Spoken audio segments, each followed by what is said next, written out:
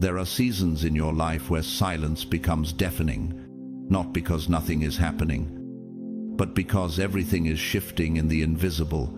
And this is one of those seasons. You've felt it, haven't you? A quiet restlessness in your bones, like something ancient and divine is finally moving on your behalf. You couldn't explain it to anyone, but your spirit knew. Something or someone was coming, chosen one. You didn't survive the last storm by accident. You were carried. Every time you thought you broke, something inside you whispered, "Not yet. Keep going." And so you did. Not because you were the strongest, but because something holy had marked you long before the battle ever began. You cried in silence. You endured betrayal without revenge. You prayed when no one saw, and heaven took note. Now, the atmosphere around your life is beginning to tremble, because your protector has arrived. Not a metaphor, not a fantasy, a real, divine dispatch sent with your name etched into their spirit and vengeance burning in their eyes. They're not arriving with flowers or polite smiles. They are arriving with spiritual receipts, holy fury, and a fierce loyalty that says, "This one is not to be touched." Because heaven has made a decision, you will no longer fight alone. And with this protector comes something else, something you've prayed for so long you almost stopped believing. Abundance, restoration, a holy flood of everything you were told would never happen for you. Not in drips, not in distant promises, but in waves overflowing, undeniable, and right on time. Because when God sends protection, He doesn't send it empty-handed. But are you truly ready to receive what you've been asking for, even if it doesn't look like how you imagined it? And if right now, as you're reading this, your heart is racing and your spirit feels like it's catching fire, it's not a coincidence, it's confirmation. If this resonates, I invite you to type 777 in the comments. That number isn't magic, it's a declaration, a signal that your spirit is awake, aligned, and ready for the shift. Let heaven see your agreement. Let earth feel your boldness. To those of you who have supported this channel through Super Thanks, you are the unsung warriors behind every message that reaches the ones who need it most. Thank you. Deeply. Sincerely. Thank you. Your faith is fueling more than a platform. It's helping carry a prophetic word to souls across the world. You may never know the full impact, but heaven does. Now stay close, because what I'm about to reveal next will unlock the timeline of your pain. You'll understand why certain doors never opened, why certain people had to leave, and why protection had to arrive before your abundance did. What if this entire delay wasn't punishment, but protection? Let's go deeper. God's chosen ones. Your protector has arrived. A major shift in abundance is here.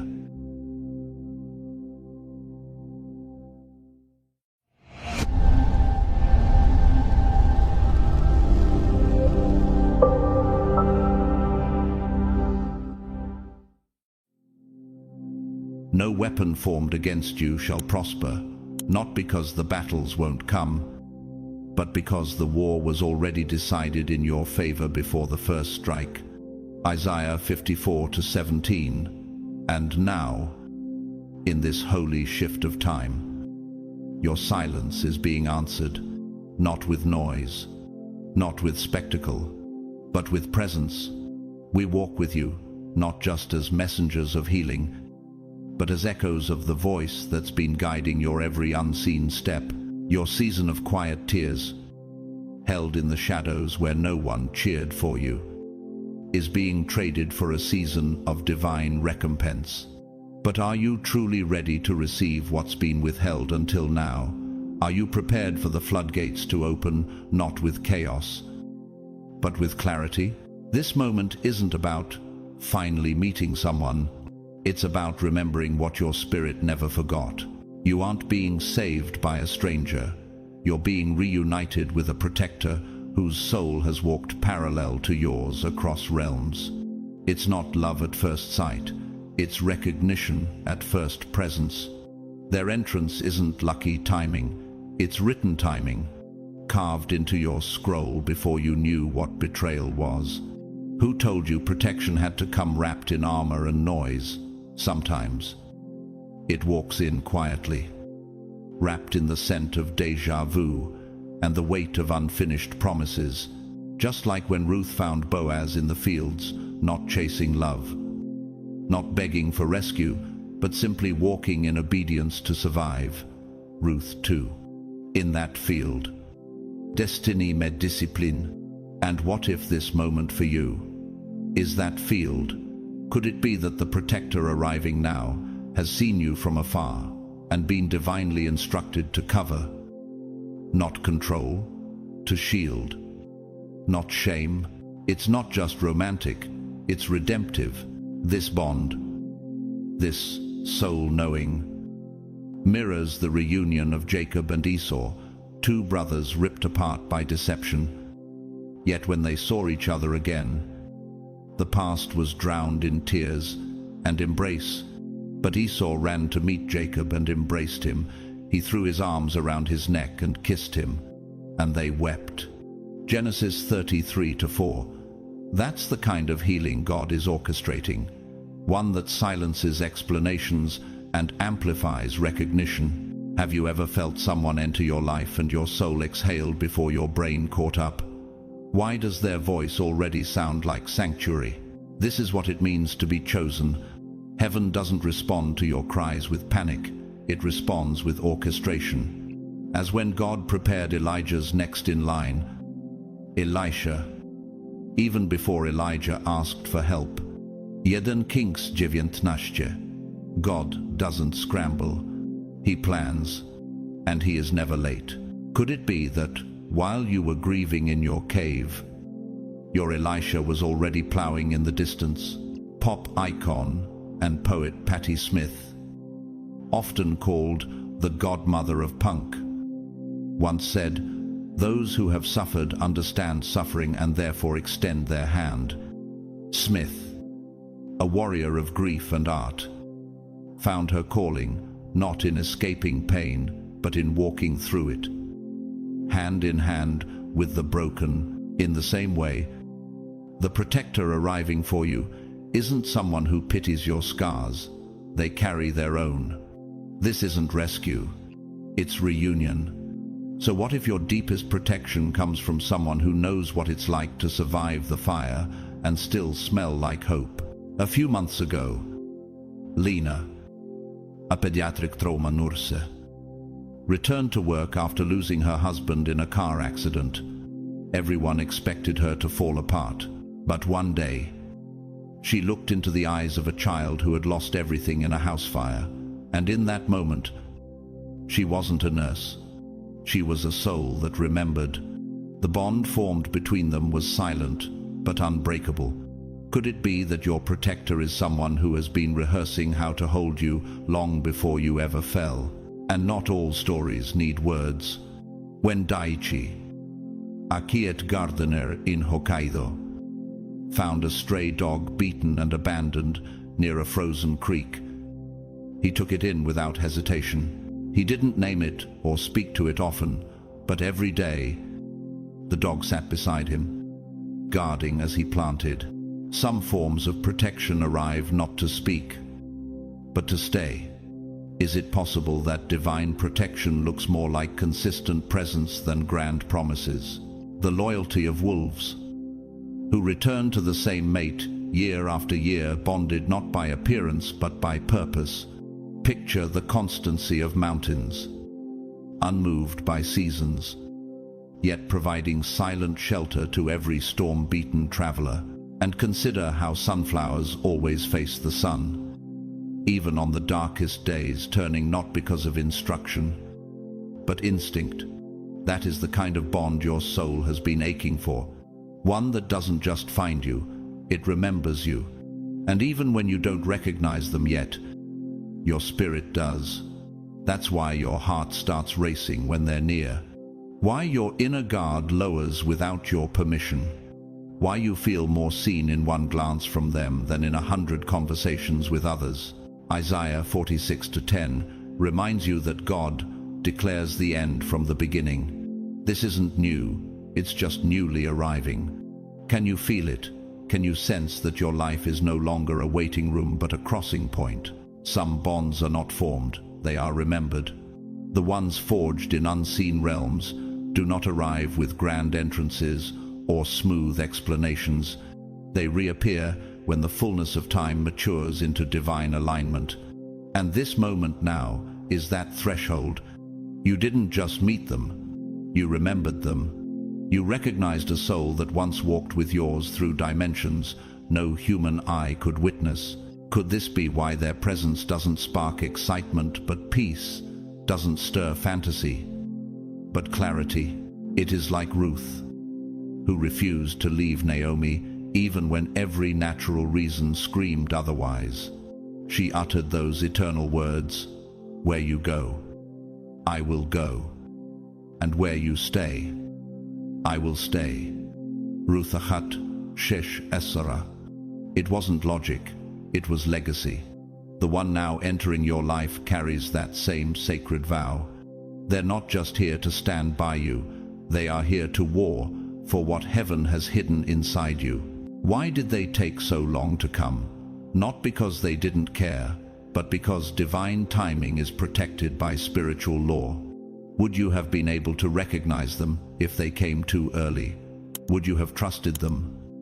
Or mistaken them for just another mirage? You had to walk alone. That loneliness wasn't punishment, it was purification. It burned off illusion and exposed imitation, like Job, whose friends turned into accusers and whose grief became their gossip. You too were abandoned by those who once claimed to love you. Job 16:20. What if your isolation wasn't empty, but sacred? What if every silence was heaven's way of clearing the stage for the one truly assigned to your defense? Before gold can shine, it must be thrown into fire. And you learned in that fire what couldn't be taught in safe places. The betrayal wasn't random, it was a classroom. You learned to hear God's whisper when all others fell silent. You discovered who honored your soul and who only lingered near your spotlight. Isn't it strange how much you now value presence over performance, loyalty over loudness? Only now, as the refining fire cools and your spirit glows with holy resilience, can your protector appear? Because had they come earlier, you might have mistaken their strength for control, their discernment for criticism. But now, now, you can see the weight they carry is not for show, it's for shielding. Do you feel the shift in the atmosphere already? Does your spirit know someone is on the way? Armed not with charm, but with divine covering, they won't arrive quietly. Their entrance into your life will not go unnoticed. It will echo with the authority of Elijah, calling down fire from heaven in front of false prophets. Then the fire of the Lord fell and burned up the sacrifice, and all the people fell prostrate and cried, "The Lord, He is God." 1 Kings 18:38-39. Their appearance will silence opposition and shake spiritual strongholds. Why do you think certain people around you have suddenly grown nervous, distant, even resentful without cause? Perhaps their spirits already sense what your eyes have yet to see. A holy force is approaching. Their assignment is not comfort, it is confrontation. They come to interrupt the enemy's access, to break demonic cycles, to dismantle traps that nearly took you out last season. Their authority doesn't come from eloquence or status, but from heaven's mantle. And that's why darkness grows uneasy before them, not because of who they are, but because of who sent them. World-renowned Cardinal Robert Serra once said, The most powerful man in the world is the one who kneels in silence before God. He was speaking of spiritual power that cannot be bought or displayed. That's the kind of protector coming for you. One who walks in silent thunder. One who has been forged in battles you'll never hear about, but whose scars speak the language of spiritual dominion. 2 years ago, Marcus, a former special ops soldier turned trauma counselor, met a teenage boy in a juvenile facility. The boy had trust issues so deep, no therapist could reach him. But Marcus didn't talk much. He showed up every week, without fail, with a chessboard.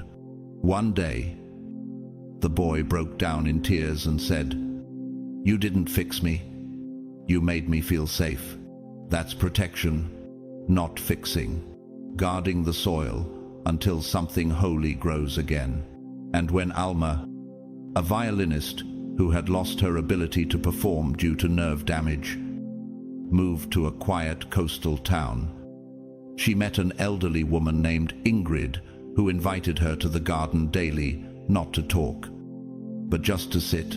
Over time, Alma's spirit softened. The music hadn't returned to her fingers, but it had returned to her soul.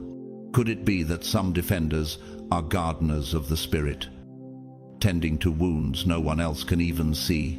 You've seen how lionesses protect their cubs not by roaring, but by scanning the horizon for threats before they arrive. You've watched the ocean swell just before a storm, not to destroy, but to prepare. And you've witnessed how the forest hushes when predators draw near, not in fear, but in awareness. That's the energy your protector brings. It's not dramatic, it's prophetic. Not loud, it's lethal.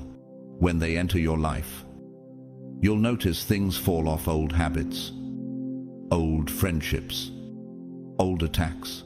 Their presence is not a new chapter, it's a new dimension. And what's been tormenting you in secret will no longer have access, because heaven didn't just send you help, it sent you someone who remembers your name from before you were born. This monumental shift rocking your life right now is not a subtle breeze, but a seismic upheaval. The calling you carry within you is vast, no small whisper, but a thunderous decree that the enemy has fought relentlessly to isolate and crush. What does it say about your destiny when darkness expends so much energy trying to snuff out your flame? You bear a weight so profound that it summons reinforcements beyond human sight. Angelic hosts, clothed not in physical armor, but in righteousness and heavenly authority. Do you sense them gathering now? Unseen but undeniable. Remember Elisha's servant, whose eyes were opened to see that those who are with us are more than those who are with them. 2 Kings 6:16. How different would your battles be if you truly grasped the strength surrounding you? The forces arriving alongside you do not carry swords forged by men, nor do they wear the armor the world admires. Instead, they speak with the power born in the courts of heaven itself, marking the turning point of your restoration and the dawn of divine recompense. Can you feel the old, dead branches snapping off your life tree?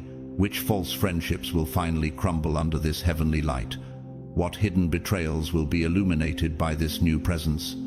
You are not limping, but rising, crowned by the one who claims you. Scripture reminds us, "But the God of all grace, who called you to his eternal glory by Christ Jesus, after you have suffered a while, will himself restore you and make you strong, firm, and steadfast." 1 Peter 5:10. Was your abundance ever truly lost? Or was it withheld, deliberately protected by divine wisdom? What if the delay was not neglect but protection? How much damage could your blessings have suffered if they had been released in the midst of a polluted circle filled with disguised enemies? What if those around you weren't ready to honor or shield your harvest? What if prematurely pouring out your blessings was like filling cracked vessels with fine wine, precious yet doomed to spill? Judas sat at the table with Jesus, kissing him while plotting his downfall. Matthew 26-48, -49. Could your elevation have been stolen by similar hands? Would God's mercy be reflected in this delay, cleansing the environment before raising you? How often do we mistake delay for punishment? Your season of isolation, the betrayal from every direction, was no random cruelty. It was an uprooting, as necessary as a gardener clearing weeds before planting seeds. Can you see those betrayals now as the pruning that prepares your soil? Will you trust the cleansing process, even when it feels like loss? Every lie revealed, every false ally unmasked, was a divine act of mercy disguised as hardship. What new seeds will flourish in this freshly cleared ground? How will you protect this new growth from future storms? Inspirational speaker and author Brené Brown once said, "Vulnerability sounds like truth and feels like courage. Truth and courage aren't always comfortable, but they're never weakness." Her words echo the journey you've endured, the painful truth that birthed your courage to keep moving. How would your life change if you embraced this vulnerability as strength rather than a flaw? Consider Maya, a young woman who lost her family business overnight due to betrayal by a trusted partner. Alone and shattered, she found herself rebuilding, not with grand gestures, but by quietly nurturing small opportunities every day. Months later, a loyal community formed around her, defending her vision fiercely. Could your protector be the unseen ally cultivating your comeback in silence? Or take David, a middle-aged man who faced the loneliness of unemployment. No family supported him, and old friends disappeared. But each morning, he walked a mountain trail near his home, letting nature's rhythm heal his spirit. One day, a stranger joined him, a quiet presence offering wisdom without judgment. David never asked for help, but that companionship rekindled his hope. Could your protector be the silent presence walking beside you, ready to shield your breakthrough? Look to nature, the eagle who soars alone, yet commands the skies with power, the river that carves canyons not by force but persistence, the ancient oak whose roots grow deeper during every storm. Which of these wild protectors reflect the defender arriving for you? What lessons do they hold for your journey? When this protector arrives, the atmosphere will shift, the ground beneath secret plots will tremble, and those who conspired in darkness will feel an unnamed fear rising within them. The weight of divine authority they carry unsettles forces aligned against you. Are you ready to stand firm as these strongholds fall? How will your life transform once the hidden enemies are exposed and the harvest fully guarded? No more second-guessing, no more handing your loyalty to empty vessels, no more mistaking applause for alignment. Just as God reduced Gideon's army from thousands to a mere 300 warriors in order to prove that victory comes not from numbers but from obedience, Judges 7-2-7. Your circle too had to be stripped. It wasn't rejection, it was refinement. Could it be that the thinning of your community was a divine operation, not a personal failure? What if the betrayals were not breakdowns, but barriers lifted so that your blessings wouldn't be stolen again? If the full measure of abundance had arrived when the crowd still surrounded you, it would have been siphoned into selfish hands, those who only stayed to see what they could take, not what they could build. You would have found yourself pouring sacred oil into leaky jars, emotionally manipulated into serving those who smiled while secretly resenting your glow. Haven't you already paid the price for misplaced loyalty? Haven't you already watched those you defended become the ones who betrayed? It was never about you being unprepared. You were ready long before you even knew it. The delay wasn't heaven's rejection, it was heaven's protection. God wasn't just preserving the gift, He was preserving the giver. Now, after the unveiling, after the pruning, after the false ones have revealed themselves by their fruit, your blessing can find you unimpeded. Will you be ready to receive it without apology? Will you be bold enough to enjoy it without guilt? The coast is clear. The parasites have been exposed. You're no longer tethered to those who would sabotage your promise. What's about to unfold is not random luck. It's divine repayment with heavenly interest. Every silent night you cried and didn't retaliate. Every time you kept your hands clean when others played dirty. Every act of pure love in a world flooded with counterfeit, that ledger has been recorded, and heaven is settling the accounts, as Scripture declares.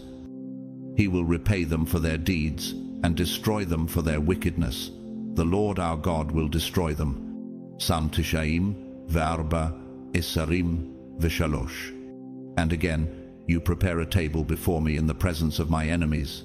Psalm Asrim, V'shlosh, Chamesh. This is not just restoration, it's revelation.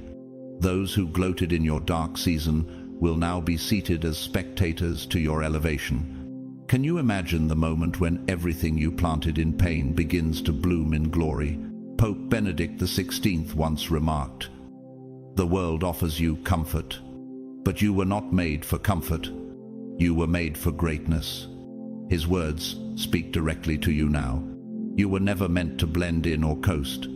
Your path was forged in fire for a reason. You were made to rise.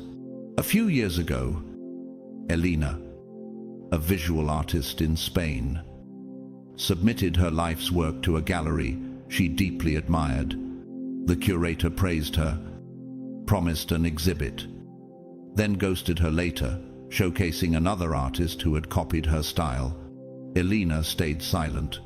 She didn't retaliate. Instead, she kept creating. Last year, a world-renowned collector stumbled upon her work and offered her a full exhibition in Paris. The same curator reached out again, this time begging for a partnership. Could your reward be waiting in the hands of someone who has never heard your name but has been divinely assigned to honor it?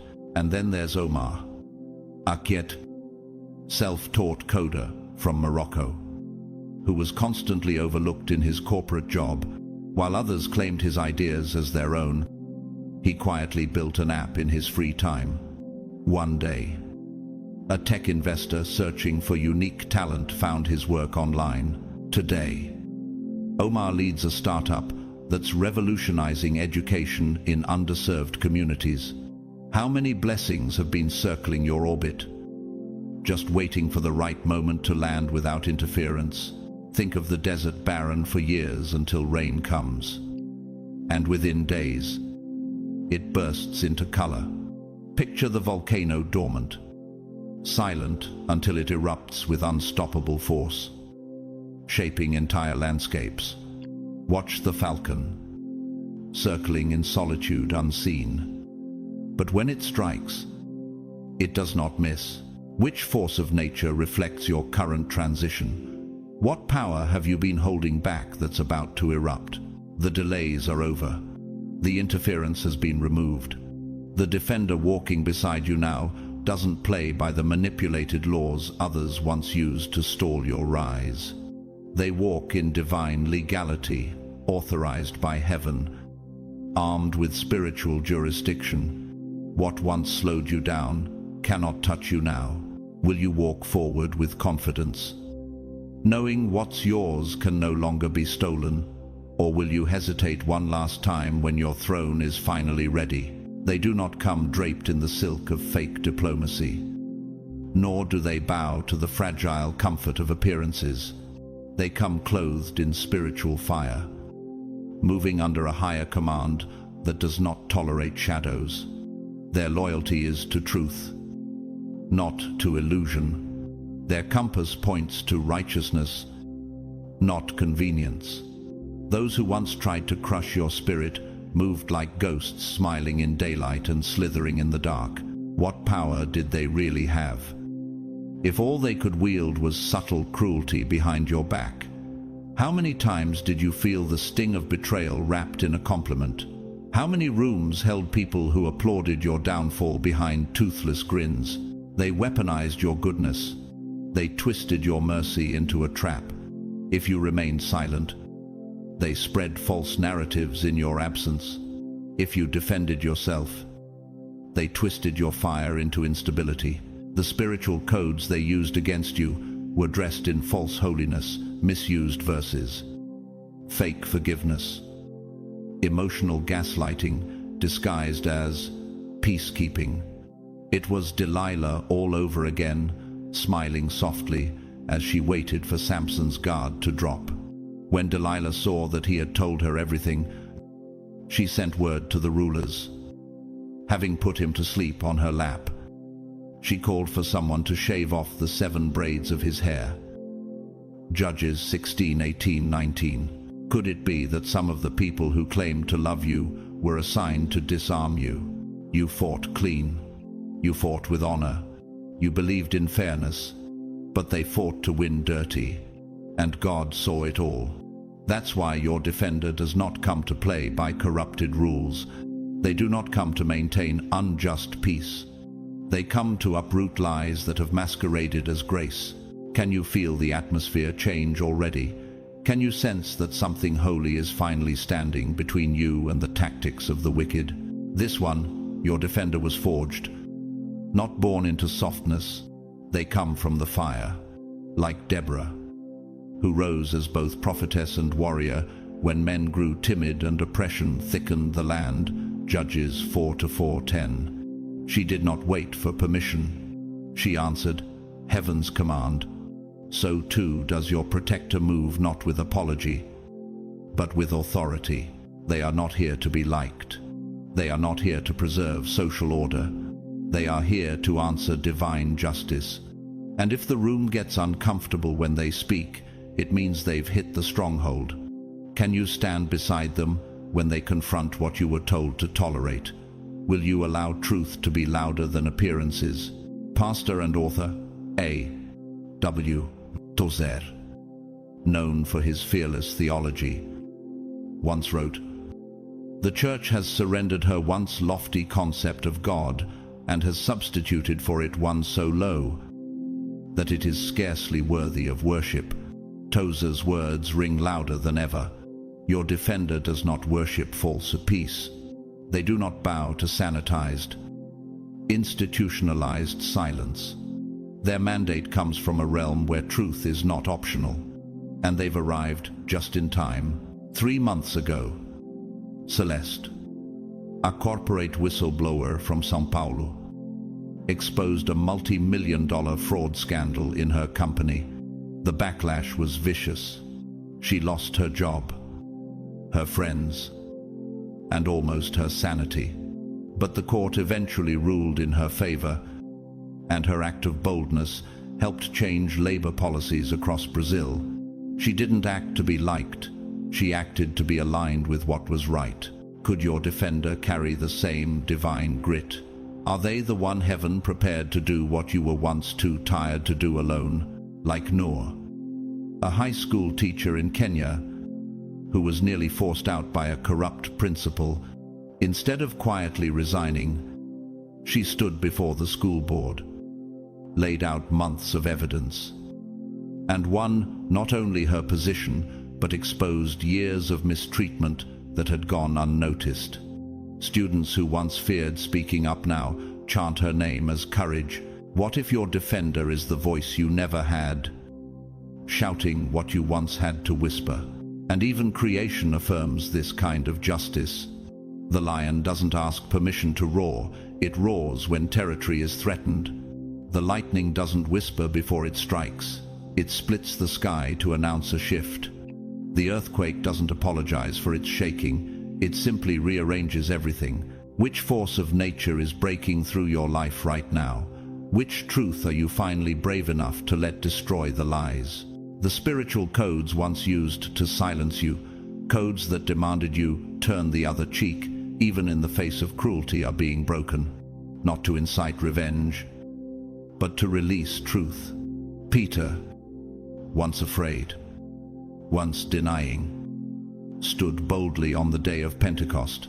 Then Peter stood up with the 11, raised his voice, and addressed the crowd.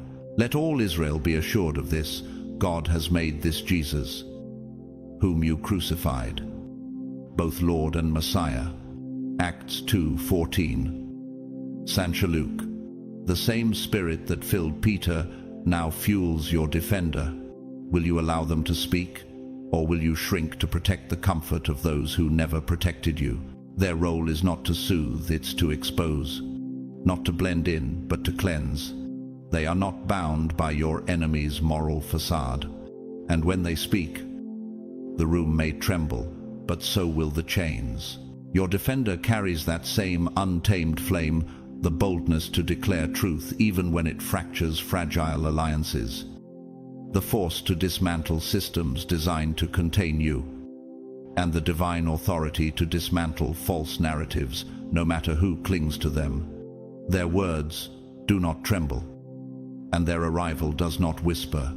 You are no longer in a season of survival, you are in the hour of confrontation. The timing could not be more exact. As the lies thin like smoke, and the masks peel like old skin, truth now has space to thunder. What if everything that tried to crush you was merely setting the stage for truth to roar unfiltered? What if your vindication had to be delayed so it could be seen? Your defender doesn't just confront shadows, they confront giants, just as David ran toward Goliath, not with trembling hands, but with holy defiance, declaring, "You come to me with a sword and spear, but I come to you in the name of the Lord of hosts." 1 Samuel 17:45. So too does this advocate now rise, charging directly into the strongholds that assumed you were weak. Pray. Their presence will not be hidden. Their actions will not be polite. And the confrontation they bring will not merely challenge what stood against you, it will shake its foundations. This is the hour where secrets are dragged into the sun. Those who plotted in corners, twisting your story into a weapon, will not merely be whispered about. They will be exposed in the light of truth they cannot manipulate. How long did they think their control over the narrative would last? How many times did you see the truth and remain silent because the cost of speaking seemed too high? That season is over. This is not the time for quiet victories or private salvations. This is the time for public restoration. The damage done to you was loud, so your restoration will be louder, just as Mordecai was paraded through the streets, honored by the very man who schemed to destroy him. Esther 6:11. So too will your enemies be forced to witness the rising of your name, your voice, your calling. And it won't be fueled by vengeance, it will be orchestrated by justice. For it is written, "For the Lord loves justice, he will not forsake his faithful ones." Wrongdoers will be completely destroyed, the offspring of the wicked will perish. Psalm Shaloshim, Vesheba, Esserim, Veshemona. This is not personal revenge, it is divine rebalancing. Heaven has measured your tears, tracked your endurance, recorded your loyalty, and it has responded, not with silence, but with a roaring advocate who will not rest until the scales tilt in your favor. What if some of your delays weren't about time, but about loyalty, not to others, but to yourself? Were you loyal to the identity God stamped onto your soul before your bones were ever formed? The unseen realm wasn't observing your public performance. It wasn't watching how loudly you prayed or how well you fit into sanctified circles. It was watching something far rarer, something eternal. It was watching whether you would compromise your essence when pressure made it easy.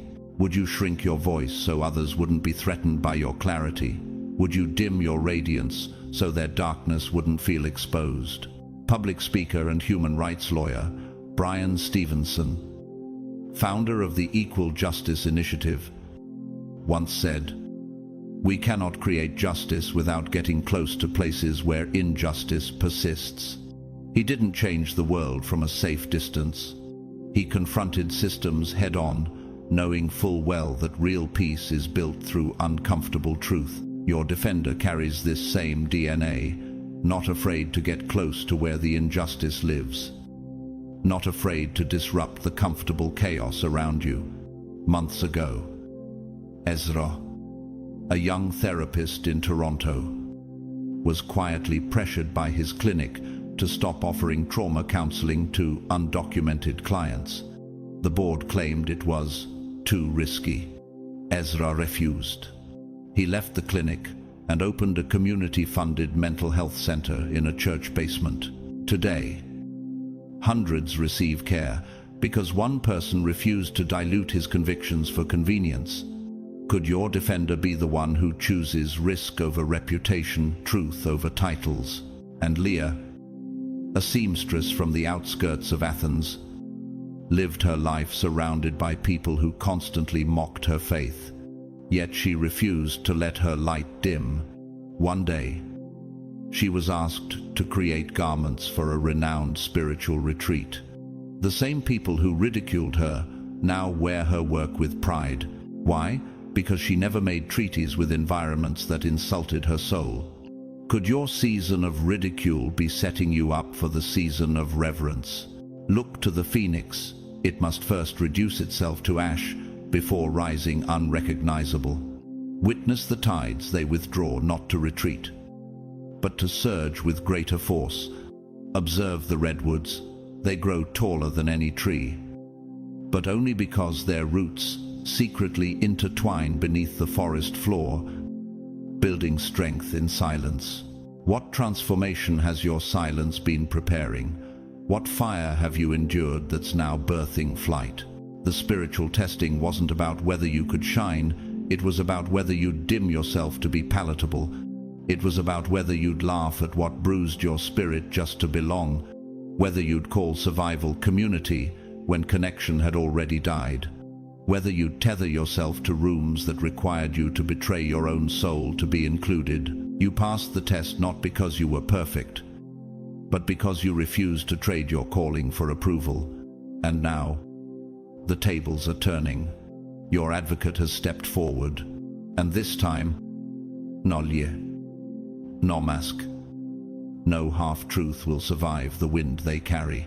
Because when the fire rises and the pressure tightens, that's when many abandon the sacred. They trade what is eternal for what is immediate, not all at once, but one small compromise at a time, decision by decision, until they barely recognize the reflection in the mirror. But not you. You stood when it would have been easier to shrink. You stayed rooted in empty rooms where applause was absent, where validation was withheld. You absorbed the mockery dressed as jokes, the backhanded compliments soaked in envy, the strategic silences of those who could have spoken up but chose convenience. You said nothing when you were misunderstood on purpose. You kept your standards high, even when it felt like those standards cost you everything. Would lowering the bar have gained you acceptance? Probably, but at what cost? How many times did you ache to feel seen, yet refused to break alignment with your assignment? You didn't water down your truth. And that, more than any prayer you whispered, is what heaven took note of. Just as Joseph endured betrayal by blood, slander without evidence, and prison bars built from lies before stepping into Pharaoh's courts, so too have you walked through injustice with your integrity intact. So Pharaoh said to Joseph, "I hereby put you in charge of the whole land of Egypt." Genesis 41:41-44. What if your wilderness has always been the prelude to your palace? What if being overlooked was actually your cover? It was never about how well you quoted scripture or whether you got the rituals right. The test was deeper. Would you stay loyal to the calling on your life when that very calling made you feel cursed? When obedience led to rejection? when truth made you lonely. The test wasn't just about perseverance, it was about purity. Would you compromise for comfort? Would you adapt to be accepted? Would you dilute your fire just to stop feeling alone in the heat? Because you didn't bow, something ancient in your bloodline snapped. Cycles, generational patterns of silence, betrayal, scarcity, and smallness cracked beneath your obedience. Have you realized yet that your survival is not survival at all? It is a prophetic rebellion. You've become the Moses of your lineage, the one who walks through wilderness not for yourself, but for those coming behind. So now, go. I am sending you to Pharaoh to bring my people, the Israelites, out of Egypt.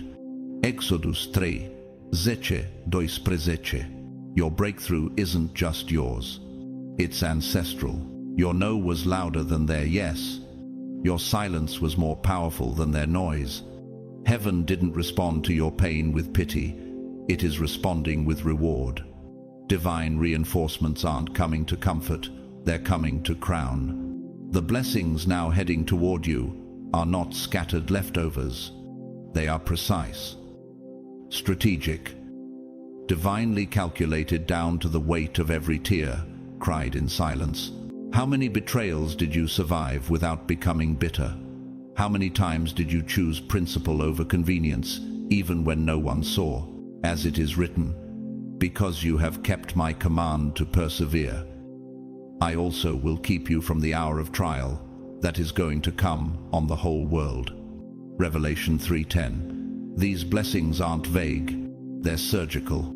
They're tied to your endurance, tailored to your wounds, and they will not just restore what was taken, they will confront the systems that profited from your oppression. Civil rights icon and theologian Howard Thurman, mentor to Dr. Martin Luther King Jr., once said, "Don't ask what the world needs, ask what makes you come alive, and go do it." Because what the world needs is people who have come alive. You did not merely survive, you came alive, even when it would have been easier to go numb 3 years ago. Arman, a tech developer in Jakarta, refused to falsify data for his company's pitch to international investors. His honesty cost him the project and his job, but months later, a competitor company hired him to lead a global transparency initiative. Today, Arman speaks at ethics conferences worldwide. Could your past integrity be the seed of your future influence?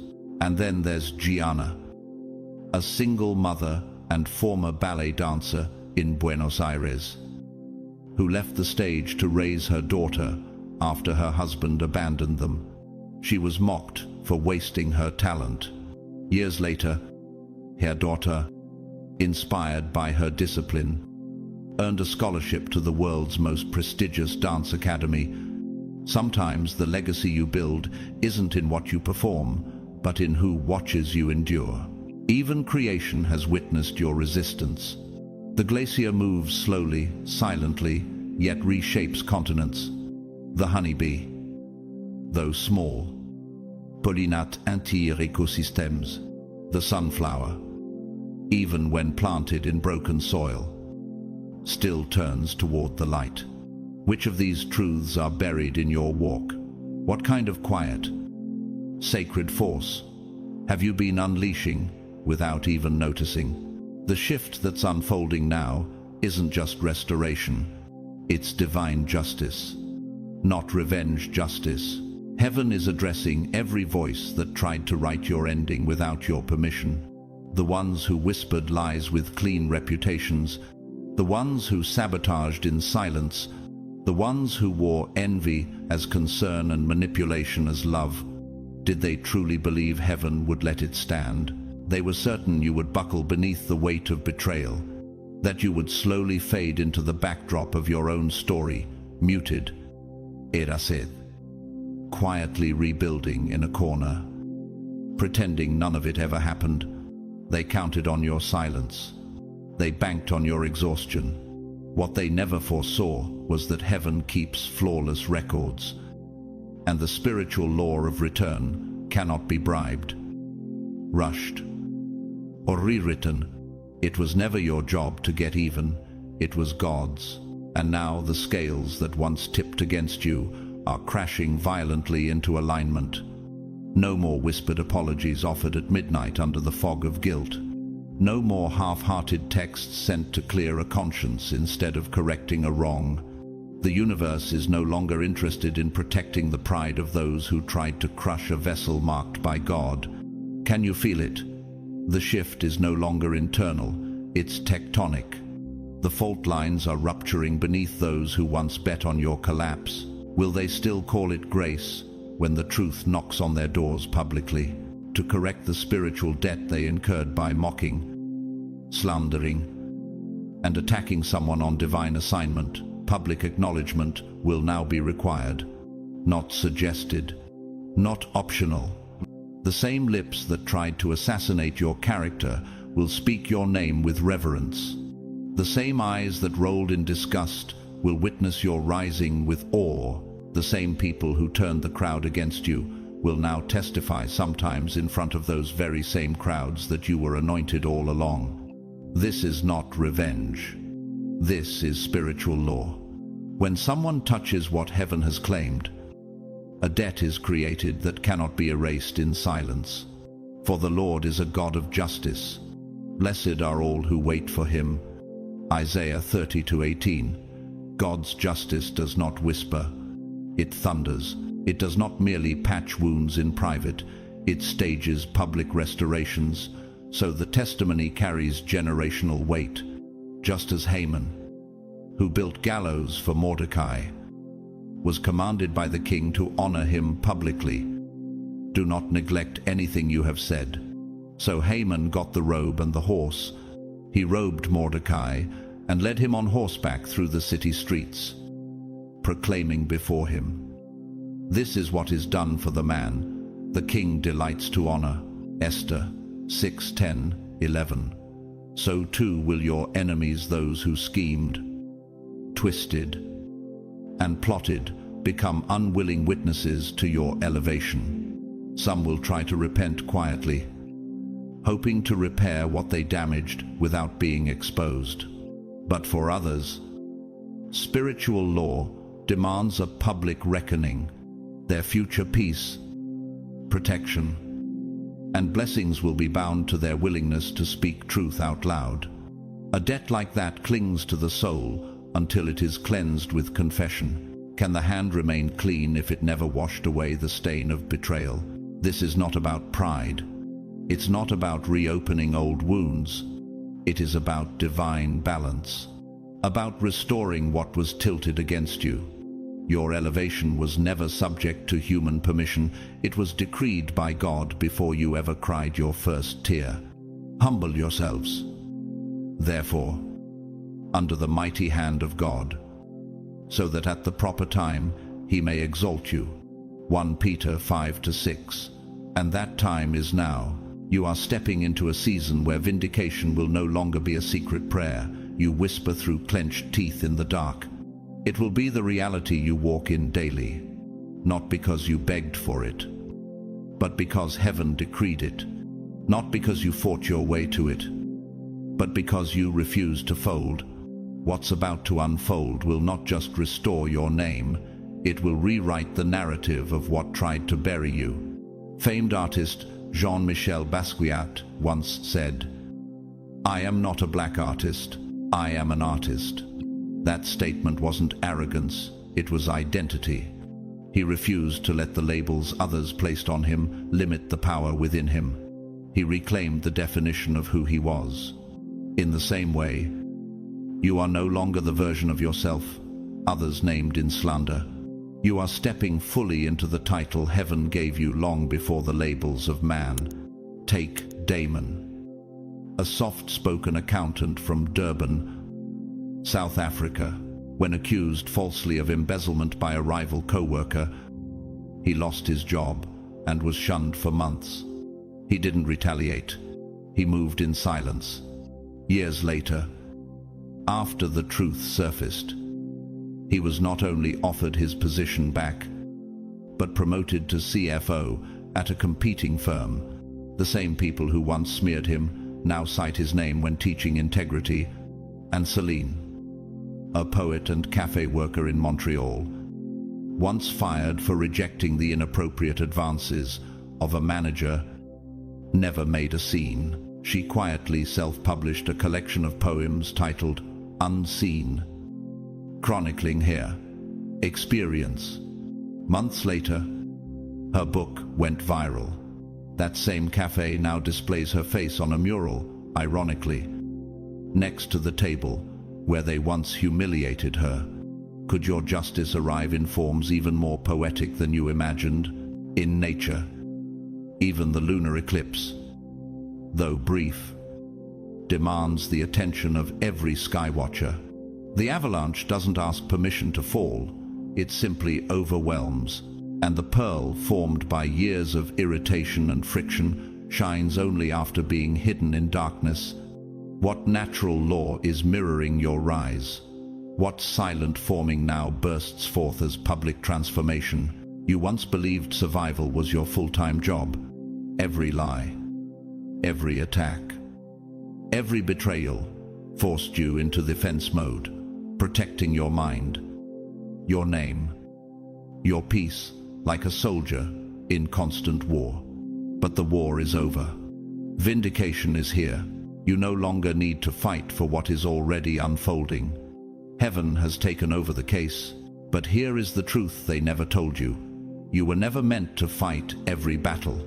You were not built to live in constant defense, swinging wildly at every dart thrown your way. You were never called to spend your entire life in survival mode. You were being trained for command, forged for strategy, shaped to lead. Heaven wasn't just toughening your skin, it was sharpening your mind, refining your discernment, and preparing your voice to carry weight beyond the trenches. What if every hit you took was never about defeating you, but about graduating you? What if survival was the wilderness, and now leadership is your promised land? Soldiers are trained to obey. They fight the battles handed to them. But commanders choose. They hold vision. They manage movement. They decide when to speak and when to remain silent. They are trusted with legacies, not just moments. Could it be that your weariness wasn't weakness, but the result of functioning below your divine rank for far too long? Yes, you endured seasons in the mud, bloodied, betrayed, exhausted fighting battles that felt deeply personal. But all along, heaven was carving something higher into your identity. The trials weren't measuring your toughness, they were cultivating discipline, restraint, and long-range vision. Just as David stepped onto the field as a shepherd, but left holding Goliath's sword, recognized for the king he was destined to be. 1 Samuel 17:50-51. Your own warfare was a prophetic internship in leadership. Could your suffering have been the classroom for your throne? Now, your time on the front lines is drawing to a close. Not because you're done fighting, but because your role in the war is changing. You are being called out of the emotional chaos and into strategic authority. You cannot birth visions while trading jabs with critics. You cannot govern territories while exhausting yourself over every petty insult. Your strength now belongs to what's ahead, not what's beneath you. As confirmation of this transition, heaven is sending reinforcements, people, provision, spiritual cover, custom assigned to protect what you're building. Where you once had to defend yourself, now others will defend you, not because you're incapable, but because generals don't waste energy in hand-to-hand combat. They lead from elevated ground. Nehemiah, while rebuilding Jerusalem's walls, refused to descend into pettiness. When attacked with mockery and distraction, he responded, "I am doing a great work, and I cannot come down. Nehemiah 6:3. And so must you. What great work are you being asked to protect? Which distractions are begging for your energy that no longer deserve it? World-renowned business strategist and author Indra Nooyi, former CEO of PepsiCo, once said, "Leadership is hard to define, and good leadership even harder. But if you can get people to follow you to the ends of the earth, you are a great leader."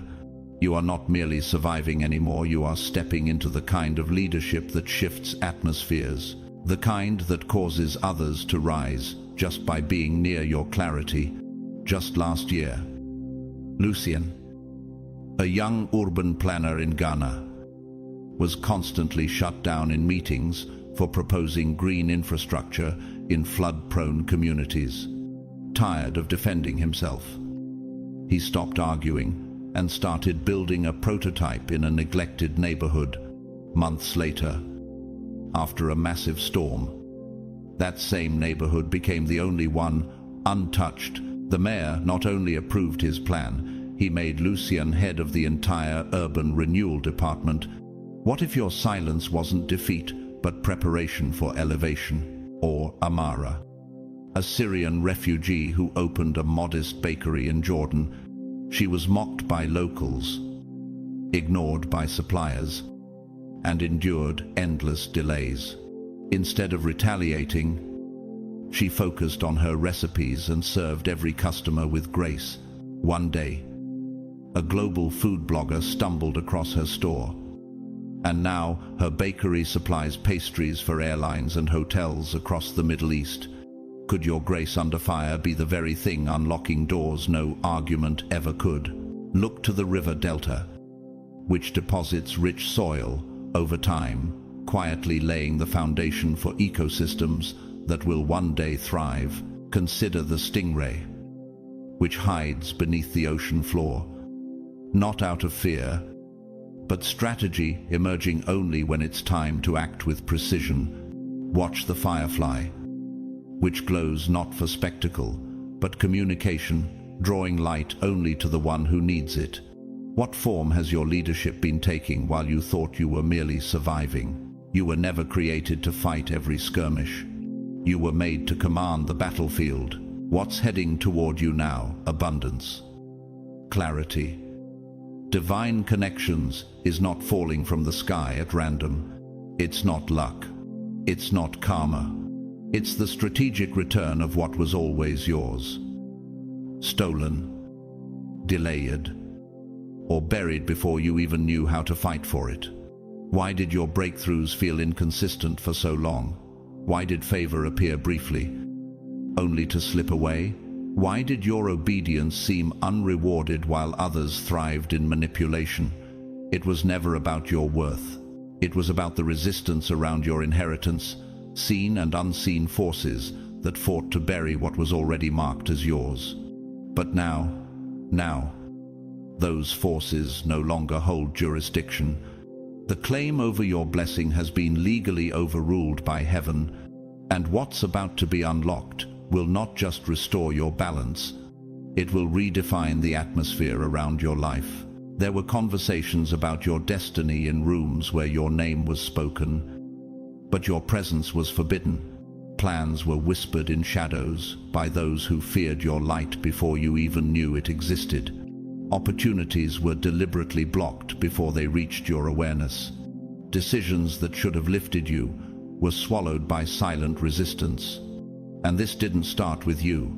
Long before your first breath, those in your family line, whether knowingly or in desperation, traded spiritual inheritance for temporary comfort. They signed unseen contracts, sealed in fear, not faith. And those compromises, those buried secrets, weren't isolated. They rippled through generations, leaving you to fight wars you never started. Still, here you are, the one chosen to break the cycle, the one marked to end what never should have begun. Have you ever wondered why the battle felt so ancient? Why the resistance seemed larger than your current life? Why invisible ceilings followed you into every new room. Could it be that your obedience is cracking curses not just over you, but over bloodlines too afraid to confront what they inherited? For nothing is hidden that will not be made manifest, nor is anything secret that will not be known and come to light. Luke 8:17. No buried blessing, no stolen promotion, no silenced purpose can stay hidden when heaven declares, "Bring it into the light." The abundance now making its way toward you is not accidental overflow. It is restoration dressed in prosperity. It is reparation for unseen betrayals. It is the divine return of things you didn't even know you lost. Could every denied opportunity have been a breadcrumb trail leading you back to what was always yours? This transfer isn't happening by begging, not by manipulation, not by human effort. It is happening by divine law. Even now, the realm of the Spirit is trembling. The chains wrapped around generational wealth, clarity of vision, and unapologetic favor are unraveling. Can you feel it? The trembling in places that used to hold you hostage. The shift in conversations about your name in rooms you've never entered. This is the moment when buried things rise and bound things break. It mirrors the story of Joseph, sold into slavery by the very brothers who should have protected him. Yet when famine struck and power changed hands, Joseph didn't seek revenge. He stood in command.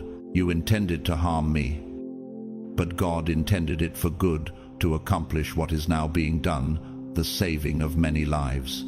Genesis 50:20. That is your story too. What if betrayal was the back door into your breakthrough? You are standing in your Joseph moment. The very pit they threw you in is becoming the platform that will elevate you. But this isn't vindication for ego. It's balance required by heaven.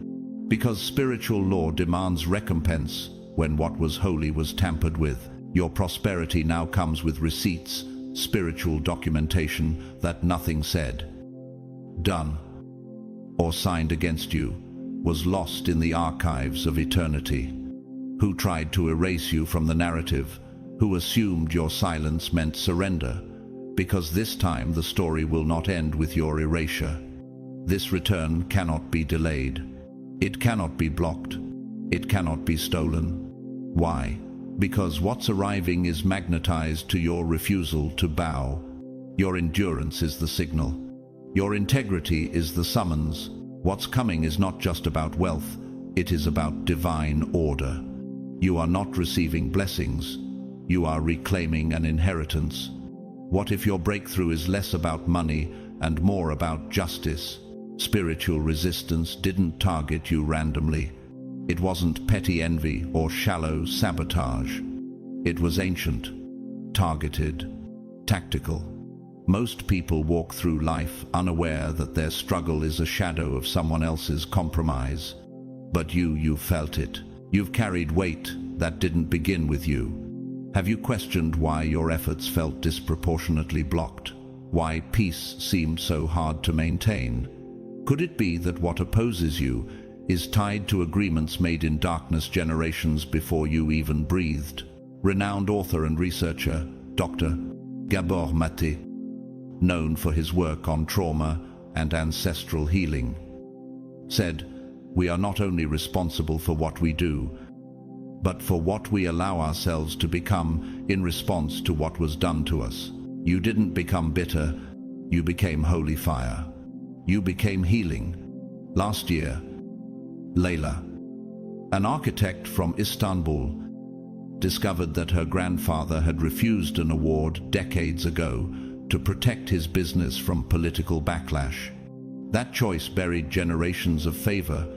When Layla unknowingly applied for the same award and won, it restored not only her career, but her family's public honor. Could you be recovering things your ancestors lost out of fear? And Noah, a quiet postal worker in Peru, lived his life in obscurity. After his passing, A journal was found full of prophetic dreams written over 40 years. Many of them described events that later happened in his community. His family, once overlooked, is now honored by spiritual leaders across the region. Could your legacy already be forming right where the world expected nothing? Nature has always known how to reclaim the hidden. The Arctic tundra, though frozen, stores seeds that bloom after decades of stillness. The eagle, whose wings stretch farther than storms, often soars above turbulence, not to escape, but to wait until the sky clears, and the cave crystal, forming in silence over centuries, finally emerges in sacred light only when the atmosphere is ready. What's been forming beneath your surface? What ancient seed has heaven been guarding until now? This isn't about revenge. This is about divine restitution. You are not just stepping into blessings. You are being returned to the storyline you were always meant to live.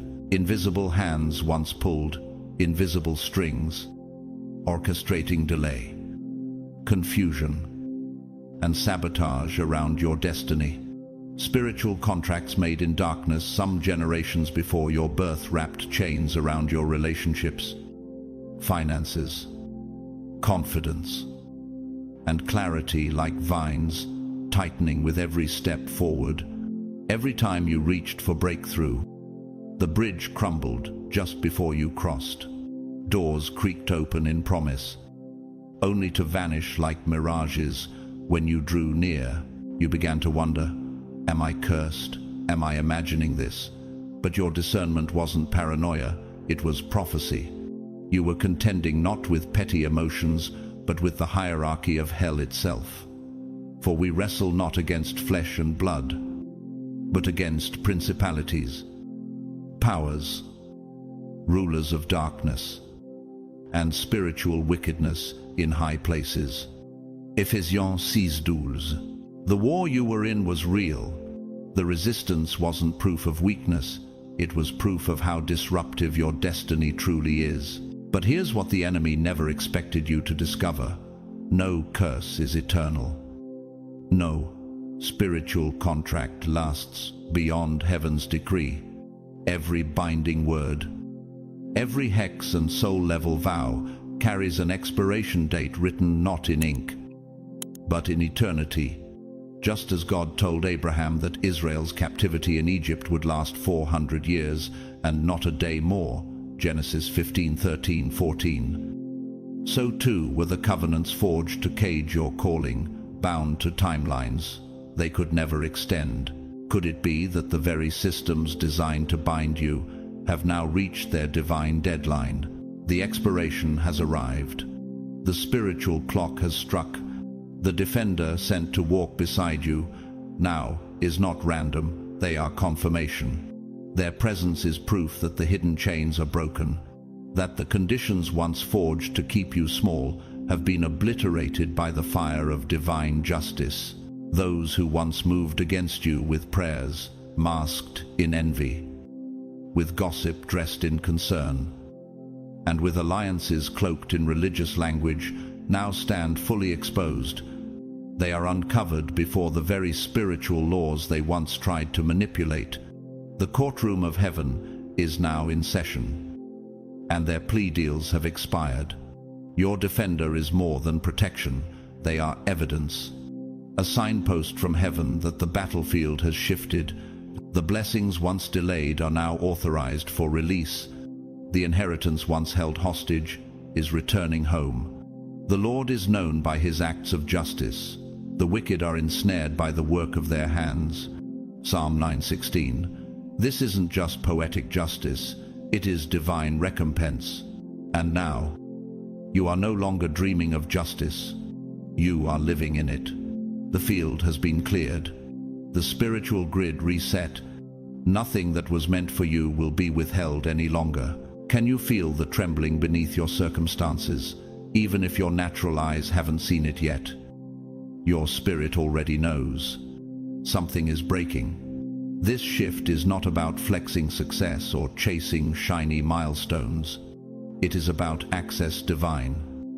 Undeniable access to spaces, roles, and realms that were once carefully kept from you. Why did the same door open for others but slam shut for you? Why did people warm to you only to grow distant without reason? Could it be that you carried a frequency their darkness couldn't tolerate? You are now being summoned into rooms where you were once ridiculed, into conversations where your name used to be mocked, where you were once erased. Your presence will now be required, and in some places, it will be so spiritually disruptive that the walls will collapse under the pressure of your arrival. You were never kept out because you lacked value. You were kept out because your presence could not be controlled. British author and Holocaust survivor Elie Wiesel once said, "The opposite of love is not hate. It's indifference. But what you endured was never indifference. It was calculated suppression, like Joseph's brothers, who saw his dream and didn't just laugh, they conspired. 'Here comes that dreamer,' they said. 'Let's kill him and see what becomes of his dreams.'" Genesis 37 to 19:20. Their goal was not just to wound him, it was to erase the prophecy he carried. Could the opposition you faced have been less about who you are and more about what you were about to become? Cyrus, a music producer in Nairobi, was shut out of the industry by senior executives who feared his innovation. They blacklisted his name quietly. But when a global music platform found his underground tracks online, they signed him directly. Now, those same executives are requesting meetings with him, and he decides who gets in the room. Sabrina, an environmental scientist in Quebec, was told her climate proposals were too ambitious. Funders pulled out, and colleagues distanced themselves. She kept working. Her data later helped a neighboring country avoid ecological disaster. Now her name is cited in global forums, proof that what's dismissed today becomes critical tomorrow. Even nature witnesses the return of the hidden, the magma chamber, unseen and silent for centuries. One day erupts and reshapes geography. The aurora borealis, invisible in sunlight, only appears when darkness gives way to revelation. The desert flower, buried beneath scorched sand, only blooms when touched by rain, and when it does, it floods the landscape in unexpected color.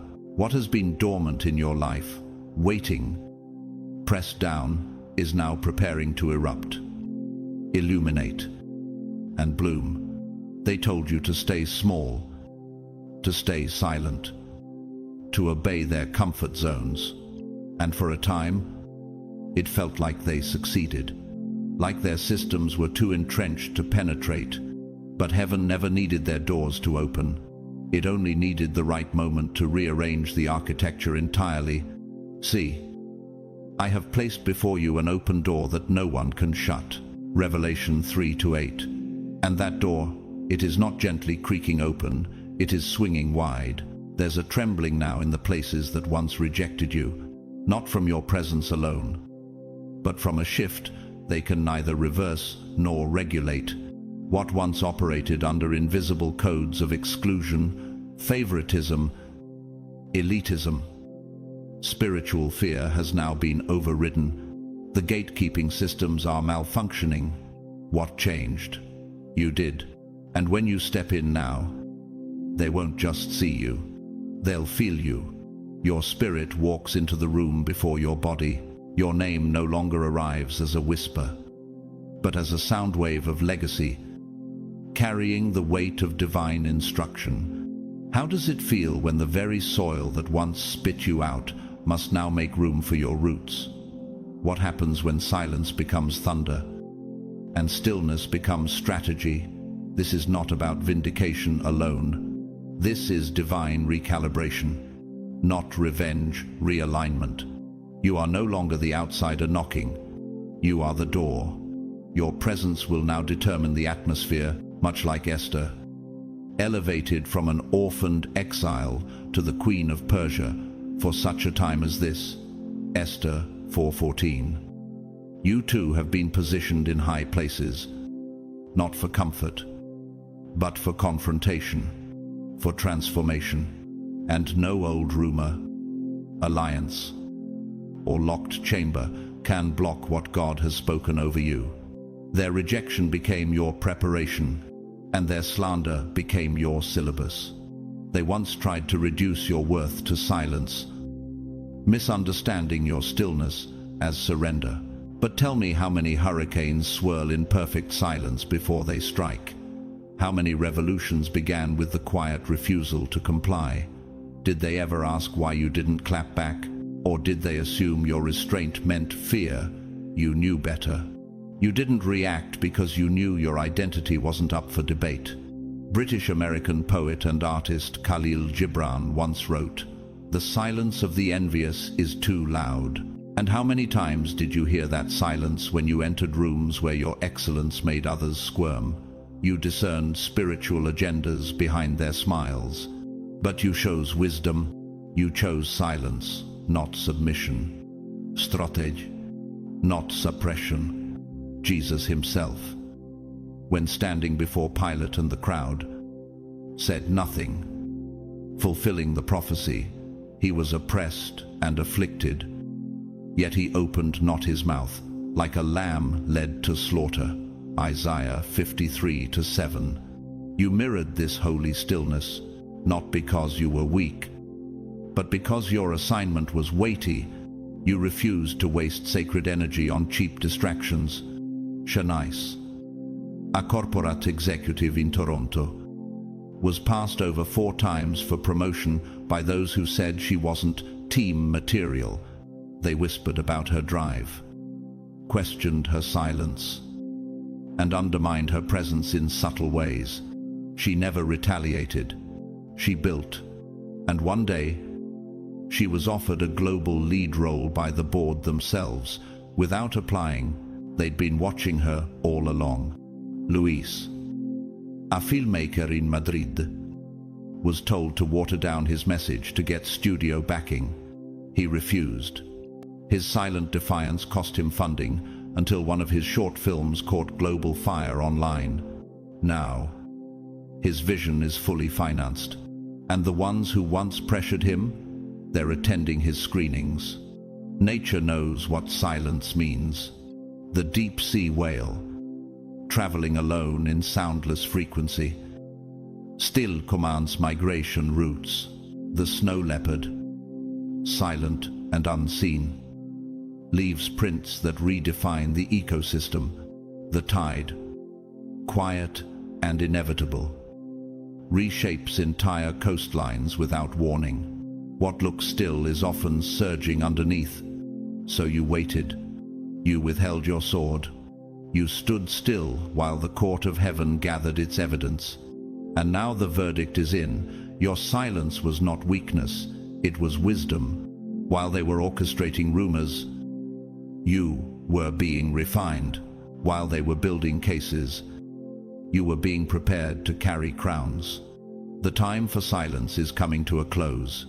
A divine voice is now rising, not from your own mouth, but from the defender God has sent to speak for you.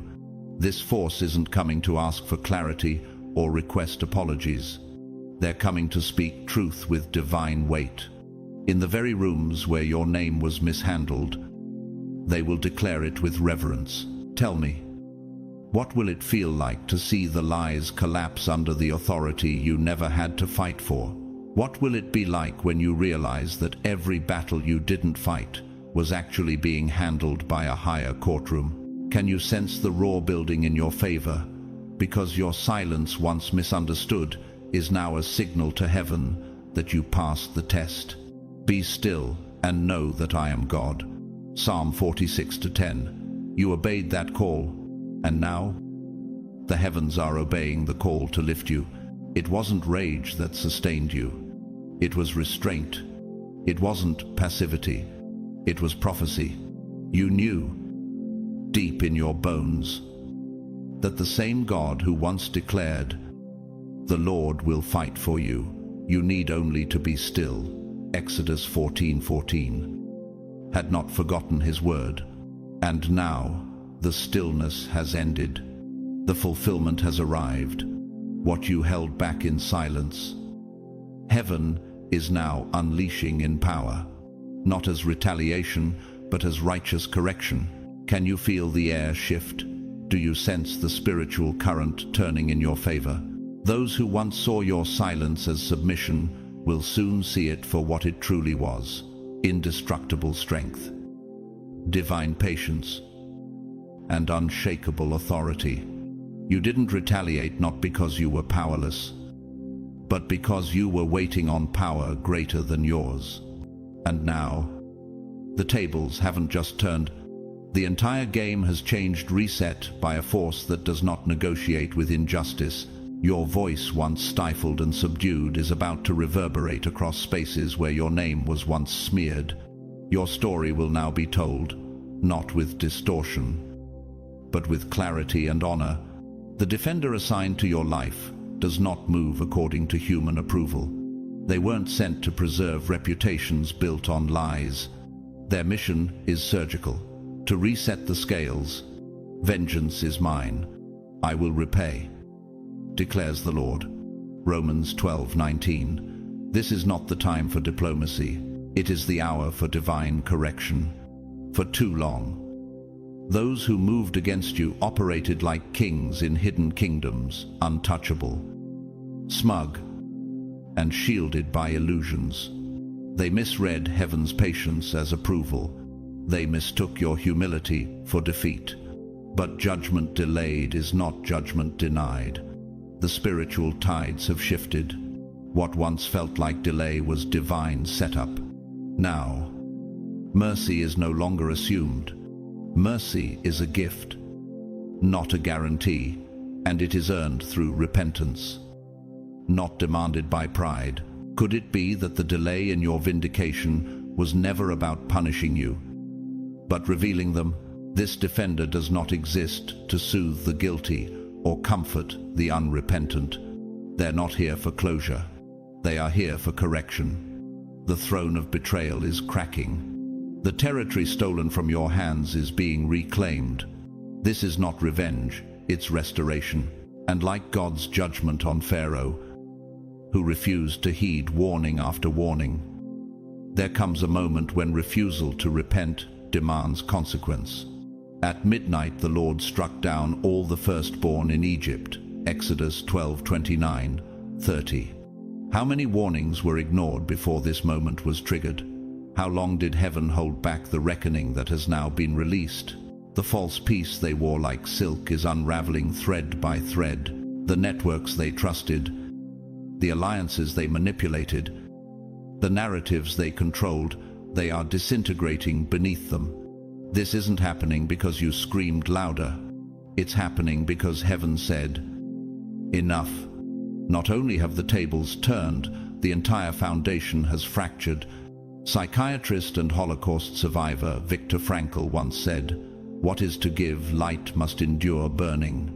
You endured the fire, not to become ashes, but to become illumination. And now, those who tried to burn, you will watch as you light the way for others. This is the harvest of your endurance. Earlier this year, Soraya, a non-profit director in Johannesburg, discovered her deputy had embezzled funds and blamed her, though she had proof. Her board stayed silent. She stepped away quietly and began her own grassroots foundation. Within 6 months, international donors discovered the truth and fully backed her. Her betrayer was not only exposed, but discredited. Could it be that your greatest vindication won't be your words, but your results? And consider Matteo, a quiet artisan in southern Italy.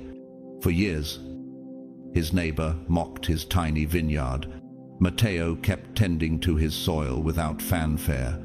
One season, an international wine critic stumbled upon his product. That year, Matteo's vineyard won Europe's highest organic wine award. His neighbor? Silenced. Is your obscurity actually protecting your rise? Look to the avalanche, silent at first, but unstoppable once released. Look to the pearl, born in irritation, yet regarded as treasure. Look to the tide, patient in retreat, then crashing with force that reshapes the shore. What force has been gathering behind your stillness? What beauty has been growing in your private ache? This is the fulfillment of Galatians 6-7. Do not be deceived. God is not mocked. For whatever one sows, that will he also reap. They are not facing your revenge, they are facing their own harvest. Your season of restraint is giving birth to a wave of divine reordering. This is about setting right what was twisted, about ensuring that what you carried in silence does not become your final identity, but the seed of your greatest breakthrough. You stood when others fled. You held your tongue when you could have cursed. You didn't play victim, you chose vision. And now heaven is responding, not with permission, but with power. This defender, this divine force, isn't knocking politely. It's crashing through every door they shut in your face. And what is arriving now cannot be measured in numbers. Yes, increase is coming, finances, opportunities, visibility. But the true blessing is deeper. It's a fortress of intangible abundance. Peace that cannot be stolen. Wisdom that cannot be counterfeited. Wholeness no betrayal can fracture. Confidence that does not require applause. This is not just restoration. It's a divine rebirth. You are no longer the one merely surviving the battlefield. You are the one for whom the heavens have gone to war. First comes clarity, a weapon sharper than any sword, rarer than any treasure. In a world addicted to chaos and noise, clarity is a revolutionary force. Where confusion once choked your every decision, and voices of fear disguised themselves as concern, a silence is now descending, holy, still, impenetrable. It will be as if someone ripped the veil off your eyes and, for the first time, you truly see. Are you ready for that kind of vision? What will change when your excuses dissolve into truth? What choices will you finally make now that hesitation is no longer your companion? This clarity doesn't come from intellect. It comes from intimacy with the divine. Like Solomon, who asked not for riches, but for wisdom to lead. So, give your servant a discerning heart. I will give you a wise and discerning heart, so that there will never have been anyone like you, nor will there ever be. 1 Kings 3-9-13. You are stepping into that same stream of supernatural knowing. Doors that once humiliated you with their silence will now open, not because you forced them, but because you've been given the key. What once paralyzed you with too many options will now fall in line beneath your authority. Then comes influence, not the counterfeit kind obsessed with likes and followers, but a holy gravity that rearranges rooms. Your presence will shift atmospheres. People will begin to listen to you without knowing why. Those assigned to your purpose will be drawn to you, while those secretly sent to drain you will find themselves unable to remain.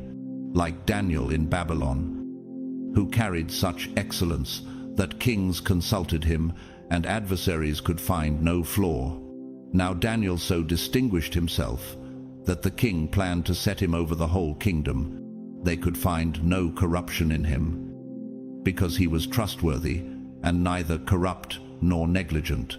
Daniel 6:4. They will try to mimic you.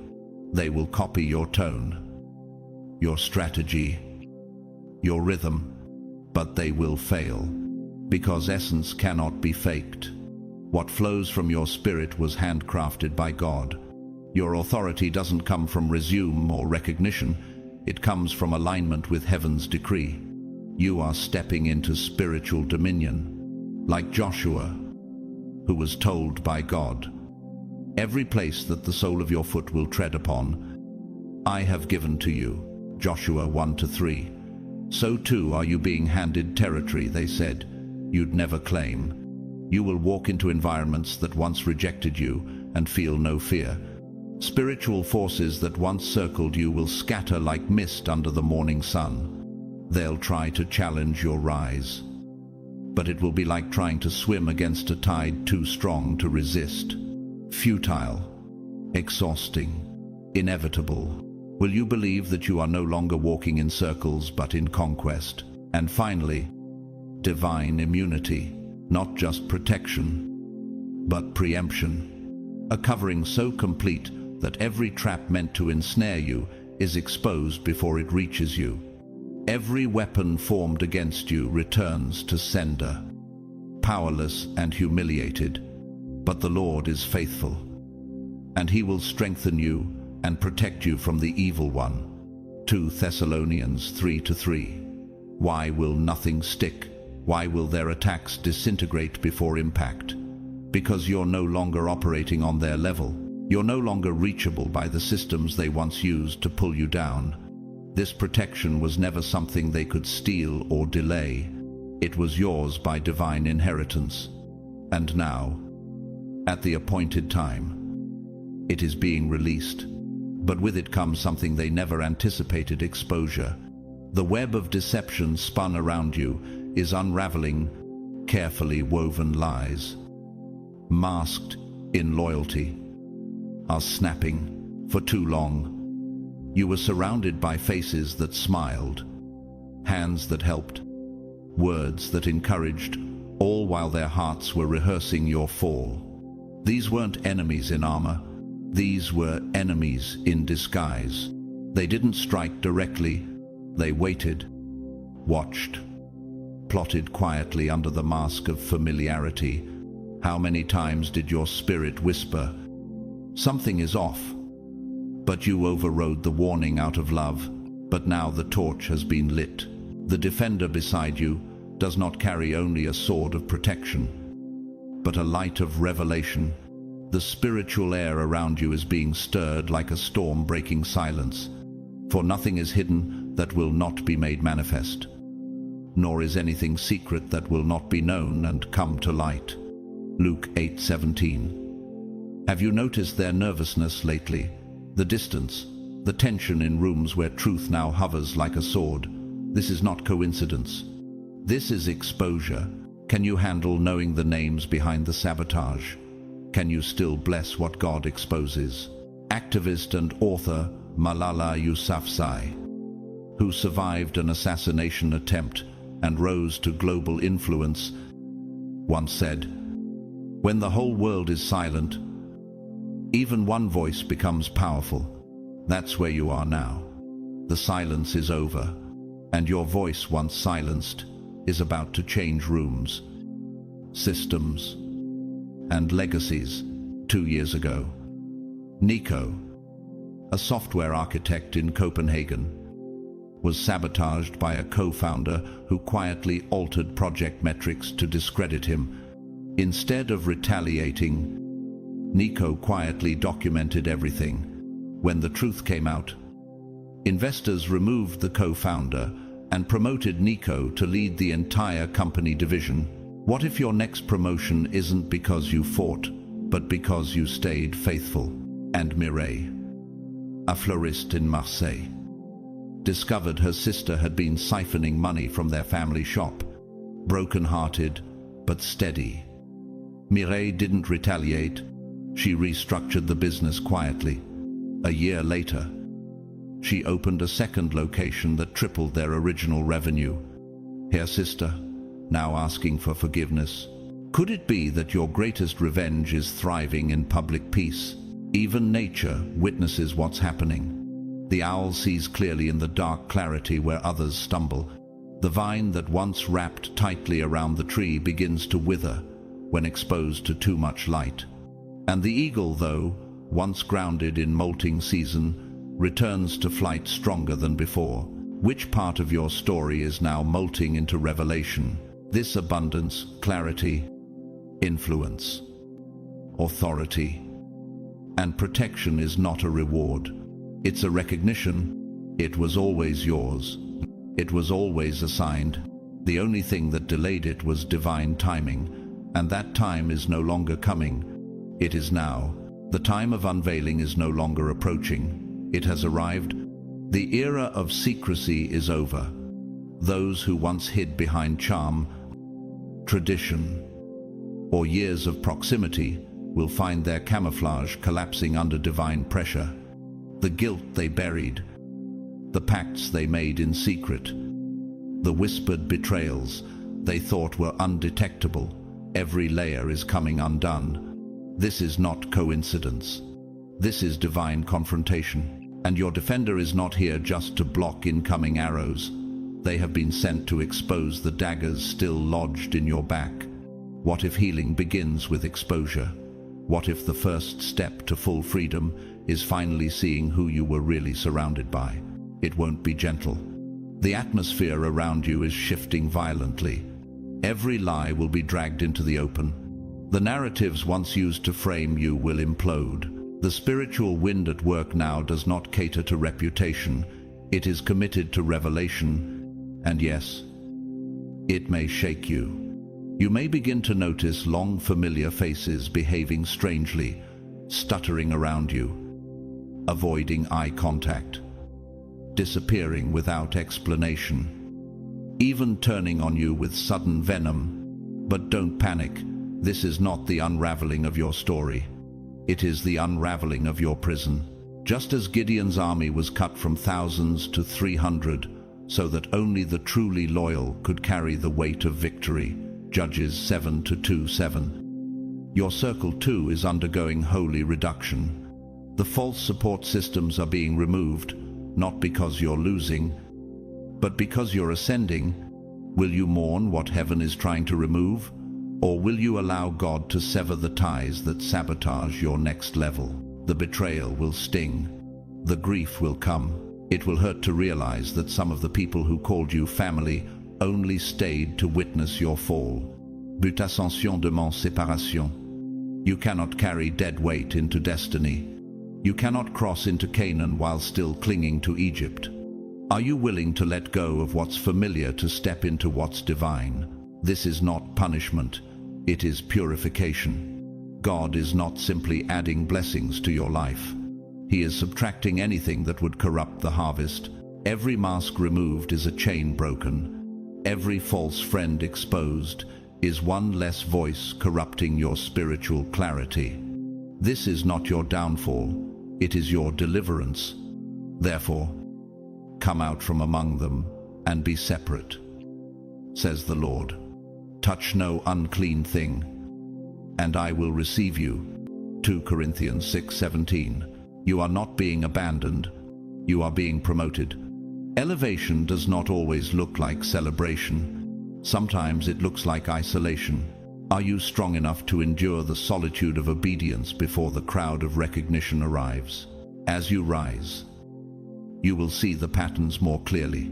You will notice how you once shrank to survive, how you contorted your brilliance to make others comfortable, not out of weakness, but because survival demanded it, like a lion forced to prowl silently in a cage. You adapted to confinement while waiting for the door to swing open. And now, it has.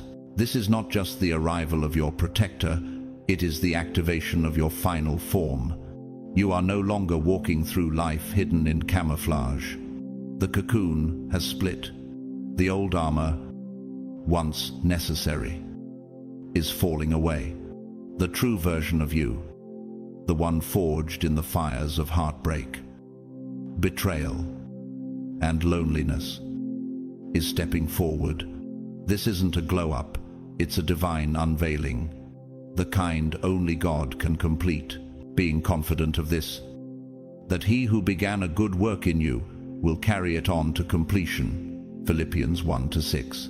What's awakening inside you now is a force so raw, so untamed. It will be unrecognizable to those who only ever saw the domesticated version of you. They knew the version of you filtered through trauma and people-pleasing. They never met the lion. They mistook your stillness for surrender, your patience for passivity. But this form, this final embodiment, it is strategy without striving, authority without arrogance, fire without fury. Author and speaker, Lisa Bevere. Known for her work empowering women in spiritual warfare, once declared, "God is not looking for people who will play nice. He's looking for warriors who will not back down." You were never meant to blend in. You were born to rise disruptively, unapologetically. 2 years ago, Jamila, a conflict mediator in Cairo, discovered her closest friend had been leaking her confidential strategies to political rivals. She wept, not just for the betrayal, but because she had ignored her own discernment. Instead of retaliating, she withdrew, rebuilt, and re-emerged stronger. Today, her name is synonymous with integrity across the region. Could your current heartbreak be preparing the world to finally meet the unfiltered version of you? And Leo, a freelance chef in Buenos Aires, was publicly sabotaged by a former mentor during a television cooking competition. Instead of crumbling, he honored the pressure. A week later, a Michelin star restaurant offered him a position based on how he handled the chaos. The snake sheds its skin, not to die, but to expand. The volcano erupts, not in rage, but to release pressure and form new land. The butterfly does not fear breaking its cocoon. It must. Which part of you must now tear to release what's been waiting inside? This is not just a new season, it's a new species of you. And the world is about to witness a version of you so aligned, so pure, so anointed, that no one from your past will recognize it, and they're not supposed to. You've outgrown their expectations. This is no longer about growth, it's divine takeover. You're not inching forward in recovery. You're ascending with fire in your steps and prophecy in your bones. What if every heartbreak was never meant to break you, but build the exact muscles you'd need to rule? What if every delay wasn't denial, but orchestration? That's what's unfolding now. Like David, anointed while still forgotten by his father. You were chosen before you were recognized. So Samuel took the horn of oil and anointed him. 1 Samuel 16:13. You've been carrying kingly oil in caves, and now it's time to reign. The defender beside you doesn't just protect, they disrupt. Their presence ensures no shadow survives. No weapon formed against you shall prosper. Isaiah 54:17. That promise is now a force in your life. Have you noticed how certain doors now open without force? How people once against you are suddenly silent? That's divine rearrangement. You're not begging to be seen anymore. You are the moment. Your voice isn't seeking permission, it's moving atmospheres. Like David facing Goliath. Your courage was never human-made. It was heaven-breathed. So what territory are you ready to claim now that fear is gone? Who do you become when you no longer shrink? Ye Shettu, author and former monk, once said, "Your new life will cost you your old one." And that's exactly what's happening. You're shedding the skin of survival, the masks, the silence, the bending to belong. You're walking into rooms with the kind of clarity that unsettles illusions and exposes false alliances. Caleb, a designer in Seoul, quit his long-term job under manipulative leadership to launch his dream brand. In 48 hours, he sold out his first line. Why? He stopped negotiating his gift. Zara, a therapist in Montreal, began writing raw poetry online. Her truth sparked a global healing movement. Could your hidden expression be someone else's breakthrough, like the phoenix? You're not just rising, you're born again through flame, like the sun. Your warmth isn't borrowed, it radiates from within, like the tide. Your influence moves not by force, but gravitational pull. You were never denied you were being distilled, and now that the weight of betrayal has been burned off, your next step is not performance, it's purpose. Strengthen your disciplines, guard your time, feed your vision. What would happen if you lived like you knew you were the answer to a generational prayer? Let your light so shine before men. Matthew 5:16. It's not about applause. It's about assignment. Your steps now ripple through bloodlines. Your decisions are shaping the future. Your very presence is prophecy. This is the era of impact. Show up like it. Speak like it. Protect your peace like it.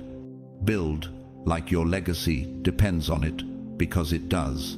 If your spirit agrees, type it. Speak it. Declare it to the earth and the heavens. I rise unstoppable. So, this is where the journey leads, not just to restoration, but to revelation, not just to protection, but to full possession. You are not standing at the end. You are standing at the threshold of divine fulfillment. Every tear sown in silence is now a seed breaking open into legacy. Every rejection is being rewritten into a redirection. The pain was real, but so is the promise. And now that the dust has settled, you see it clearly. God never left you. He was building you through every silence, through every betrayal, through every unanswered why. What you carry is not ordinary. What you're stepping into will ripple across generations.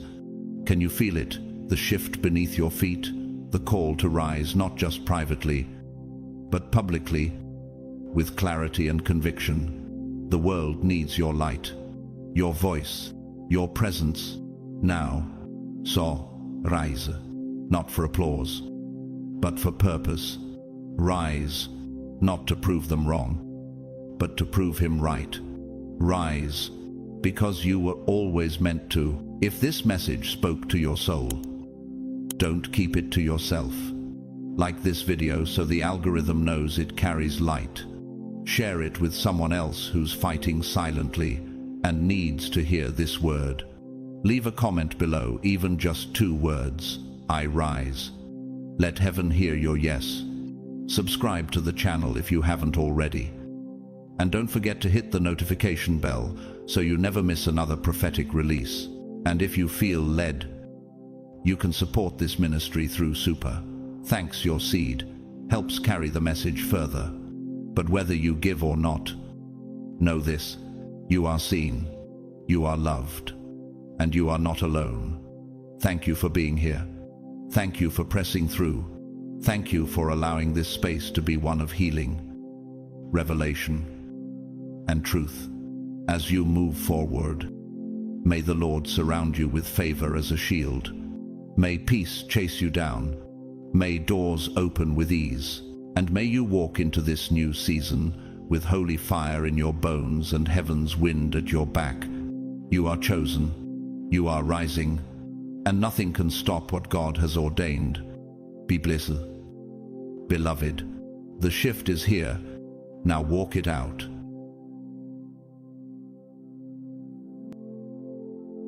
Chosen ones, you've carried the weight of invisibility with grace. You've been the one who clapped for others while silently wondering when it would be your turn. You've smiled through the ache, worshipped through the confusion, and endured seasons so silent. It felt like God had put you on pause. But he didn't forget you. He hid you. And now, the hiding is over. God is about to interrupt the silence with a divine announcement so undeniable. It will embarrass you in the most holy way, not with shame, but with favor so visible. It will make you feel exposed by glory. What was once whispered in the shadows will now be shouted from the rooftops, and the same crowd that once asked, "Where is their God?" will soon be the ones saying, "Surely the Lord is with them." Then get ready for favor that will make you blush. This isn't a gentle breakthrough, it's a divine ambush of blessing. You won't have time to rehearse your gratitude speech, because God is going to move so suddenly. You'll be standing in rooms you didn't apply for and receiving answers you stopped asking for. You'll wonder, why now? And heaven will echo back, because it's time. You were never denied, you were preserved. You weren't forgotten, you were reserved. And now, the release won't be quiet. It will be so loud, so overwhelming, so beautiful, that you'll have no choice but to let the tears fall while the spotlight of heaven confirms what only your faith had the courage to believe. You were chosen all along. If your spirit is trembling with confirmation right now, comment 777 below, not as a trend, but as a prophetic act. This is more than engagement. This is a declaration, a public agreement with heaven, a signal to the unseen realm that you are aligned, you are awake, and you are ready. Drop your city and time in the comments so we can mark the map of where God's favor is about to fall like rain. And to those who have supported this sacred movement through super thanks or the pinned giving link, thank you. Your obedience is a seed, not a donation. And heaven does not ignore seeds. It multiplies them because of your faith. Expect divine acceleration, unexpected favor, and open doors no one can shut. Now prepare yourself, because what's coming will not only fulfill the promise, it will redefine your entire story. The noise of blessing is about to drown out every lie of doubt. Let's go deeper. God's chosen ones. God's favor will be so loud it'll embarrass you in front of everyone.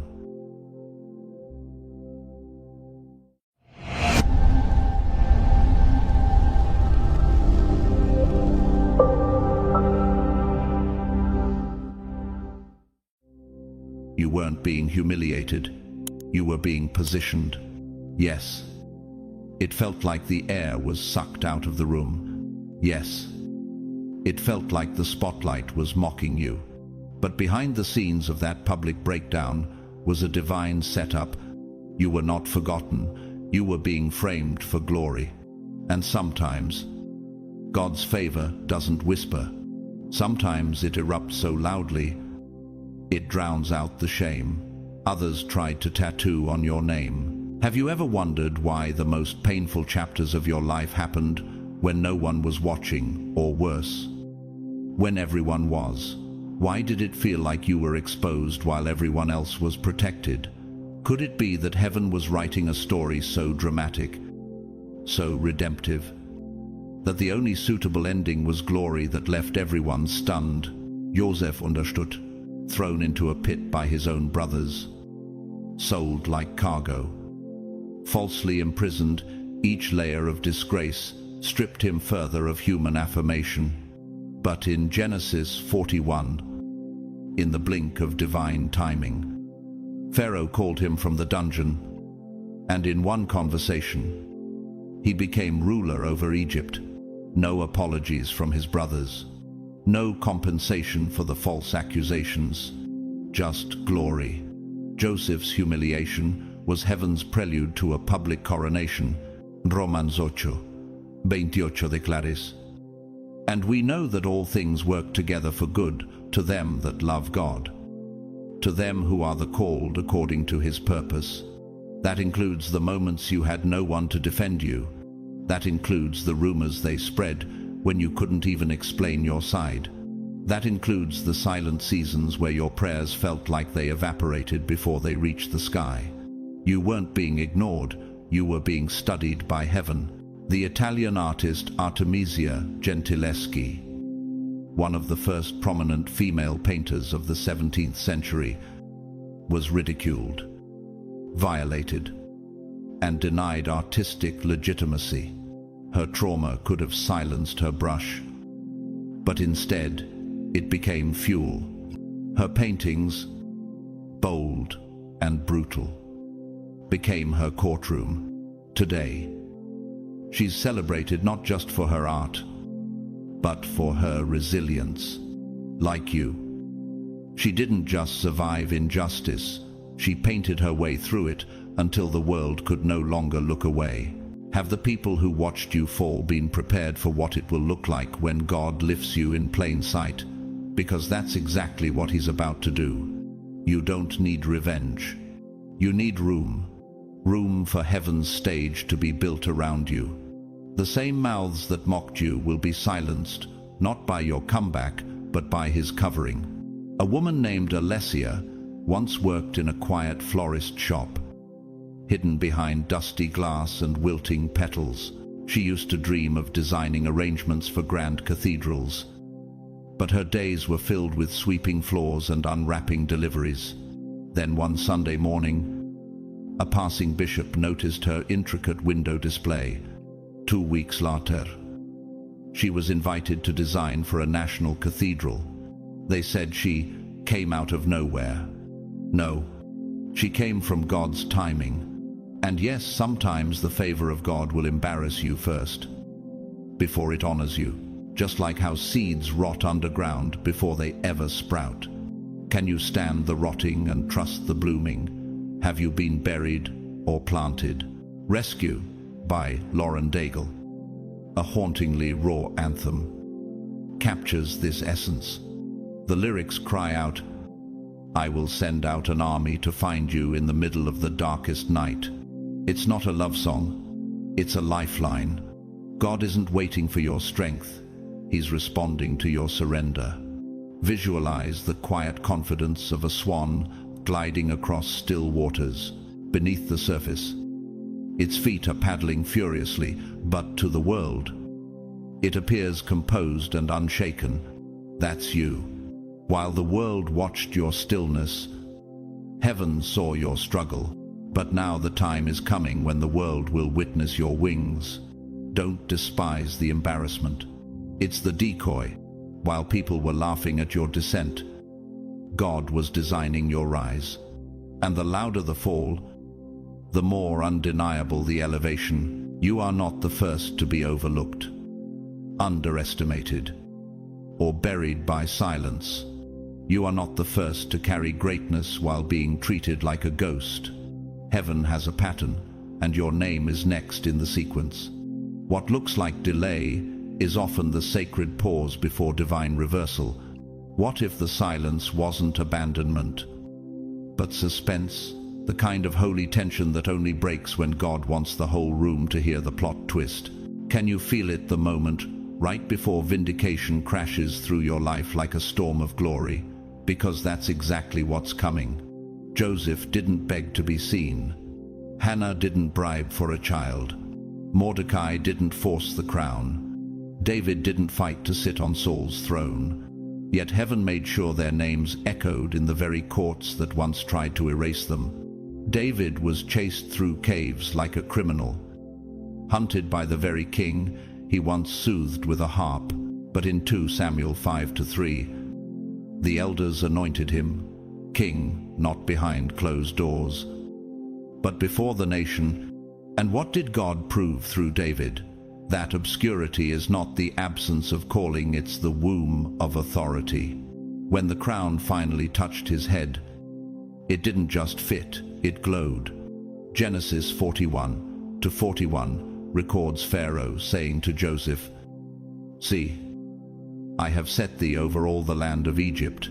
Not just one office, the entire land. Not just permission to serve, but power to rule. Yesterday he wore prison chains. Today, royal robes. That is what divine reversal looks like. Not partial, not quiet, public and undeniable. And every enemy who thought the story was over had to sit through the next chapter. Have you ever been in a room where you knew you carried something sacred, yet were treated like a burden? What if God's delay was the guarantee that no human could take credit for your rise? That when it finally happens, no one could say, "We helped," only, "We watched." Wangari Maathai, Kenyan environmentalist and Nobel Peace Prize winner, once said, "The generation that destroys the environment is not the generation that pays the price. It is the children who do." For years, she was mocked and imprisoned for planting trees.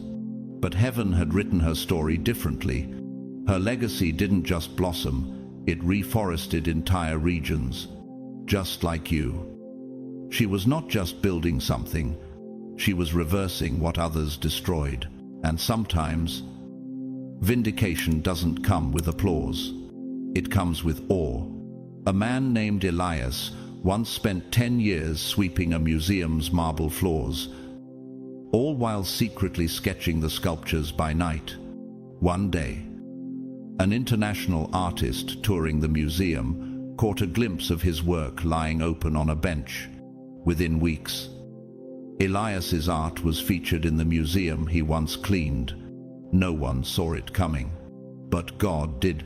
The song "You Get the Glory" by Jacqueline Carr captures this exact rhythm of reversal. It isn't just about survival, it's about sacred exchange. The lyric, "Out of my story, you get the glory," reminds us that the darker the valley, the brighter the testimony. This isn't just restoration, it's elevation with eternal impact. See how mountains rise from pressure, how diamonds form beneath crushing weight. But today, picture the gentle rise of a phoenix, a mythical bird that is consumed by fire, only to emerge more radiant than before. You're not just recovering, you're about to rise flaming with purpose. Wings stretched over every word they spoke against you. And when you rise, it won't be subtle. God is not interested in soft vindication. He is the author who saves the loudest chapter for last. And you, chosen one, are about to embarrass every whisper of doubt with a visible, unstoppable flood of favor. You've been surrounded, yes, but not by failure. You've been encircled by prophecy. What looked like a blockade was actually a divine perimeter. The delays weren't denials. They were divine detours protecting you from lesser destinations. This chapter isn't a conclusion. It's the turning of a sacred page, inked in mystery, scripted by sovereignty. Your story is not stuck. It's pausing for power. Could it be that the very moments you thought were ruining you were quietly rewriting the atmosphere around you? That your tears were not signs of weakness, but sacred water preparing the soil for sudden glory? Your silence wasn't empty, it was sacred. And now, heaven is about to do something so outrageous, so inexplicable, that even your enemies will have to look twice and ask, "Wait, how did this happen?" This is what happened when the barren womb of Hannah broke into prophetic fulfillment. For years, she wept, ridiculed by Peninnah, misunderstood even by Eli the priest. But in 1 Samuel 1:27 she declared, "For this child I prayed, and the Lord hath given me my petition which I asked of him." The child wasn't just a boy, it was Samuel, the prophet who anointed kings. Her pain birthed a priesthood. Her private prayers became public prophecy. What if the very season you're in now is the cocoon, and the glory coming is the wings? Are you ready to fly into something so supernatural that no explanation will suffice, only worship? Howard Schultz, the former CEO of Starbucks, once said, "In life, you can't connect the dots going forward. You can only connect them looking backward before building one of the world's largest brands." He lived in public housing, and watched his father lose jobs over and over again. He didn't know then that the brokenness he witnessed would drive him to create a company that offered healthcare to part-time workers. Your past isn't in the way, it's part of the blueprint. And sometimes, the people who laughed at you will have front row seats to your launch. Natalia was a single mother of 2, working night shifts at a hospital cafeteria. No credentials, no connections, but she had creativity and an idea. She began sketching natural meal plans for diabetic patients and taping them anonymously to the staff fridge. One day, a visiting nutritionist saw the notes, tracked her down, and invited her to co-author a patient care program now used in clinics across 4 states. She didn't push her way forward. She served quietly until heaven made it loud. The song "Won't He Do It" by Corinne Hawthorne is a battle cry wrapped in a melody.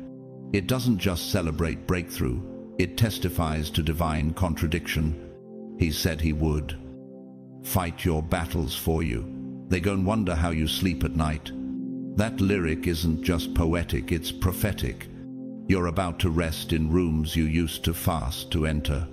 See the way morning dew forms gently across a dry field. It arrives without fanfare. But suddenly the entire landscape is glistening. God's favor is about to descend the same way. Quiet in preparation, loud in effect. One shift, and everything will sparkle. There's a moment coming where you won't have to explain yourself anymore. Your life will become the explanation, and those who thought they had the final word will be silenced by the sound of glory speaking on your behalf. There's a moment coming when your silence will turn into sound, and the sound will be laughter. Not the laughter of sarcasm, not the laughter of mockery, but the kind of laughter that erupts when divine reversal becomes visible, tangible, undeniable. You've cried in corners where no one knew your name. You've fought battles no one will ever read about. And yet, Psalm 126, dos declares, then was our mouth filled with laughter, and our tongue with singing. Then said they among the heathen, the Lord hath done great things for them. That is not poetic imagination. That is prophetic guarantee. Why would the psalmist mention the heathen, the unbelievers, the skeptics, the outsiders? Because God wants even them to see what He's about to do for you. Not to glorify your name, but to magnify His. Not to vindicate your ambition, but to vindicate your obedience. That's why it had to hurt.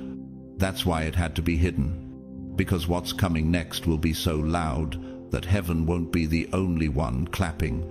The earth will be gasping. Can you carry the kind of blessing that causes your enemies to fall silent? Not out of guilt, but out of sheer awe. Can you steward the weight of glory that turns former critics into witnesses of wonder? This is exactly what happened to Mordecai.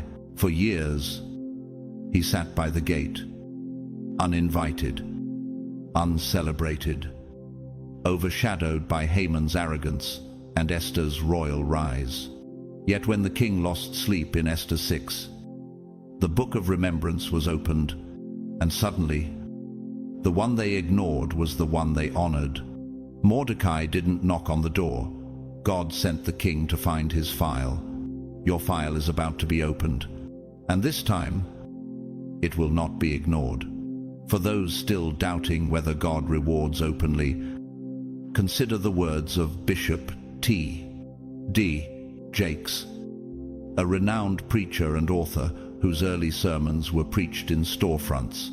He once said, "The most dangerous place to be is when you're next in line, because that's when the enemy attacks the hardest." He preached for years with barely enough money to afford a microphone. Today, his words echo in stadiums. The private sowing became a public roar, just like what's about to happen in your life. Angela, a quiet janitor at a public school in Chicago, for 10 years, She cleaned classrooms, picking up broken crayons and forgotten dreams. What no one knew was that she was also tutoring struggling students in math during her breaks. One day, a state superintendent visiting the school overheard a child thank her for helping them pass a crucial exam. Within 6 months, Angela was offered a full scholarship to become a certified educator, and she now runs a citywide after-school program. Her warfare was quiet, but heaven made sure her reward was not. And then there's the song "God Favored Me" by Hezekiah Walker. It's not just a melody, it's a thunderclap in the spirit. The lyrics cry out, they whispered, conspired, they told their lies. God favored me. It's a holy anthem for the ones who were betrayed, overlooked, and still chose righteousness. Your favor is not up for discussion, it's already in motion. Look at the redwood tree. For over 100 years, it grows roots so deep and wide, they begin to interlock with other redwoods underground, creating a hidden network of strength. Above ground, it appears still.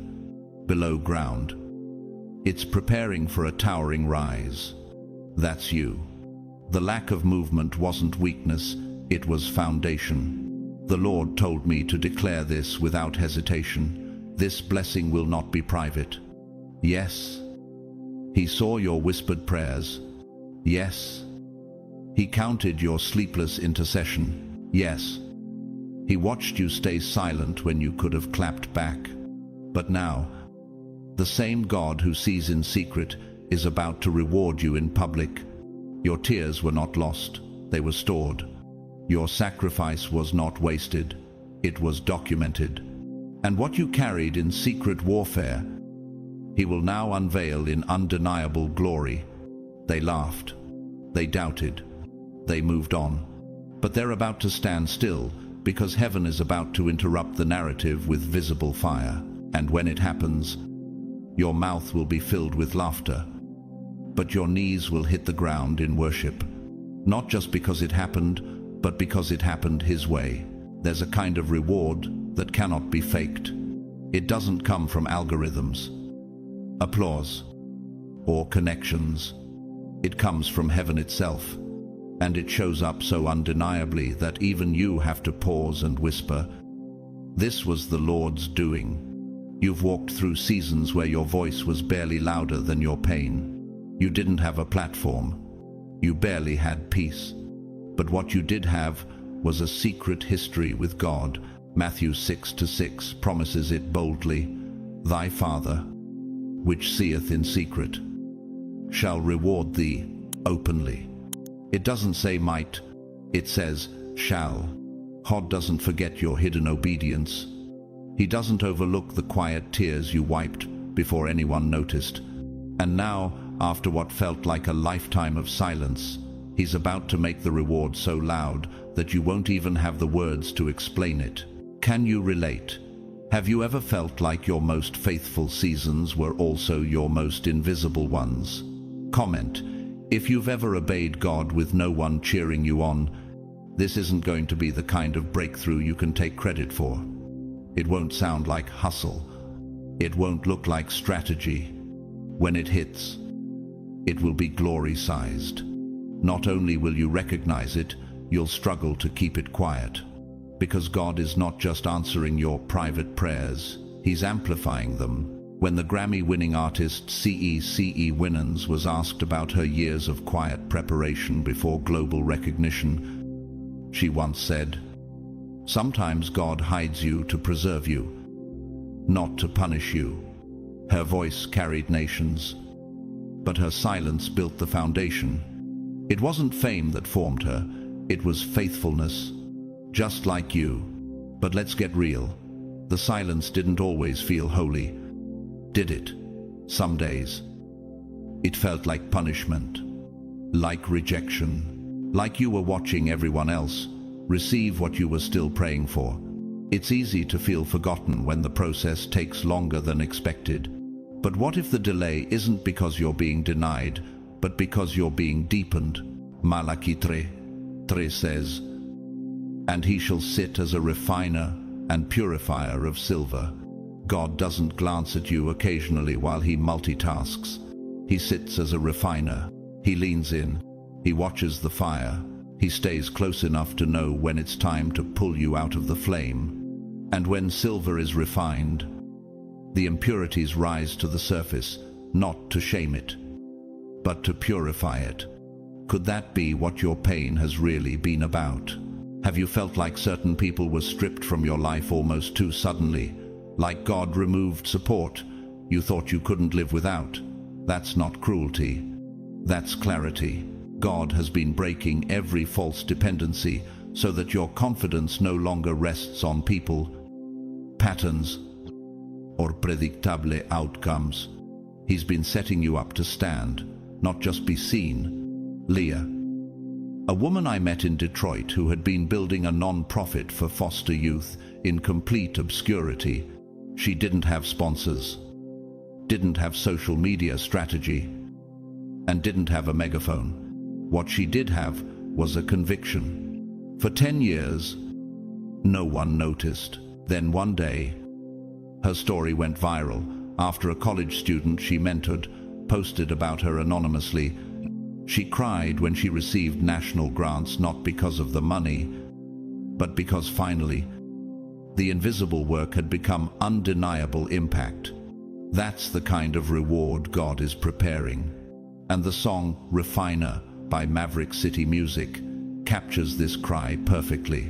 One line pierces deeper than the rest. "I want to be tried by fire, purified.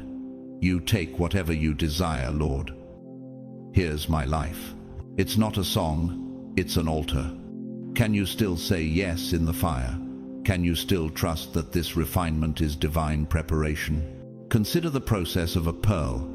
It forms in secret, inside the shell of an oyster. Only through irritation, layer after layer of hidden resistance. The greater the pressure, the deeper the beauty. No spotlight, no applause, just depth, developed slowly in the dark. That's what God has been doing in you. What part of your process felt like punishment, but ended up being preparation? Share it below. You never know who needs to hear it.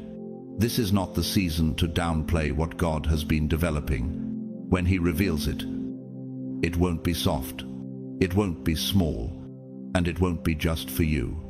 Because when heaven rewards publicly, it's not just a testimony, it's a declaration.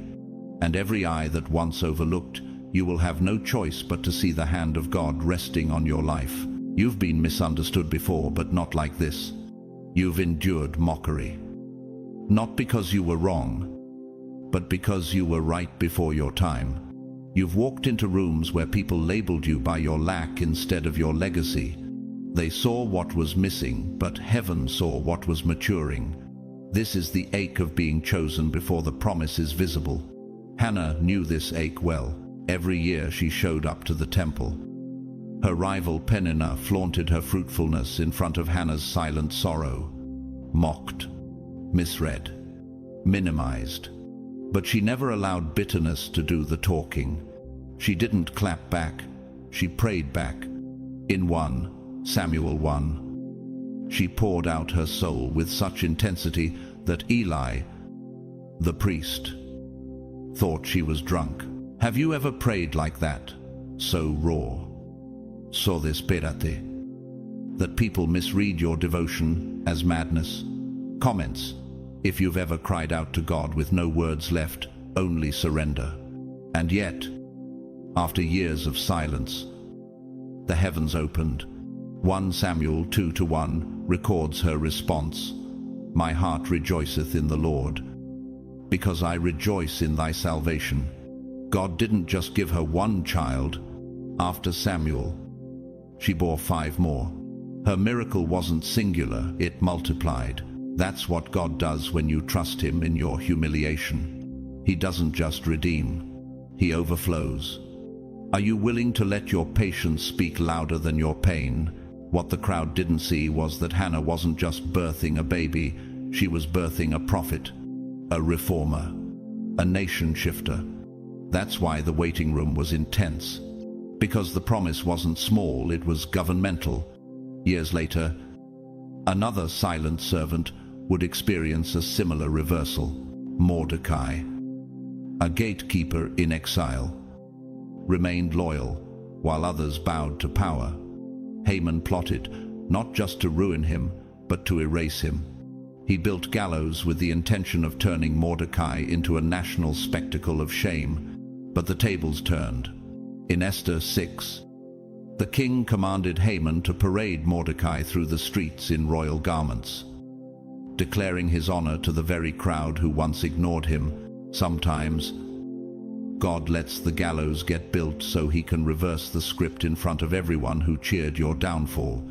Have you ever felt like the enemy's plans were forming faster than your prayers were working, like they were building weapons while you were barely holding yourself together?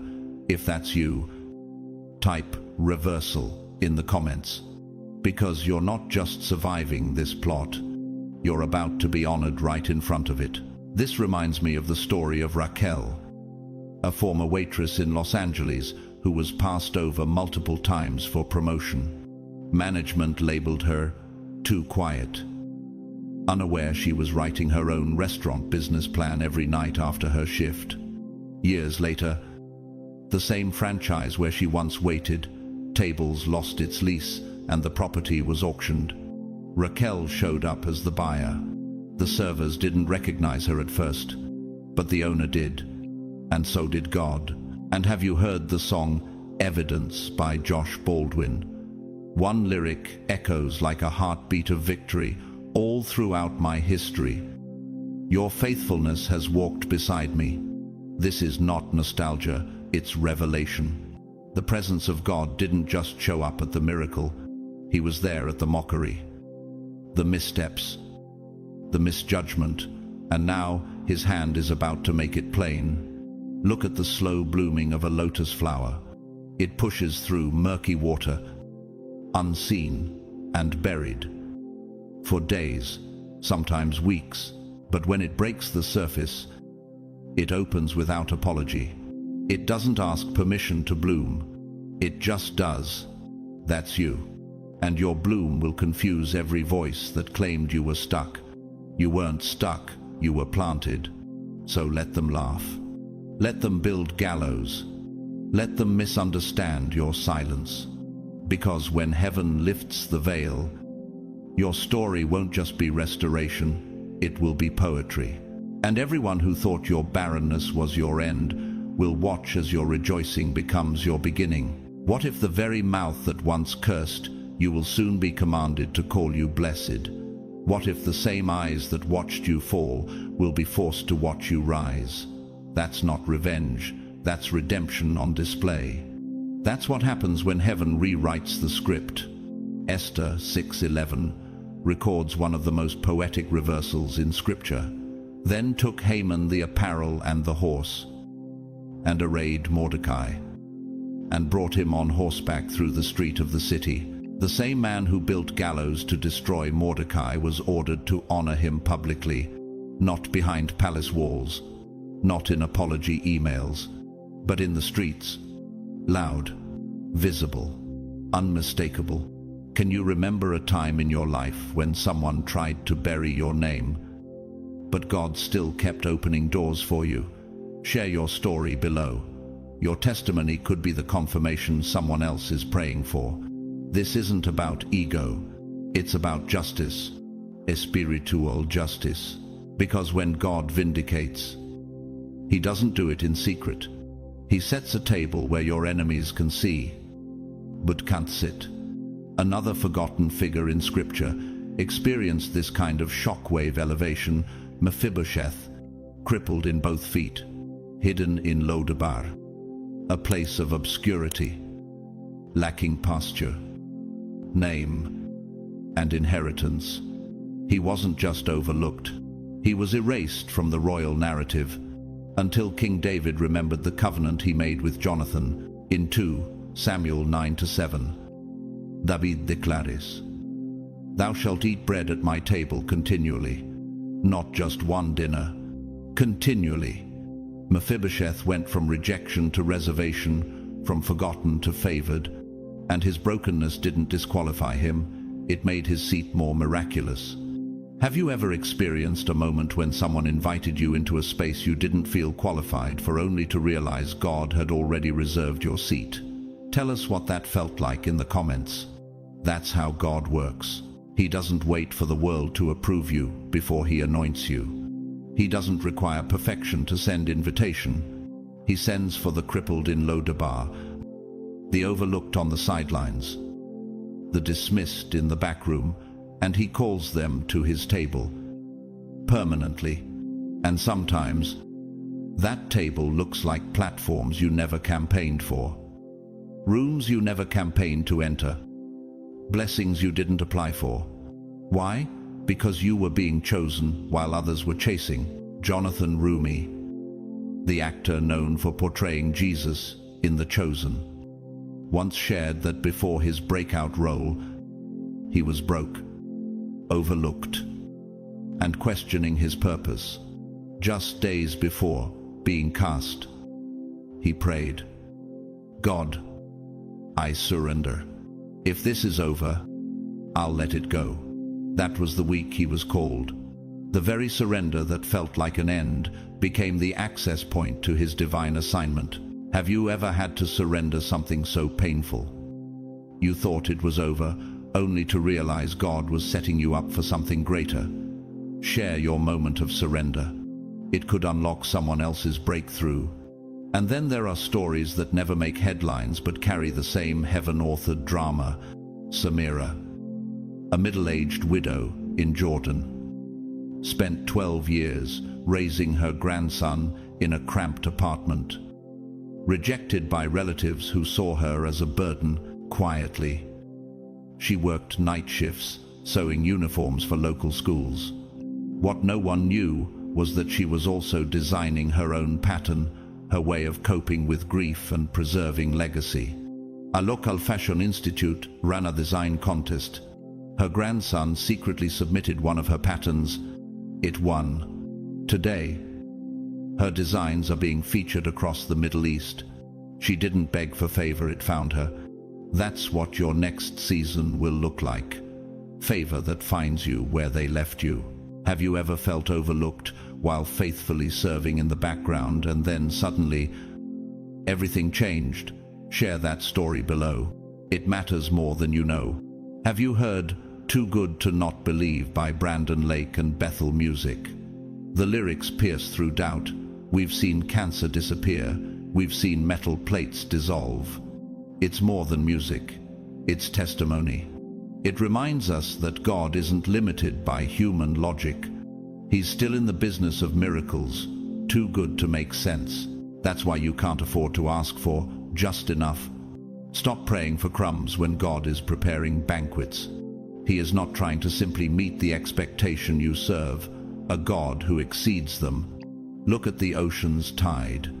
It doesn't gently meet the shore, it crashes in. It announces its arrival. That's what your breakthrough will look like. Loud, uncontainable, and no one will wonder if it was God. They'll know. This is the season where your story gets rewritten in front of the people who thought they already knew how it ended.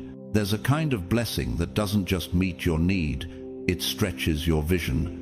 Ephesians 3:20 declares, "Now unto him that is able to do exceeding abundantly above all that we ask or think." Let that settle into your spirit. God doesn't merely respond, He exceeds. He doesn't just match your requests, He outpaces your imagination. You asked for a promotion, and He's positioning you for a platform. You hoped for a house, and He's handing you keys to land.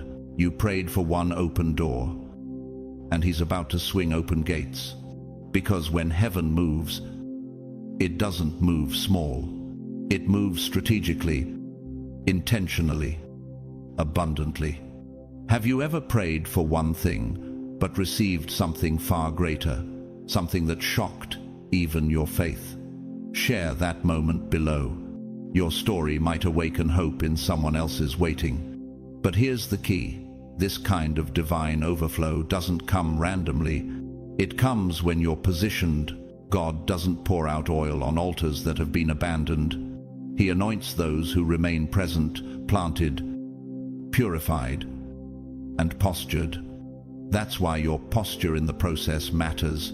Not just your performance, not just your passion, but your position. Stay planted when others move prematurely. Stay faithful when progress feels invisible. Stay obedient when the delay starts whispering doubt. Isaiah 40:31 reminds us, "But they that wait upon the Lord shall renew their strength." Strength doesn't come from movement. It comes from waiting with worship. That kind of waiting isn't passive, it's prophetic. Michelle Dobine, a woman who went viral in 2016 for her spontaneous, joyful response during a news interview after her apartment caught fire. What the world didn't know is that Michelle had been praying for years for a chance to leave public housing and start fresh with her children. After the video spread, she received support from across the nation.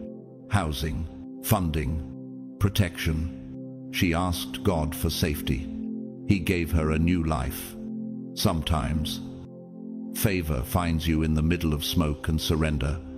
Have you ever seen God answer your need in a way so creative, so unexpected, that it could only have been Him? Tell us in the comments how your fire became a doorway. But let's get even more honest. Sometimes staying in position feels like suffocation. Sometimes it feels like silence, like watching everyone else be accelerated while you're asked to stay behind. You question your timing. You question if you missed it. And yet, heaven is not late. It's layering. While you're in the hallway, God is building a room you didn't even ask for. And when the door finally opens, you won't need to knock. It will be unlocked and announced. Elia, a quiet art student from Lagos, spent 6 years sketching murals on the walls of abandoned buildings. He was laughed at, ignored.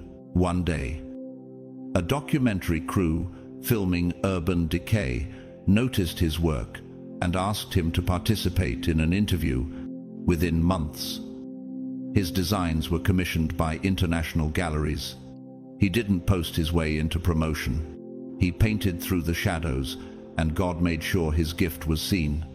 Have you been quietly sowing something? Art, a business idea, a ministry, a song, and no one seemed to notice? Share what it is in the comments. This might be the season your hidden work is brought to light. The song "Wait on You" by Elevation Worship and Maverick City says it with piercing clarity. I'm gonna wait on you. I've tasted your goodness. I'll trust in your promise. This isn't a lullaby. It's a declaration. You're not stuck, you're stationed. You're not behind, you're being built. Think of the olive tree. It takes years to grow, and even longer to bear fruit. But once it starts producing, it doesn't stop. Its oil nourishes, heals, anoints, and sustains. You've been feeling pressed, but that pressing is producing something sacred. So here's the invitation. Don't despise the silence. Don't rush the seed. Don't trade your altar for applause. Stay where He told you to stay, and watch Him do exceeding abundantly above all you could ask or think. Before elevation comes exposure. And exposure doesn't begin on the platform, it begins in the heart. Because what's hidden in the heart will scream through your success if it isn't dealt with in the process. This is why God, in His mercy, delays the blessing until your interior world can carry the weight of what's coming. Proverbs 4:23 warns us with divine precision. Keep thy heart with all diligence, for out of it are the issues of life. That means your future doesn't just flow from your talent. It flows from your tenderness. Your capacity to carry favor isn't based on your skill, it's based on your soul. Have you ever seen your own heart exposed in a season of favor? Maybe success revealed jealousy, offense, or hidden insecurity. If you're willing, share what God showed you. In that moment, your transparency might set someone else free. God is purifying you, not punishing you. He's detoxing your heart so that the flow of favor won't be polluted. Bitterness will sabotage blessings. Envy will erode elevation. Unforgiveness will slow divine acceleration. Don't let what someone did to you cost you what God wants to give you. The people of Israel cried for deliverance, but when freedom came, they carried Egypt in their hearts. That's why wilderness was necessary. God had to get slavery out of them before he handed them Canaan. You may have left the pain, but has the pain left you? There's more. Your heart isn't the only thing that needs guarding. Your circle does too. Because what's coming next is too big for small-minded atmospheres, too holy for petty distractions, too precious for insecure partnerships. Some people won't be able to handle your next level. Not because you've changed, but because they refused to grow. And that's not arrogance. That's alignment. Have you ever had to release someone you loved deeply, not because of drama, but because your paths no longer agreed? Share your experience in the comments. Someone else might be in that exact moment right now. When God starts to expand your influence, it will intimidate those who are still trying to impress the crowd you've outgrown. You weren't called to shrink. You were called to stand out, to carry his glory, not their approval. Cardinal Sarah, a revered Catholic theologian known for his humility and spiritual depth, once wrote, "Silence is not an absence, but a presence." He withdrew often, not because he was antisocial, but because he understood the weight of consecration. Sometimes separation is what preserves your soul, and sometimes separation makes room for something sacred. A woman named Jayla had been mentoring young girls in her community for years, mostly unnoticed, mostly unsupported. When an opportunity came for her to expand her work into national spaces, several of her closest friends became distant. The shift hurt.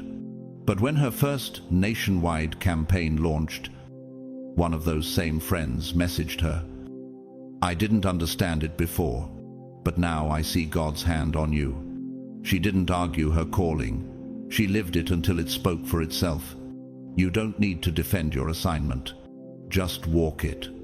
Heaven will handle the explanation, and when the breakthrough comes, it won't be quiet. It won't be subtle. There's a testimony about to burst out of your life, and it will echo into the very rooms where your name was once doubted. It will awaken the faith of those who watched you cry in silence and stayed silent themselves. Have you ever had a moment where God vindicated you in public after years of private pain? Tell that story below. It could give someone the strength to keep going just a little longer. The song, "God Is Not Done With You" by Torrin Wells, beautifully captures this heart cry. It says, "Even with your broken heart and your wounds and your scars, God is not done with you yet. You are still being written, but when the chapter turns, it will be loud, redemptive, and holy." Consider the sound of thunder. It doesn't ask permission to be heard. It rolls through the sky and silences every other sound in the atmosphere. That's what your testimony will do. It will silence opinions, quiet assumptions, and announce the power of the God who refined you in secret. So, guard your heart, guard your circle, because what's coming is too loud to carry with dirty hands and distracted company. And when it arrives, all of heaven will say, "That's my glory on display." You're about to become a walking question mark, not because you'll be confused, but because your breakthrough will be so unexplainable that people around you won't be able to help themselves. They'll lean in and whisper, "Wait, how did that happen?" Contracts you weren't qualified for, promotions you didn't campaign for, joy where there once was trauma, peace where there was a breakdown. It will all defy logic, but perfectly display the fingerprints of heaven. People will ask, how did you go from depression to dancing, from that failure to favor? And the only answer your mouth will be able to form is this: I don't know how, but I know who. Can you remember a time when someone asked you how you survived something and you couldn't explain it logically, only spiritually? Share that story below. The glory belongs to God, but the testimony belongs to you, because what's coming won't be silent. It won't blend in. It won't allow for modest explanations. This next move of God will be a declaration, and not just for your comfort, for His name's sake. Psalm 23:3 says, He leadeth me in the paths of righteousness for His name's sake, not for your ego, not for your resume, but so the world will look at your life and say, there must be a God. No. Have you ever looked back on a moment where your breakthrough became someone else's awakening? A time when your miracle made someone else believe again? If that's happened to you, tell us in the comments. Your story might be someone's altar call, because what God is about to do in you isn't just provision, it's proclamation. Your life will preach louder than any microphone. Your transformation will announce the sovereignty of a Savior who doesn't need permission to elevate those He has chosen. Bear Grylls, the world-renowned survivalist and adventurer, once said in an interview about his faith, "My Christian faith, it's been the backbone in so many adventures. Faith has got me through the toughest of moments, where I had no strength left in me." His platform isn't just rugged terrain, it's sacred ground. When you've been through the wilderness, your victory becomes proof of something greater. But God isn't just setting you up for personal triumph. He's setting you up to become a living altar.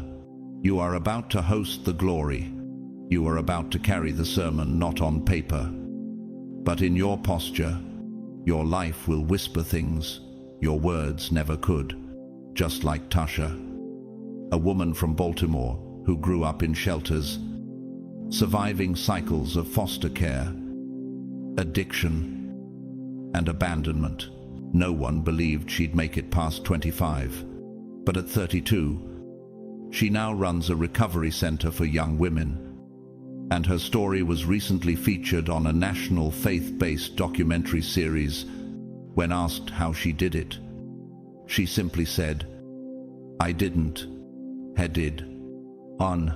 Have you ever looked at your current reality and thought, this doesn't make sense, I should have been gone, forgotten, or lost? Share that story. Let someone else know that divine contradiction is real. And if you've ever listened to "Won't He Do It" by Corinne Hawthorne, you know the exact spirit of this moment. The song doesn't just boast, it testifies. The line, "They gon' wonder how you sleep at night," isn't just catchy, it's prophetic. Because when peace comes in the middle of public pressure, people have to ask questions. That's what this is all leading to. A testimony so thunderous that silence won't be possible. A lighthouse on a dark, stormy night. It doesn't run around trying to convince ships it exists. It just stands bright, still, and impossible to ignore. That's how your life will shine.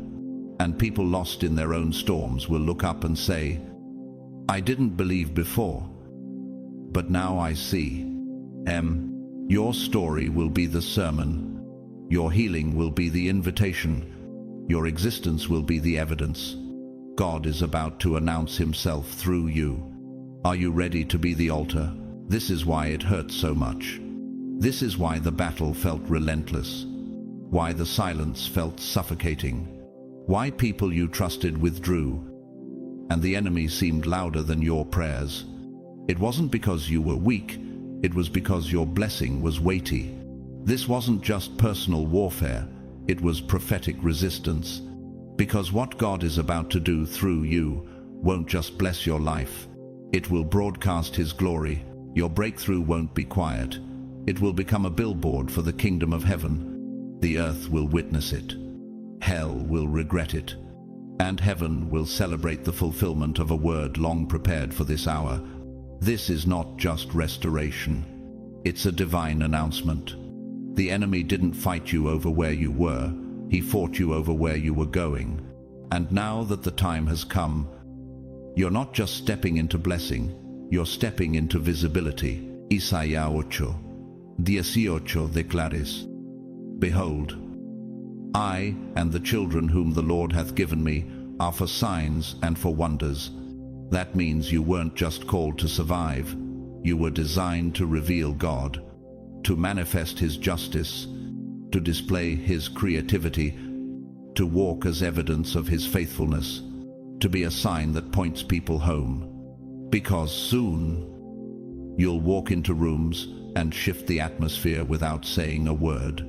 Your life will preach without a platform. The pain you endured in private will make heaven undeniable in public.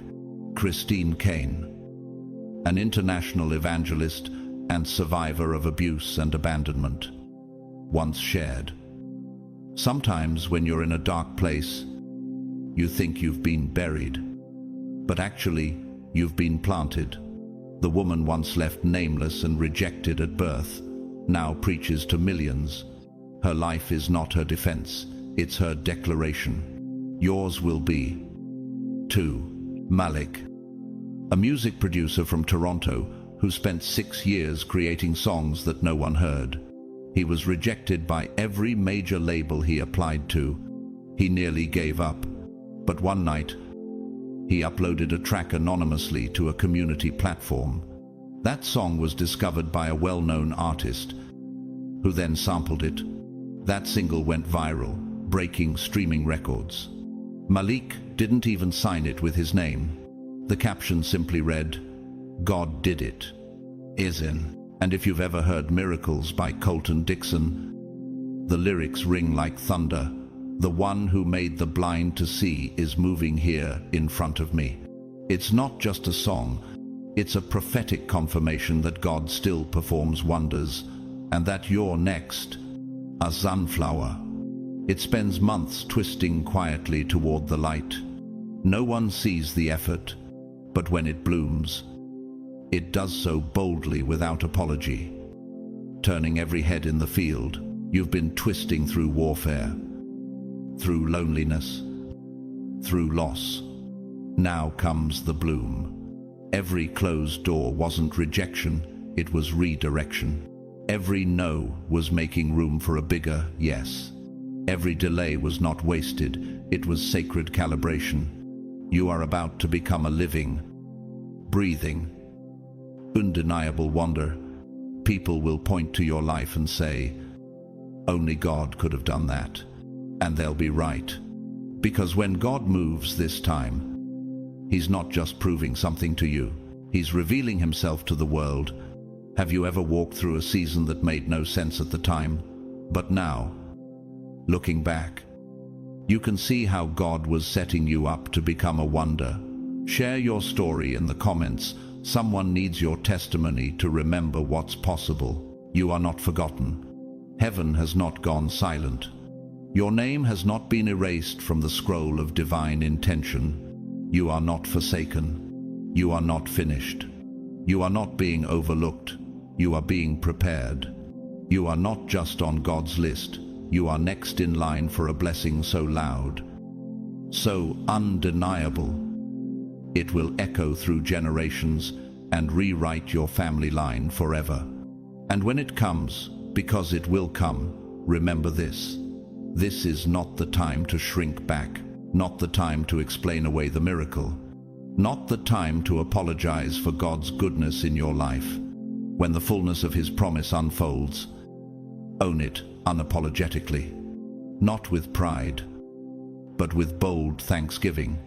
This is the season where your praise must match your promise, where your testimony must reflect the truth that you endured, that you stayed faithful, that you believed when it would have been easier to give up.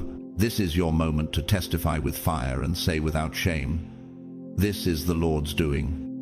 and it is marvelous in our eyes. Salma, Veshmona, Esara, Esrim, Veshalosh.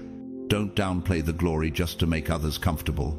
Don't shrink to fit inside the spaces God is delivering you from. Don't wear humility as a disguise for fear.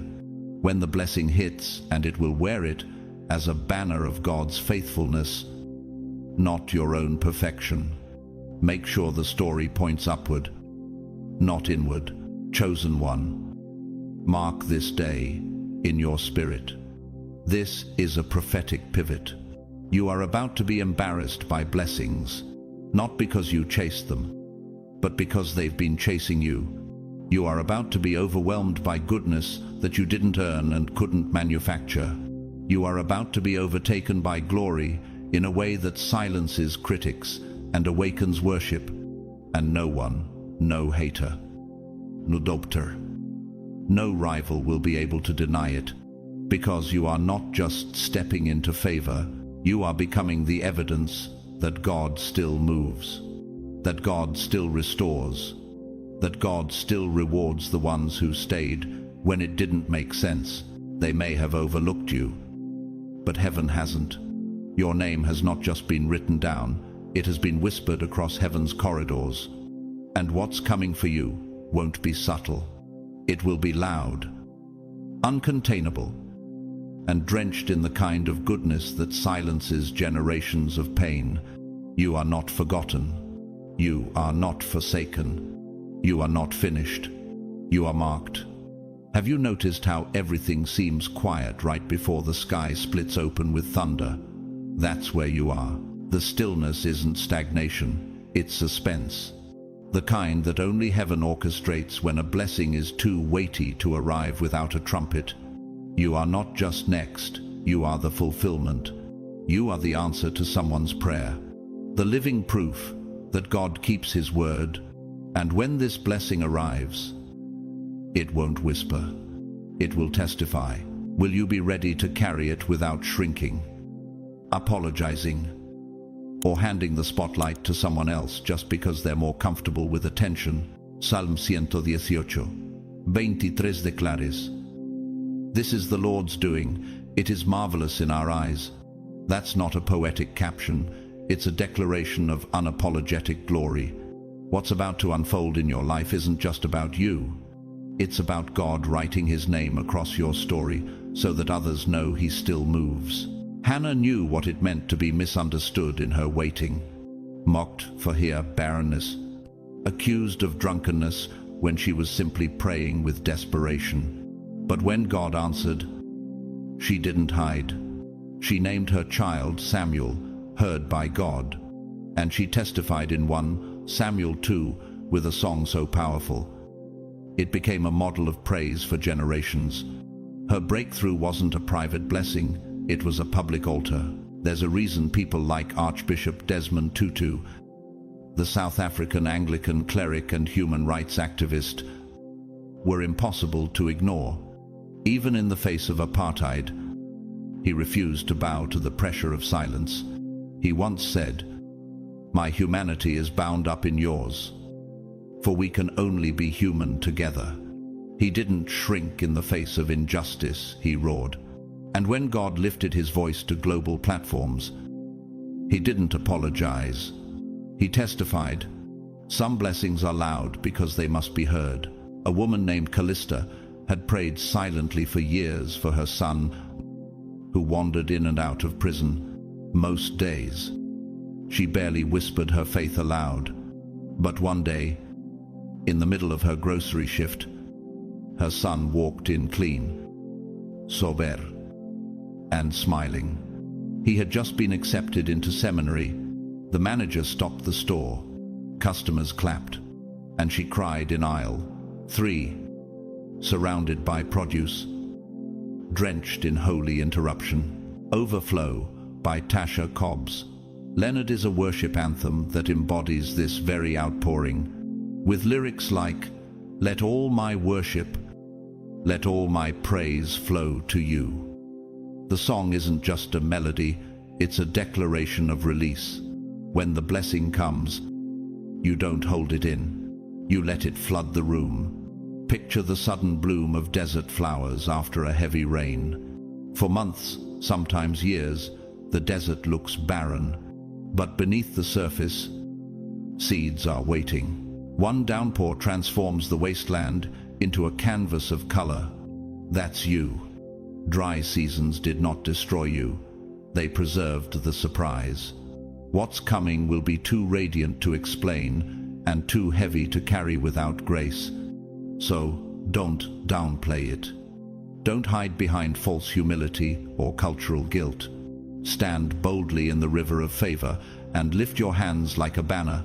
This is God's doing, and I will not be silent.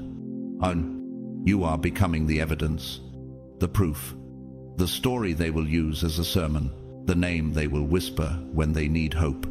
You are heaven's loud answer to a quiet storm. The moment is here. No longer just a prophecy or a whisper. It's a spiritual tipping point. You can feel it in your spirit. Can't you? That sense that something is breaking open, that heaven has reached its fullness, and the weight of answered prayers is descending like rain on parched ground. You are not just stepping into a blessing, you are stepping into divine legacy. And this, chosen one, is where your posture matters most. This is the time to bend your knees before you lift your hands. This is the sacred hour where bold faith meets quiet surrender. It is here, in this space between promise and performance, that we anchor ourselves not in noise, but in prayer. For what is coming is holy, and it must be received like a crown, not snatched, but bowed into. Let us pray. Father of glory, keeper of promises, and writer of our destiny, we stand before you now not as beggars, but as heirs sealed by your Spirit, marked by your mercy, and chosen by your hand. We do not ask timidly, we ask boldly, because you have already said yes and amen to every word spoken over us. Lord, we surrender our need to control the timing. We surrender our fear of being seen. We surrender the lie that says we are not worthy of blessing, and instead, we open our hands and our hearts to receive what you have prepared, pressed down, shaken together, and running over. Embarrass us with your goodness. Lord, shock us with favor so loud that it silences every voice of shame. Let the very rooms that rejected us become stages for your glory. Let the very mouths that mocked us bear witness to your majesty. We don't want quiet victories, we want undeniable ones. We declare over our lives what Psalm 118:23 declares, "This is the Lord's doing, it is marvelous in our eyes." So we stand in alignment. We stand in boldness. We stand in prophetic expectation, not to be praised, but to point, not to be glorified, but to glorify. Bless us to the degree that our lives interrupt cycles in our bloodline. Bless us in a way that opens doors for nations. Bless us until our obedience becomes a generational inheritance. We will not shrink. We will not apologize. We will not hide. Release divine acceleration. Release supernatural joy.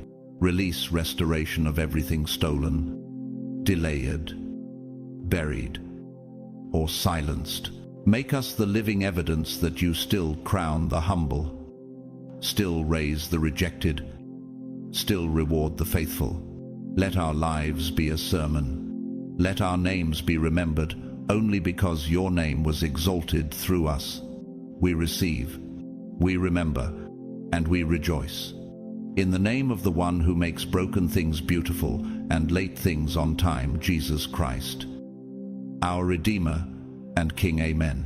And now, as we rise from this place of sacred surrender, let this truth be tattooed into the marrow of your bones. You were never overlooked, only hidden until the fullness of time. Heaven has never lost sight of you. What others called delay was divine orchestration. What looked like rejection was actually redirection. And what you thought was the end of your story was merely the end of a chapter heaven was about to turn into glory. You are not behind. You are not too late.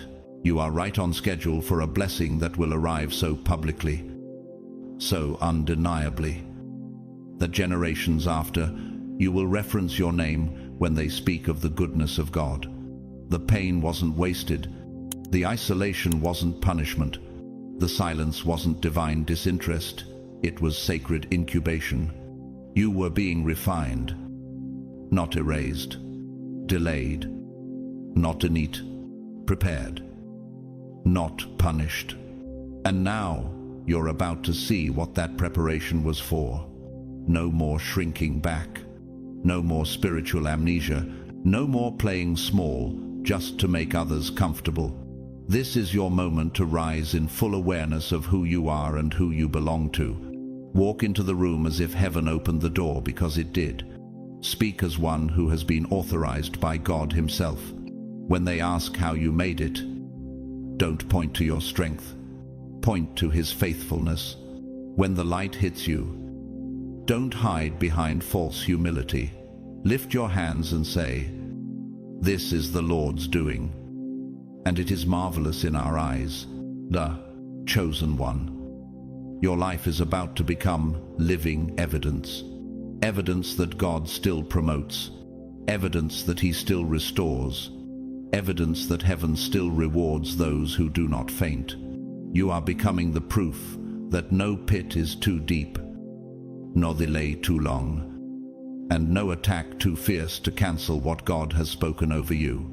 The glory coming to your life is not just for you, it is a signal, a sign, a sound that says to every watcher, every mocker, every doubter, God is still God. If this word has stirred something in your spirit, don't keep it to yourself. Let the sound of this truth continue by responding. Like this message to mark your agreement in faith. Share it with someone whose hope is hanging on by a thread. Leave a comment below. Let me know where you're watching from, what you're believing God for, or how this word confirmed something you've been carrying in silence.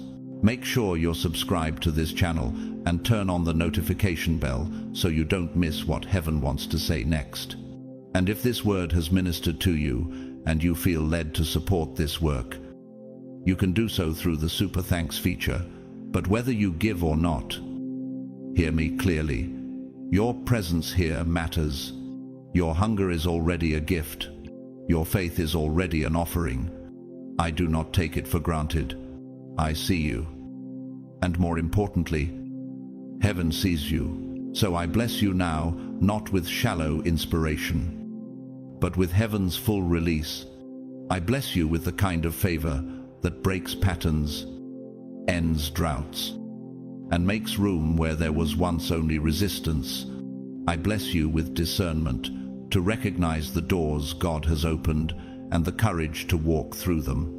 I bless you with peace that surpasses every storm you've survived, and joy that overflows into every dry place around you. I bless you with boldness to testify and eyes to see just how close the promise really is. And above all, I bless you with divine remembrance that you never again question your value, your timing, or your name. You are not just remembered, you are chosen. You are not just covered, you are called. You are not just anointed, you are activated. Heaven is not just watching you, it is backing you. And the blessing coming will be so loud, so weighty, so unmistakably divine, that no one, including you, will be able to deny that it was God. Until next time, walk boldly, speak freely, rise fully. The next move belongs to you. Chosen one, wake up. You are not just under pressure, you are under surveillance. Not from man, but from dark spiritual forces that have identified you as a threat. The enemy isn't targeting you because you're weak. He's targeting you because you're dangerous, because you carry light in a realm addicted to shadows. And right now, you are being hunted. This isn't paranoia. This is prophetic. But listen closely. God is 3 steps ahead of every snare set against your path. While the enemy has been plotting in secret, heaven has just released a hidden escape plan designed specifically for you.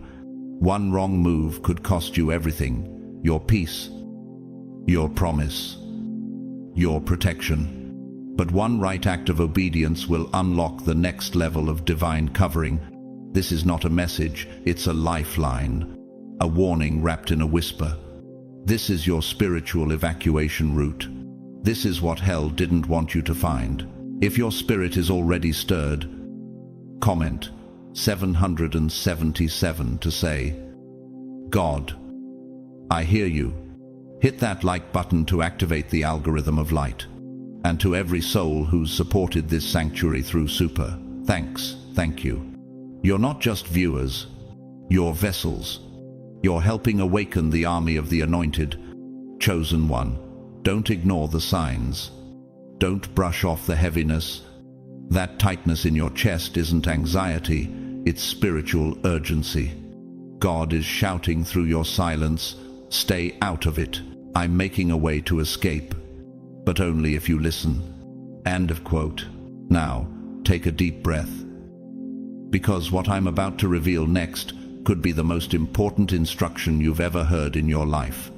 Let's uncover the blueprint of your divine escape, God's chosen ones.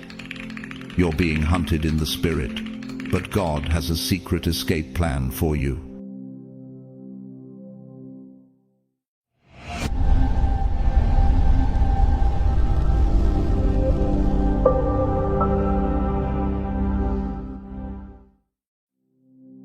Chosen one. Whether you realize it or not, you're standing on the threshold of a divine interception. This isn't ordinary hesitation. This is heaven holding its breath over you.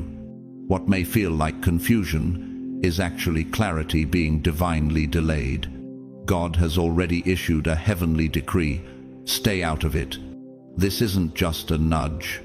It's a divine intervention in motion. You're approaching something that has the potential to reroute your destiny, corrupt your frequency, and pull you into a spiritual ambush disguised as opportunity. But even now, the hands of the Almighty are constructing an invisible escape hatch, one you weren't meant to see until the last second, when David was moments away from fighting in a battle that wasn't his to fight. God sent Abigail to intercept him. 1 Samuel 25. She wasn't just a woman, she was divine redirection in human form. Had David moved forward in his flesh, he would have stained his destiny with unnecessary blood, just like him. You are being rerouted in love. What if your silence right now isn't weakness but warfare? What if your stillness is the sword you didn't know you were holding? Lately, you felt a strange stillness, like you've been unplugged from everything. Familiar plans paused. Connexion dissolved. Clarity vanished. Why does it feel like everything that once flowed is now frozen? That unsettling quietness isn't absence, it's divine surveillance. It's God putting you in what spiritual architects call a heavenly lockdown. Not as punishment, but as preservation. Like the way a master engineer shuts down a system to prevent it from overheating. Heaven is preventing you from crossing into territory that would fry your spiritual circuits. This is what the Bible calls being hedged in Hosea 6. God says, "Therefore I will block her path with thorn bushes. I will wall her in so that she cannot find her way." It may seem cruel, but it's actually covenant love. You're not being ignored. You're being protected from a path that leads to spiritual misalignment. It's the divine equivalent of being pulled back from a collapsing bridge moments before it gives way. In a world addicted to forward motion, Your pause will look like failure. But as Cardinal Robert Sarah once said, silence is more important than any other human work, for it expresses God.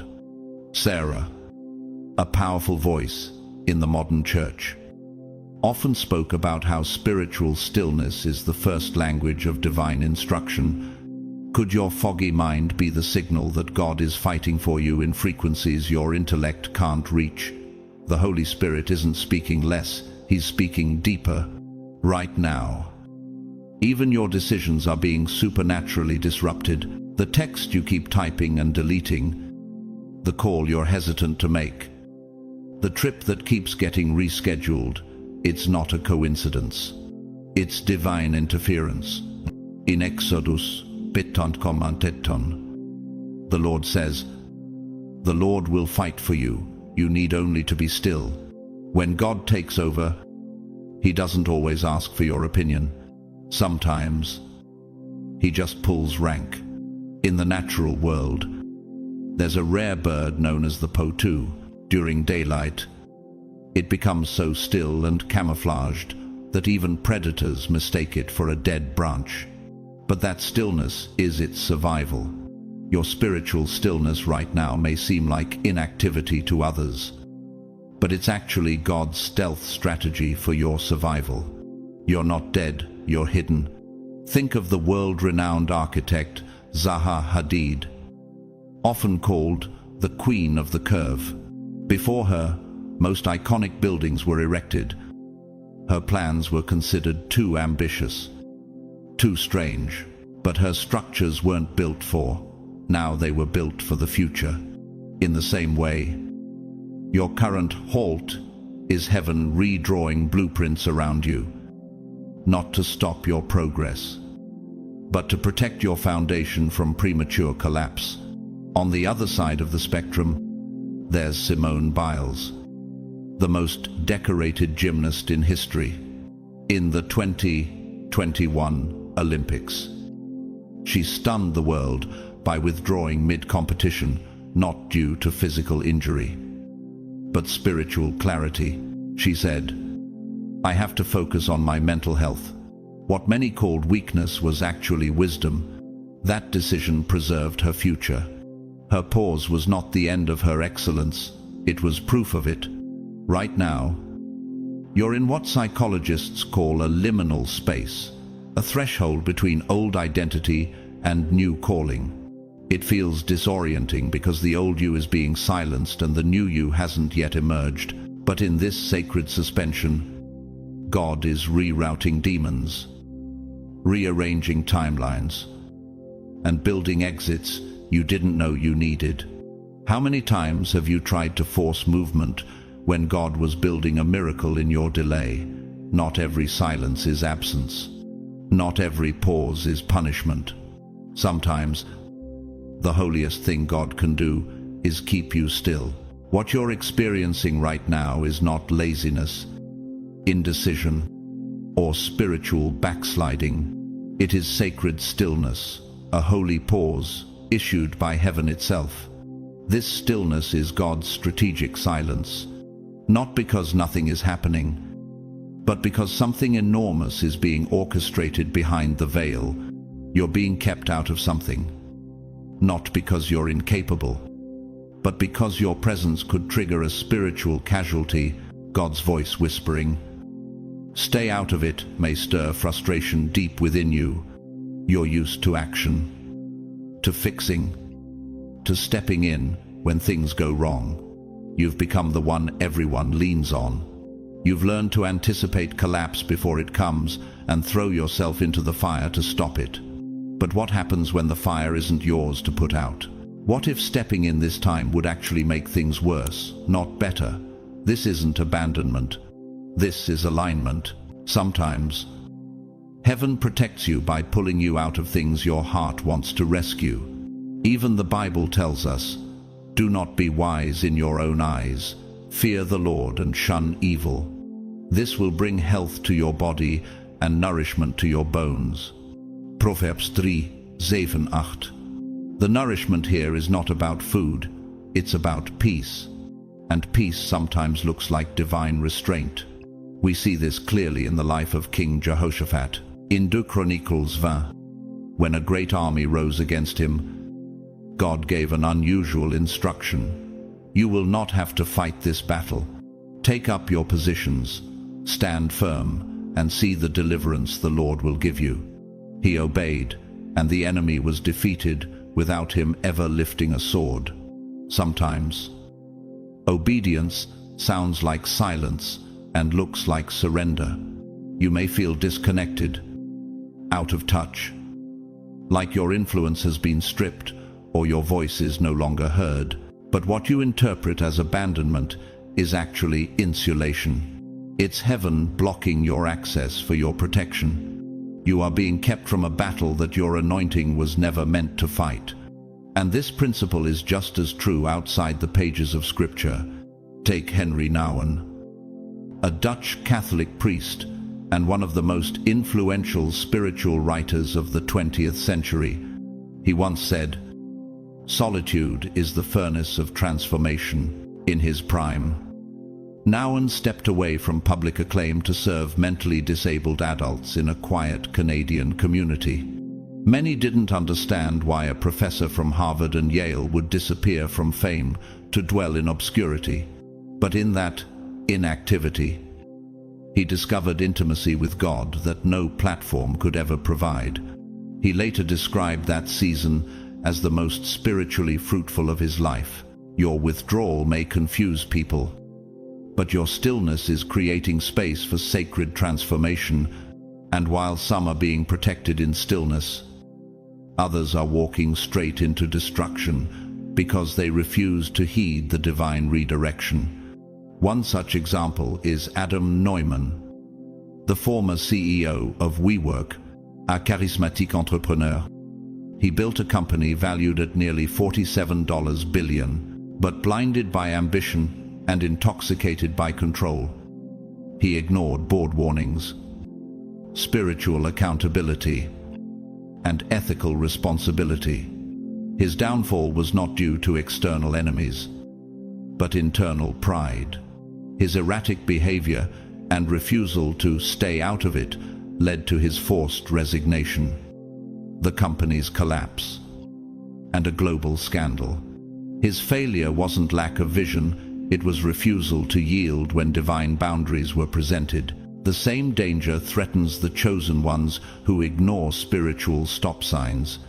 What if this silence you're fighting is God shielding you from a situation that could burn down your credibility, your family, or your calling?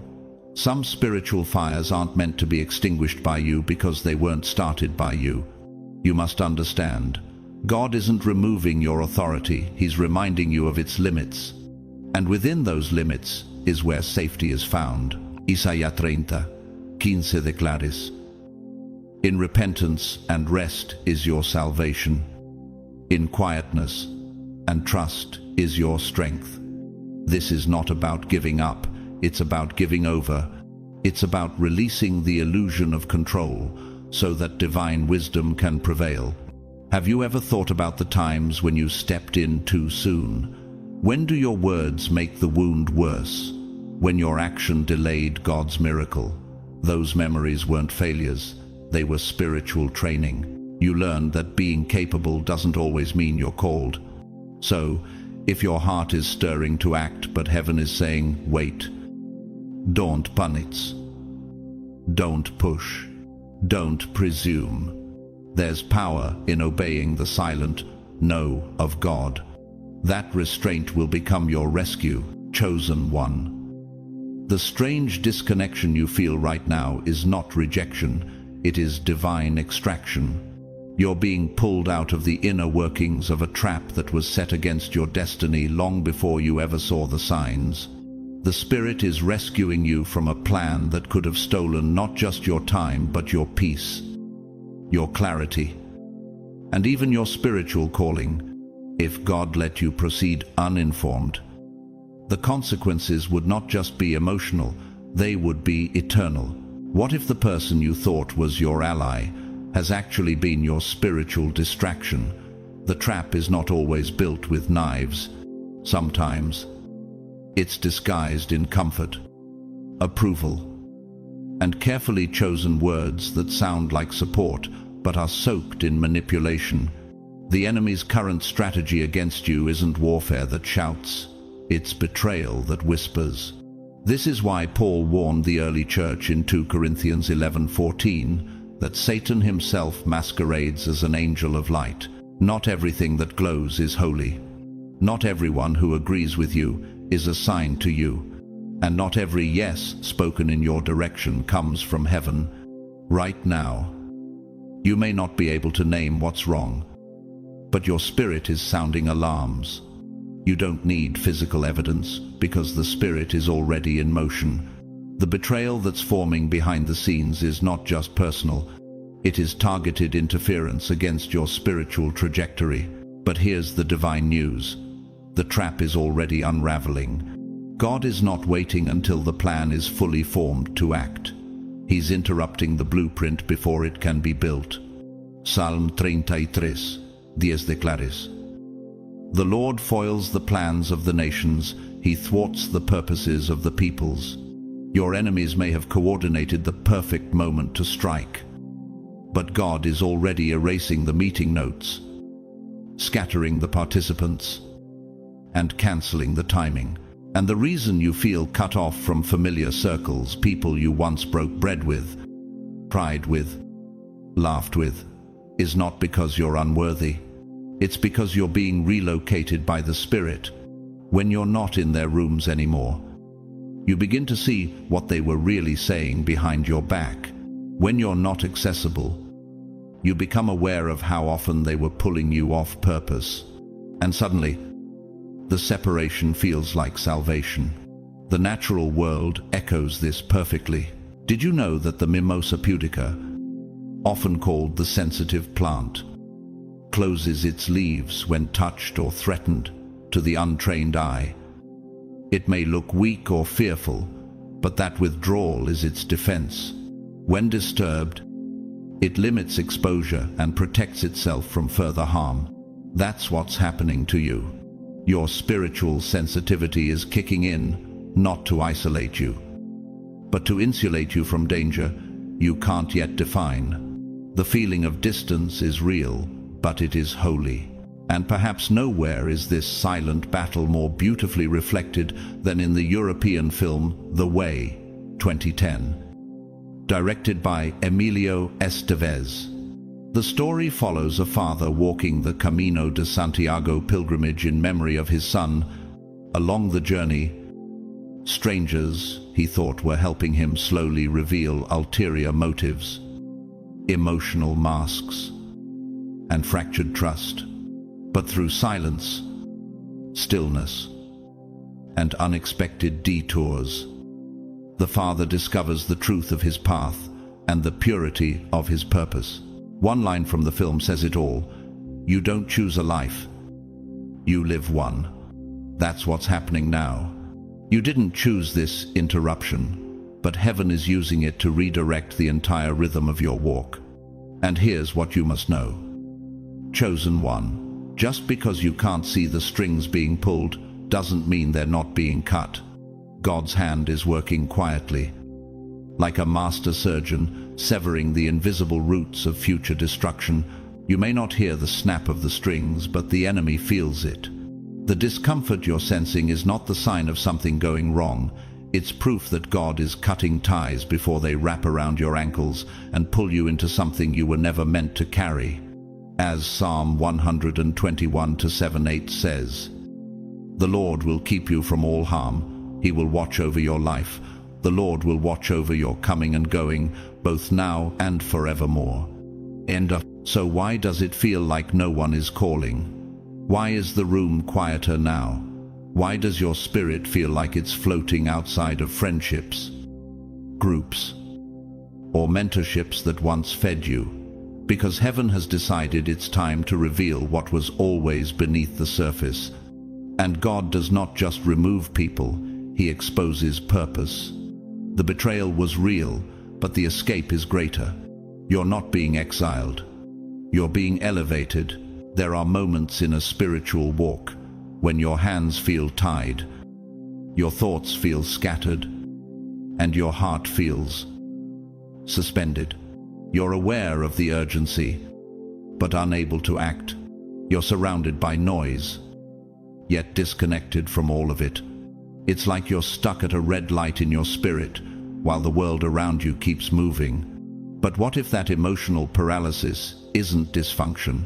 What if it's divine preservation? You're not frozen, you're being safeguarded. What feels like stillness is actually a supernatural override, a moment where heaven presses pause, not because you've done something wrong, but because what you were about to choose was too important to leave in human hands.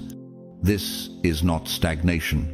This is a sacred interruption. Isaiah 55:8-9 reminds us, "For my thoughts are not your thoughts, neither are your ways my ways, declares the Lord." In other words, God doesn't consult your calendar before orchestrating correction. He moves when alignment is needed, often before you even realize you're misaligned. In psychological terms, you're experiencing what cognitive theorists refer to as a liminal threshold. This is the space between awareness and transformation, where your conscious self cannot yet grasp what your spirit is beginning to sense. It's a threshold that can feel disorienting, much like the sensation astronauts report in the few seconds before takeoff, where gravity and momentum blur, but everything is accelerating toward mission. What if your numbness is not a void but a vault, a divine holding room where your next move is being recalibrated? The stillness you're trapped in is not passive, it's pregnant with movement. You're not being held down, you're being held in. Think of it like a resonant frequency in physics.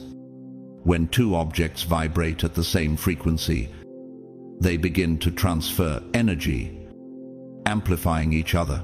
God is silencing the wrong frequencies around you so you can begin to vibrate with heaven's resonance. The static is clearing. The divine signal is aligning. You are being tuned, not abandoned. The Bible is clear. Be still and know that I am God. Psalm 46:10. But stillness isn't just about stopping, it's about surrendering your grip on false control. It's an invitation to let the divine architect of time redraw your blueprints, because what you were about to build, relationships, career choices, conversations, even prayers, was rooted in emotion, not revelation. And God loves you too much to let temporary emotion write permanent chapters. This rerouting isn't new. In Acts 16, Paul wanted to preach in Asia, but the Holy Spirit kept them from entering. It wasn't logical, and to many it likely seemed like disobedience. But what appeared to be a delay was divine design, because that detour led him straight to Macedonia, where revival would explode. The pause paved the path for purpose. At this moment, God is taking the pen from your hand, not to insult your intelligence, but to elevate your insight. You were about to make a decision based on the limited view of the present, but He's responding to the unseen structure of eternity. That's why your mind feels hazy, and your emotions feel suspended. What if this mental fog is not confusion but protection? What if clarity is being temporarily removed so that faith can take over? What if the delay is the doorway? This reality is echoed beautifully in the story of Domenico Lucano, the former mayor of Riace, a small town in Italy, known globally for revitalizing his dying village by welcoming refugees. Lucano faced immense backlash, legal resistance, and even exile. For a period, he was removed from his post, silenced and politically frozen. But during that pause, global eyes turned to his work. International policies shifted, and his influence expanded far beyond Riace. He once said, "In silence, the world starts to hear things it previously ignored. The same is true in your life, in silence. Heaven shifts things the noise would have drowned. So if you're feeling emotionally unplugged or spiritually out of sync, don't rush to reconnect with the wrong currents. You're in the sacred vestibule between what was and what is being birthed. And it's in this divine, quiet room that the deepest reconfigurations are made. Heaven is drafting blueprints that your logic couldn't comprehend. But soon, what once felt like a shutdown will become an undeniable strategy. Remember this truth from Romans 8:28. And we know that in all things God works for the good of those who love him, who have been called according to his purpose. Even in delay, even in disconnection, even in divine override. Have you been feeling like you're fading in your own life? Disconnected, distant, like your soul is watching from behind glass while your body moves on autopilot? That sensation isn't burnout. It's not just stress. It's not even depression in the way the world defines it. It's divine sedation. Heaven has placed you under a supernatural hush because you were standing too close to a spiritual explosion. You're not asleep. You've been spiritually anesthetized by God so you wouldn't make a decision in your own strength that could derail everything he's preparing for you. Salm 121, 3-4 declares, He who watches over you will not slumber. He will neither slumber nor sleep. And because he doesn't sleep sometimes, he makes you rest. Not as punishment, but as preemptive protection. You're being kept from making emotional decisions while standing in spiritual crossfire. You are being disconnected from people, places, and patterns, not because you're not needed, but because you're too valuable to be contaminated. The enemy is counting on your exhaustion to blur your judgment. So God, in his infinite mercy, is pressing pause on your energy, your appetite, and even your ambition, not to stop you, but to slow you down just long enough to save your future. Think of it like what King David experienced in 1 Samuel 24. Saul was hunting him with violent intent. Yet when David had the perfect chance to strike back, he felt restrained. A strange stillness settled over him. He said, I will not stretch out my hand against my Lord, for he is the Lord's anointed. What seemed like passivity was actually divine clarity. David didn't act from impulse. He waited for instruction. That restraint didn't delay his destiny. It protected it. What if your exhaustion is your anointing in disguise? What if your numbness is God's way of handcuffing your impulses so you don't act prematurely? This is the quiet before the warfare. The sacred moment when soldiers are not in action, but in observation. In military strategy, it's called a tactical withdrawal, not surrender, but repositioning.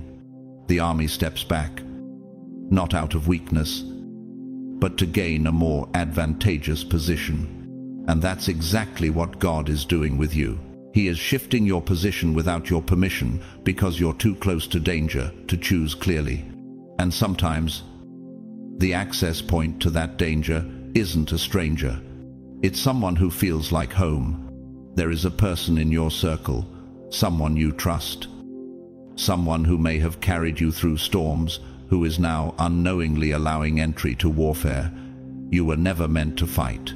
They may not even realize they've become a spiritual liability, but their wounds, their conversations, or their decisions have opened a door, and God, in his mercy, is sealing it before it opens all the way. You may never get an explanation. You may never see the full betrayal, but your instincts already know something feels off. That subtle ache in your spirit, that pause before you reply to their text, that delay before saying yes to another request, that's not pettiness. It's protection. You're discerning something in the spiritual frequency that logic can't yet decode. And to reinforce this truth, We need only look at the story of Julian Assange, the founder of WikiLeaks. Once seen by many as a revolutionary advocate for transparency, his unchecked release of classified documents became a double-edged sword. In his pursuit of truth, he exposed vulnerabilities not just of governments, but also of those who trusted him. What began as revelation became devastation, leading to years of exile, psychological breakdown, and spiritual isolation. The consequence? An open door with no guardrail. Let that be your warning. Not everyone close to you has the capacity to shield what you're carrying. Some were supposed to walk with you in one season, but now serve as portals to chaos in the next. So God is stepping in, not with thunder, but with silence. Not with force, but with fatigue. He's closing doors before you even notice they're cracking open. He's removing options before they present themselves. And he's draining your natural energy so that you have no choice but to lean into supernatural discernment. Could it be that your current weakness is heaven's way of making you untouchable? Romans 8:26 says, "In the same way, the Spirit helps us in our weakness. We do not know what we ought to pray for, but the Spirit Himself intercedes for us." That's what's happening now. God isn't waiting on your clarity. He's acting on your behalf. You're not being ignored. You're being insulated. You may not realize it right now, but God is actively sealing doors you were never meant to walk through. That person who once seemed like a safe place, comforting, encouraging, maybe even divinely sent, is now starting to feel distant. Conversations feel off. Texts go unanswered. Energy feels strange. This isn't random. This is spiritual surgery.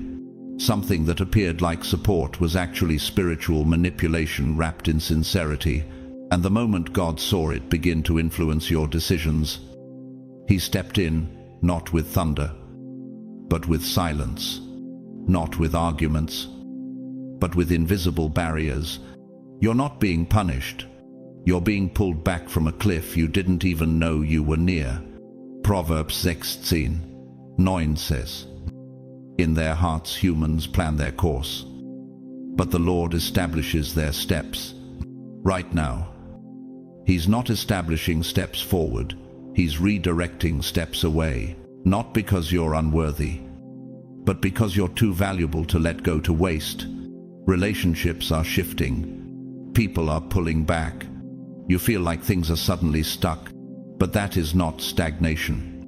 That is supernatural rerouting. A divine restraint pulling you out of a snare that felt safe but was setting you up for sabotage.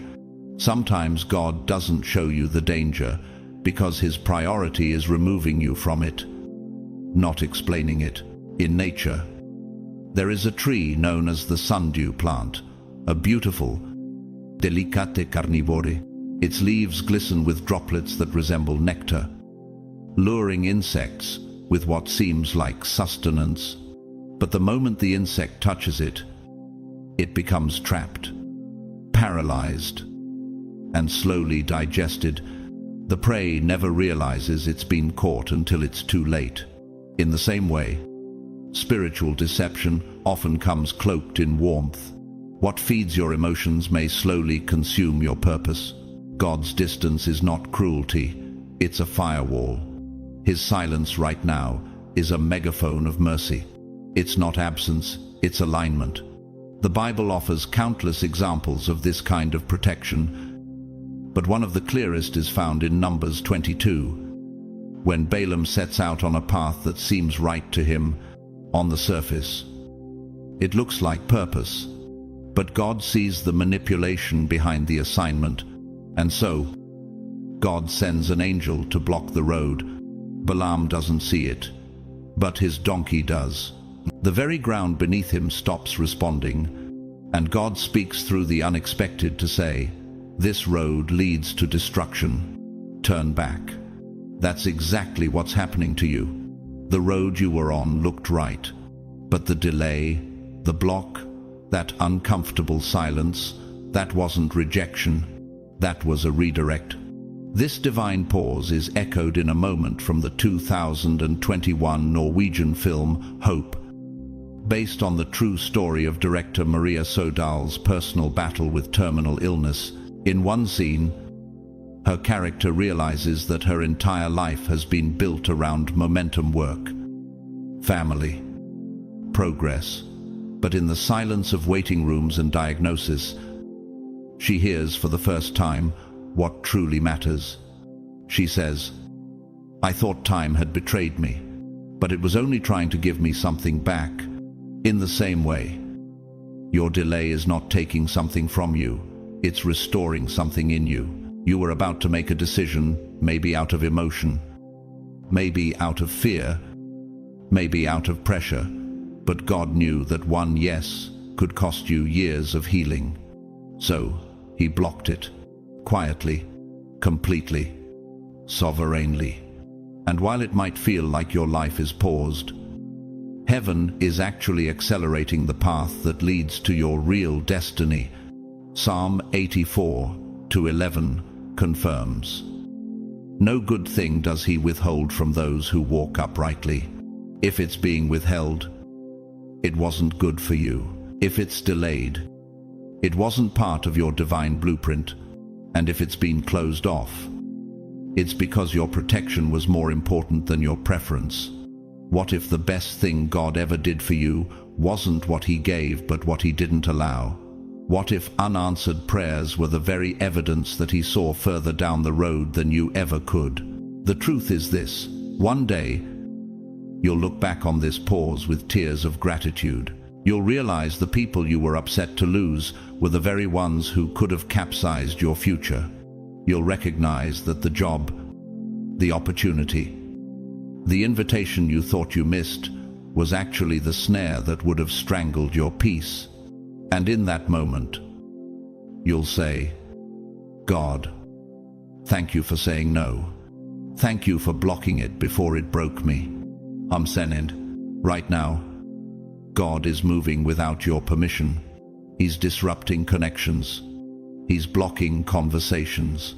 He's silencing voices you once leaned on. But he's not doing this to wound you. He's doing it to preserve you. This isn't just a delay. This is divine decoy. He's hiding you from traps you didn't see, detouring you from heartbreaks you didn't sense, and disconnecting you from people you thought were essential, so he can align you with those who are eternal. Chosen one. Trust the pause. Obey the redirection. And when you walk again, you'll be walking in the freedom of knowing that what God blocked was never meant to be yours. Chosen one. This season you're walking through isn't just a pause, it's a divine recalibration. It may feel like you've been placed in spiritual quarantine.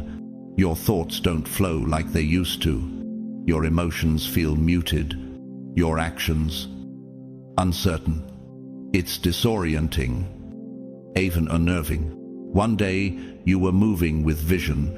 Now it's like the GPS of your spirit has lost signal.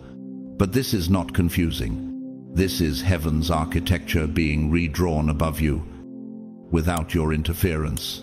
In aeronautical engineering, there's a term called vectoring hold, a maneuver used by air traffic control when multiple aircrafts are converging near the same space. Pilots are ordered to pause in a holding pattern, circling in place. Not because something is wrong, but because timing must be perfect for a safe landing. You, too, are in a divine vectoring hold, not grounded, just delayed for safety. The storm you were about to descend into would have dismantled everything God was building. Could it be that your delay is not about what's in front of you, but what's behind you that must be severed? Ecclesiastes 3-7 reminds us there is a time to keep silence and a time to speak. This is your time to be still, not because you're not called, but because heaven is sharpening your discernment for the battles ahead. The silence you feel is not spiritual abandonment. It's spiritual preparation. Think of it as a reset of your internal compass, a recalibration that only comes in stillness. God has temporarily pulled you out of noise, out of routine, out of predictable rhythms, because something unnatural was trying to embed itself in your flow. The withdrawal isn't a punishment. It's a purification. In biblical terms, this is what happened to Elijah after Mount Carmel. After calling down fire from heaven and defeating the prophets of Baal, he fled into the wilderness, overwhelmed and exhausted. God didn't rebuke him. Instead, heaven placed him in divine stillness, fed him, hid him, and let him rest. And then, in 1 Kings 19:12, God spoke, not in the wind, not in the earthquake, but in a whisper. Elijah's next instructions came not through spectacle, but through silence. Right now, the Spirit is whispering to you. Even if your soul is too quiet to notice, what if the confusion you're feeling is just the sound of God closing spiritual tabs you never knew were open? This isn't a season for movement. It's a season for mastery. Not mastery of outcomes, but mastery of perception. Because what's ahead of you will not be conquered through strength alone. It will require clarity, restraint, and razor-sharp spiritual listening. That's why God has muted the world around you. Not because you're weak, but because you must hear without noise, to navigate without crashing. Your spirit is being extracted from a setup you never saw forming. Conversations that felt normal were laced with subtle sabotage. Environments you considered safe were quietly draining your strength. And just when the enemy thought the trap was set, heaven whispered, "Get them out." To highlight this process, consider the story of Brother Roger of Taizé, a Swiss monk and founder of the Taizé community in France, a beacon of ecumenical peace. Brother Roger often emphasized the power of quietude. During World War II, he housed Jewish refugees in secret, refusing to make noise when stillness would save lives. One of his most powerful quotes was, "In the silence of the heart, God speaks." And for decades, people from across the world came to Taizé, not for preaching, but for silence, for sacred withdrawal. Because in silence, heaven does what volume cannot. Right now, God is giving you wisdom without words, strength without striving, and clarity without noise. When was the last time you let God speak without rushing to interpret him? The storm is coming, but it is not your storm to absorb. That's why he's pulling you back. Retreat is not retreat when heaven orders it. It's a tactical withdrawal for spiritual dominance. Just like in professional sports, a coach may pull the star player out for a quarter, not because they're failing, but because they're being saved for the moment that matters most. This, right now, is your sideline season, and what feels like delay is actually strategy. Psalm 91:1 says, "He who dwells in the secret place of the Most High shall abide under the shadow of the Almighty." The secret place isn't noisy. It's not on stage. It's hidden, covered, intimate, protected. Have you considered that this season of silence may be God's answer to prayers you forgot you prayed? You're not falling behind. You're being pulled ahead in silence. Chosen one, don't resist the stillness. Don't fight the fog. Don't panic in the pause. Heaven is redrawing your battlefield. You are not being abandoned. You are being hidden. You are not being dismissed. You are being deployed on a higher frequency, a more refined mission. Trust the architect of time. He doesn't build without purpose. And what he's building in you right now will not just withstand the coming storm, it will lead others through it. When you emerge, You will not just survive. You will command the atmosphere around you because you allowed God to silence everything in you that was loud but not true. Chosen one. What you are sensing right now is not paranoia. It is prophetic. That unease in your spirit, that subtle tension in your relationships, that feeling that something is just off, those are spiritual alarms. Heaven sees what your human eyes cannot. There is a demonic scheme that has been quietly unfolding behind your back, strategically orchestrated with false allies, toxic entanglements, and disguised distractions. But before the enemy can spring the trap, God is pulling you out. John 10:10 warns us. The thief comes only to steal and kill and destroy. I have come that they may have life, and have it to the full. Right now, the thief has planted actors in your circle, baited you with counterfeit opportunities, and camouflaged compromise as divine connection. But God's mercy is dismantling what hell tried to disguise as help. It's not a coincidence that certain people have started distancing themselves. It's not random that doors you were praying for have suddenly slammed shut. You're not being punished, you're being protected. What looked like rejection was actually redirection. What felt like betrayal was heaven's mercy disguised as loss. What if what you're losing is the very thing that was leaking your anointing? What if that divine connection was actually draining your clarity and pulling you off course? The Bible says in Psalm 34:7, "The angel of the Lord encamps around those who fear him, and he delivers them." Deliverance doesn't always look like fire falling from heaven. Sometimes it looks like a slow disconnection, like the quiet retreat of relationships, like open doors becoming sealed, like plans being mysteriously blocked. And while it might feel painful, understand this: extraction always comes before elevation. To help anchor this, let's consider a powerful real-life figure, Pope Benedict XVI, a theologian and former leader of the Catholic Church. In 2013, he became the first pope in nearly 600 years to resign voluntarily. Many were shocked. Why would a man of such stature walk away from the highest seat in Christendom? But in a rare moment of transparent obedience, he said, "My strengths, due to an advanced age, are no longer suited to an adequate exercise of the Petrine ministry." What the world saw as retreat was actually prophetic surrender. He stepped away, not in weakness, but in wisdom, refusing to cling to power when the Spirit was calling him to exit. That same wisdom is moving in your life. God is pulling you away before position becomes poison.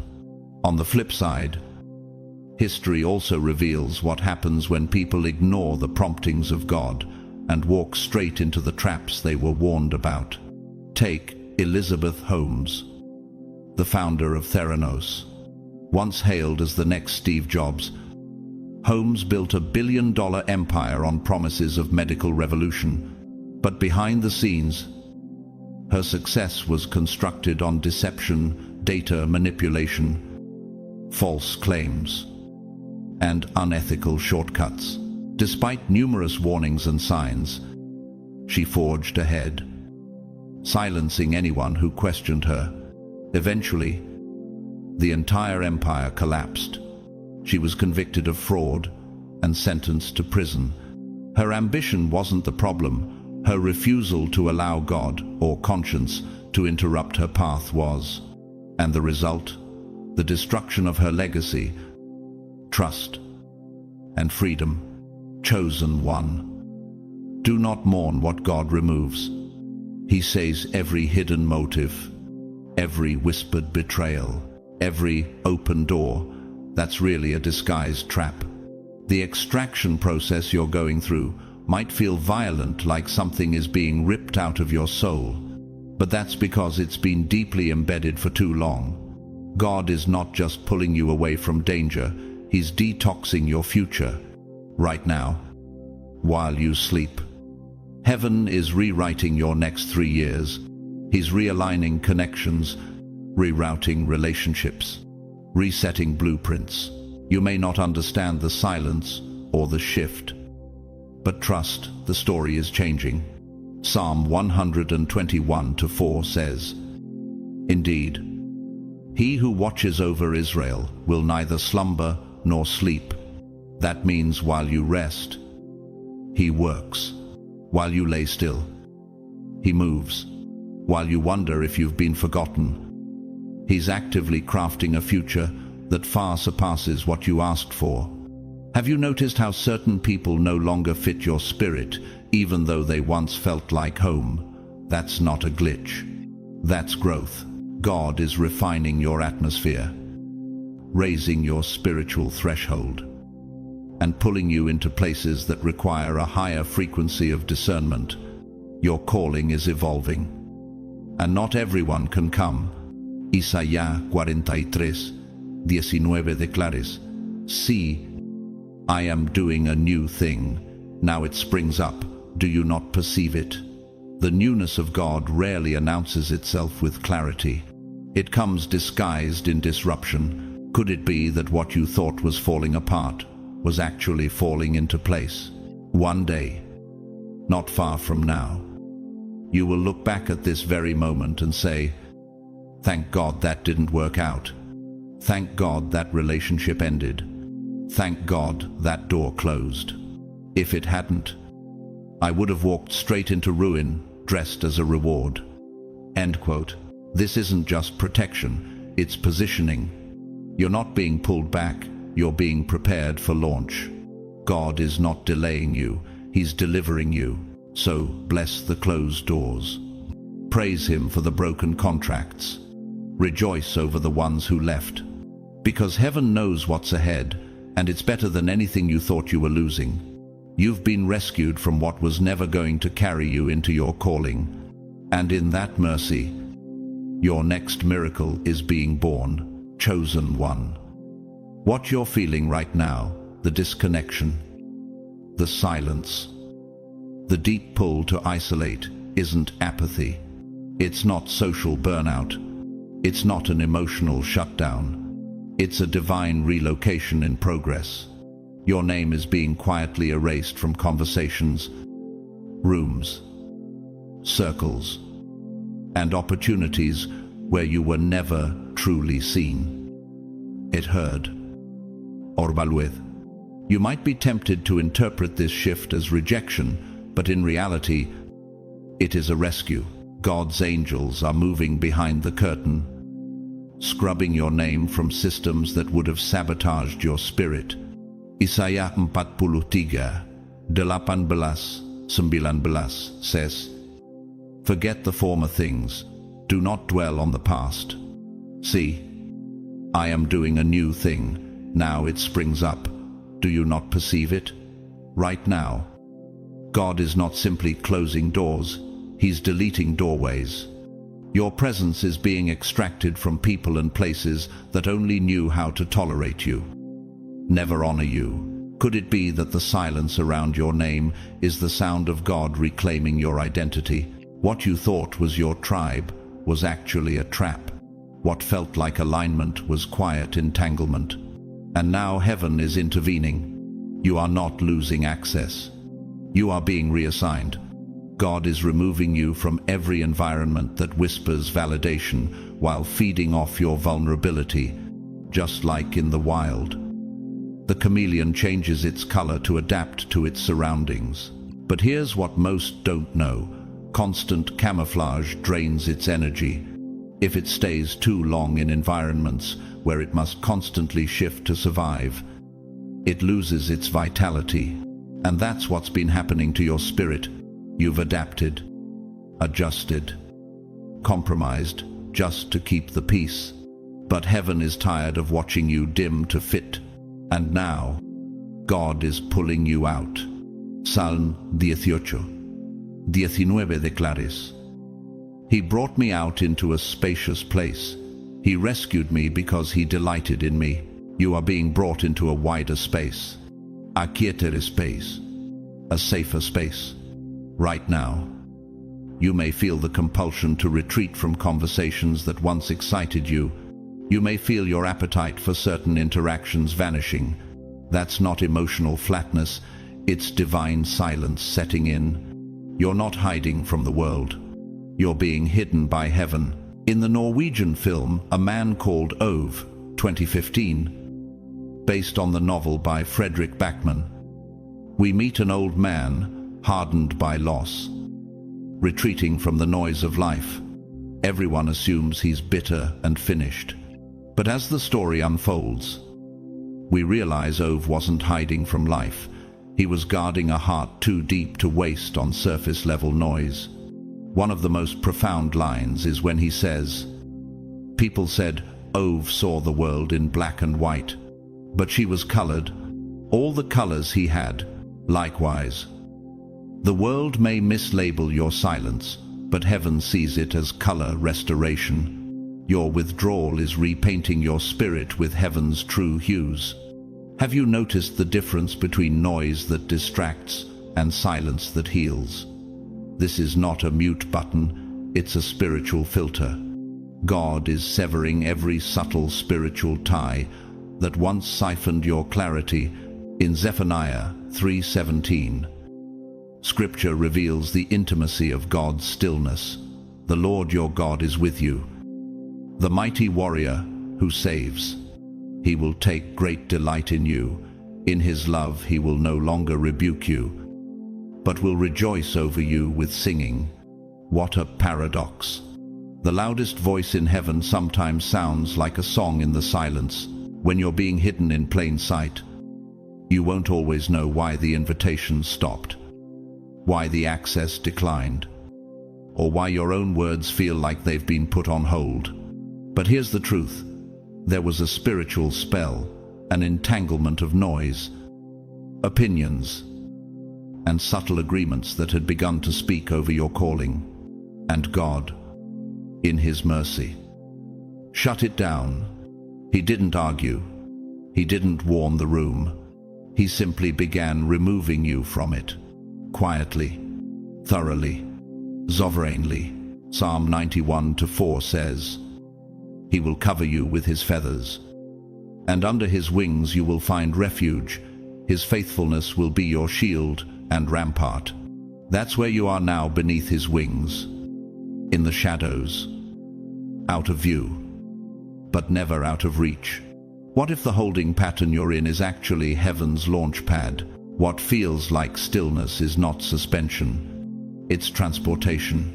God is moving you spiritually from one realm of influence to another, not in a way others can see, not yet, but the shift has begun, and soon you'll emerge into rooms designed to match your next level of anointing, not your last level of tolerance. You're not being forgotten. You're being refined. You're not being cancelled. You're being consecrated. You're not being overlooked. You're being overhauled by the hand of God himself. So, embrace the silence. Accept the erasure. Trust the disconnection, because when heaven hides you, it's always to reveal you in a greater place, with deeper authority and clearer vision. You are being relocated without movement, repositioned without applause. But soon, very soon, you'll understand why it had to happen this way. The stillness you're experiencing right now isn't passive. It's not a gap. It's not dead space. It's a divine escape tunnel being carved beneath your feet. What feels like a pause is actually an intricate, multi-dimensional, rerouting one that's beyond what your current understanding can perceive. Isaiah 30:21 says, "Whether you turn to the right or to the left, your ears will hear a voice behind you, saying, 'This is the way, walk in it.'" That still, the guiding voice is active, even when all else seems silent. In the natural world, we often equate stillness with inactivity, but in the spiritual infrastructure of heaven, stillness is what happens when God is moving everything behind the scenes. You are being repositioned, reassigned, and spiritually relocated while your body is still. It may feel like your life is in neutral, but your purpose is being re-engineered. Could it be that what feels like disorientation is actually divine design being rebuilt under pressure? In the language of structural engineering, there's a principle known as load redistribution. When a building's weight shifts due to weather, age, or design updates, engineers recalibrate the load paths to prevent collapse. That's what's happening in your life right now. God is redistributing your spiritual weight, realigning the beams of your purpose, and anchoring you into new ground that can handle the glory you're about to carry. This spiritual restructuring is not optional, it's essential. The version of you that was aligned with the last season cannot carry the blueprint of the next. And so, heaven is pulling you into a divine construction zone where only spiritual architects are allowed. Friends might not understand. Family might feel you're distant, but you're not drifting. You're being drafted into something higher. In the book of Acts, we see a similar divine overhaul in Saul's transformation into Paul. One moment he's persecuting believers. The next he's struck blind on the road to Damascus. During that blindness, God reassigns everything: his identity, his mission, his direction. And when Saul's eyes open, he doesn't just see the world differently, he is different. That's the type of internal shift happening in you now. Not cosmetic, foundational. You might feel like you've been taken out of action, like you've lost momentum. But this isn't downtime, it's recalibration time. You're not being sidelined. You're being spiritually recalibrated to handle new frequencies of power and precision. Ephesians 2:10 reminds us, "For we are God's workmanship, created in Christ Jesus to do good works, which God prepared in advance for us to do." That means the path ahead is already in motion. You're simply being positioned to meet it without breaking under it. Relationships are shifting. Environments feel unfamiliar. Conversations that used to energize you now feel draining. That's not rejection. It's a resonance correction. God is tuning the environment around you to match the new assignment He's awakening within you. And you're not the only one who's experienced this kind of divine stillness that precedes breakthrough. Francesca Gino, a behavioral scientist and former professor at Harvard Business School, once led extensive studies on intuition and silence in high-stakes decision-making. In one of her most quoted insights, she said, "Silence is not empty. It is a rich source of data waiting to be interpreted."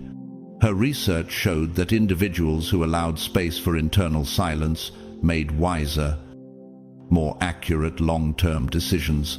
In spiritual terms, God is placing you in a moment where wisdom is being imparted in silence. You are gathering what words could not teach. What if your stillness is where the next level of strategy is being conceived? What if your current losses are actually divine edits? You're not where you were, but you're not yet where you're going. And that's exactly where the most sacred construction happens, like a cathedral suspended between scaffolding and stained glass. Your spirit is being reshaped in silence, not chaos. In Romans 8:18, Paul reminds us, "I consider that our present sufferings are not worth comparing with the glory that will be revealed in us." This suffering, the discomfort, the distance, the disorientation is the scaffolding of something glorious. And when the fog lifts, when the spiritual veil lifts from your eyes, you won't just move differently, you'll carry weight differently. You'll speak with authority that didn't come from study, but from surrender. Could the quiet season you're in be the only atmosphere strong enough to birth the version of you heaven requires next? Soon, you'll look up and realize the old rooms don't fit, the old alliances feel foreign, and the new opportunities flowing toward you aren't random, they're your new frequency, responding to divine architecture. Don't mourn the silence. Don't resist the stillness. You are being rebuilt from the inside out, beam by beam, instruction by instruction, layer by layer. The conversations that ended, they were scaffolding. The relationships that shifted, that was structural stress being relieved. The opportunities that vanished, that was divine fireproofing. You are not being left behind. You are being lifted up. You are not empty, you are evolving. The silence around you is heaven's drafting room, sketching the blueprint for your next dimension. When you wake up, you'll step into a reality that finally matches the size of your calling, and you'll thank God for the silence that saved you. Don't confuse this silence for stagnation. What may seem like a pause in your life is actually a prophetic pull, a divine drawing away from noise and into sacred precision. You're not inactive. You're being aligned. Proverbs 3:5-6 reminds us, "Trust in the Lord with all your heart, and lean not on your own understanding. In all your ways submit to Him, and He will make your paths straight." Your path is being rerouted right now, not because you're lost, but because God has seen what you cannot. You might feel like your hands are tied, that nothing is progressing, that your prayers are suspended mid-air. But spiritually, something seismic is happening. You are being pulled out of distractions, drawn away from spiritual contamination, and positioned with surgical precision into the center of God's will. What if the silence you're enduring is not God withholding, but God building? He is constructing something eternal in the invisible. While you wrestle with stillness, He's rewriting your coordinates. This is a divine recalibration. In the Bible, Joseph endured years of silence, slavery, and false accusation.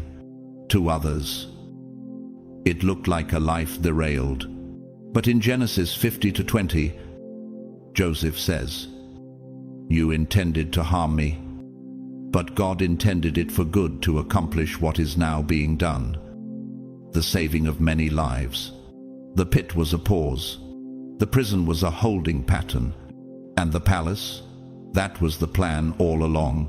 Right now, you may feel like you're standing in front of a door. You can't close, too familiar to leave, but too toxic to stay.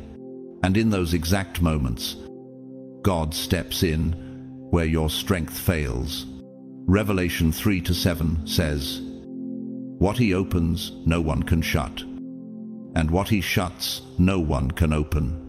Divine closures may look abrupt, but they are always anchored in mercy. God closes what you're too scared to walk away from. Have you ever wondered if the very door you're clinging to is the thing keeping you from peace? When God shuts a door, it's not rejection, it's protection. He knows the traps behind it, the confusion woven into it, the delay disguised in its opportunity. He's not just closing doors, He's reauthoring your timeline. That's not poetic exaggeration. That's a divine fact. Angela Arendt, the former SVP of Apple Retail and former CEO of Burberry, in a candid interview, she shared how leaving Burberry, her dream role, was one of the hardest decisions of her life. She said, "You can't let fear own you. At some point, faith has to outweigh familiarity." That step of obedience opened the door to a global legacy at Apple, where her impact multiplied exponentially. Her surrender to divine redirection didn't shrink her purpose, it expanded it. Contrast this with the story of Lance Armstrong, the cycling icon whose fame was built on a myth. Instead of surrendering when truth approached, he resisted, manipulated, and doubled down. He could have exited with honor, but pride kept the door open too long. The result? Global disgrace. titles stripped, and legacy tainted. His refusal to accept closure led to collapse. Could the thing you're trying to keep open become the very thing that empties your influence? God doesn't shut doors to deprive you. He shuts them to preserve you. Isaiah 22 says, I will place on his shoulder the key to the house of David. What he opens, no one can shut. And what he shuts, no one can open. You don't need to fear what's behind you. Heaven holds the key. You're not being exiled. You're being extracted. You're not being abandoned. You're being advanced. This is not the end. It's the reintroduction. You are not who you were, and you're not where you used to be. And the moment that door shuts with finality, the wind will shift. You'll sense your spirit lighten, your mind clarify, and your purpose sharpen. Psalm 37:23 declares, The steps of a good man are ordered by the Lord, and he delighteth in his way. He's not just ordering your steps, he's also ordering your stops. This stillness, it's not punishment. It's a prophecy. That closed door, it's not a denial. It's divine defense. The people who left, that wasn't abandonment. It was an alignment. So stop asking God to reopen what he shut to save you. Don't mourn over doors that can't contain your next dimension. You're not being paused, you're being propelled. Chosen one. When heaven says, no more, it's because something greater is coming next. And when the door closes, your future finally opens, even if this season feels uncomfortable, unpredictable, or strangely quiet. Trust that it's working for your good. You may not understand the reasons behind the silence now, but one day you'll look back and realize those closed doors weren't curses, they were coverings. God didn't just shut off access, he redirected influence. What looked like endings were actually divine edits. Revelation 3:8 speaks directly to this moment. See, I have placed before you an open door that no one can shut. Right now, that door is being prepared, not by your effort, not by your manipulation, but by divine orchestration. We live in a world that glorifies hustle. We're conditioned to believe we must chase every opportunity, initiate every conversation, and force open every door. But what if the next chapter of your destiny doesn't require pursuit but positioning? Could it be that you're already standing in the space where God is about to deliver the connection you never expected? There's a connection being made on your behalf, one that will shift the trajectory of your life. And it's happening without you lifting a single finger while you rest. Heaven is stitching together a thread of encounters, ideas, and divine timings that you couldn't orchestrate, even if you tried. Ecclesiastes 3:11 reminds us, He has made everything beautiful in its time. Your time is approaching, and when it arrives, you won't have to strive, you'll simply have to step in. In nature, we see this divine principle mirrored in the Selenicerius grandiflorus, also called the Queen of the Night cactus. It waits all year, dormant and unnoticed, only to bloom once for a single night. But when it does, the bloom is so fragrant, so luminous, that it draws pollinators from miles away. No striving, no schedule, just perfect divine timing. What if you're in the final moments before your own midnight bloom? You may feel forgotten, unseen, uncelebrated. But the stillness isn't emptiness, it's expectation.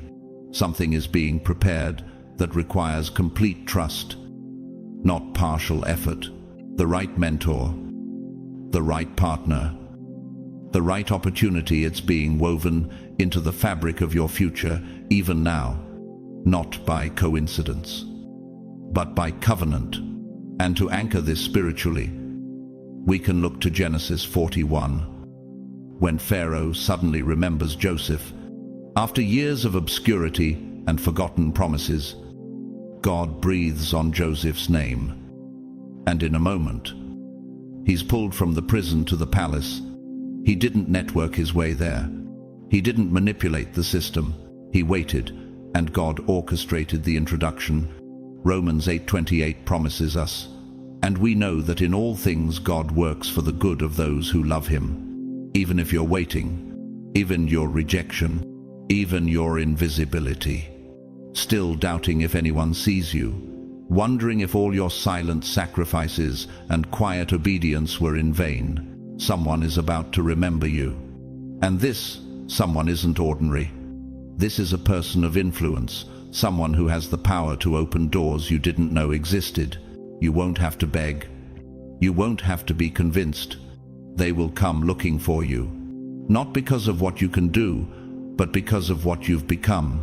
This very mystery is captured beautifully in the 2018 Danish Christian drama, That Time of Year, Den Tid på Året, where amidst family chaos and broken traditions, one character realizes the most sacred moments are the ones we never plan for, only the ones we are ready to receive. What's coming wasn't on your vision board, but heaven wrote it into your destiny before you were born. Could the delay be a design? Could the silence be a strategy?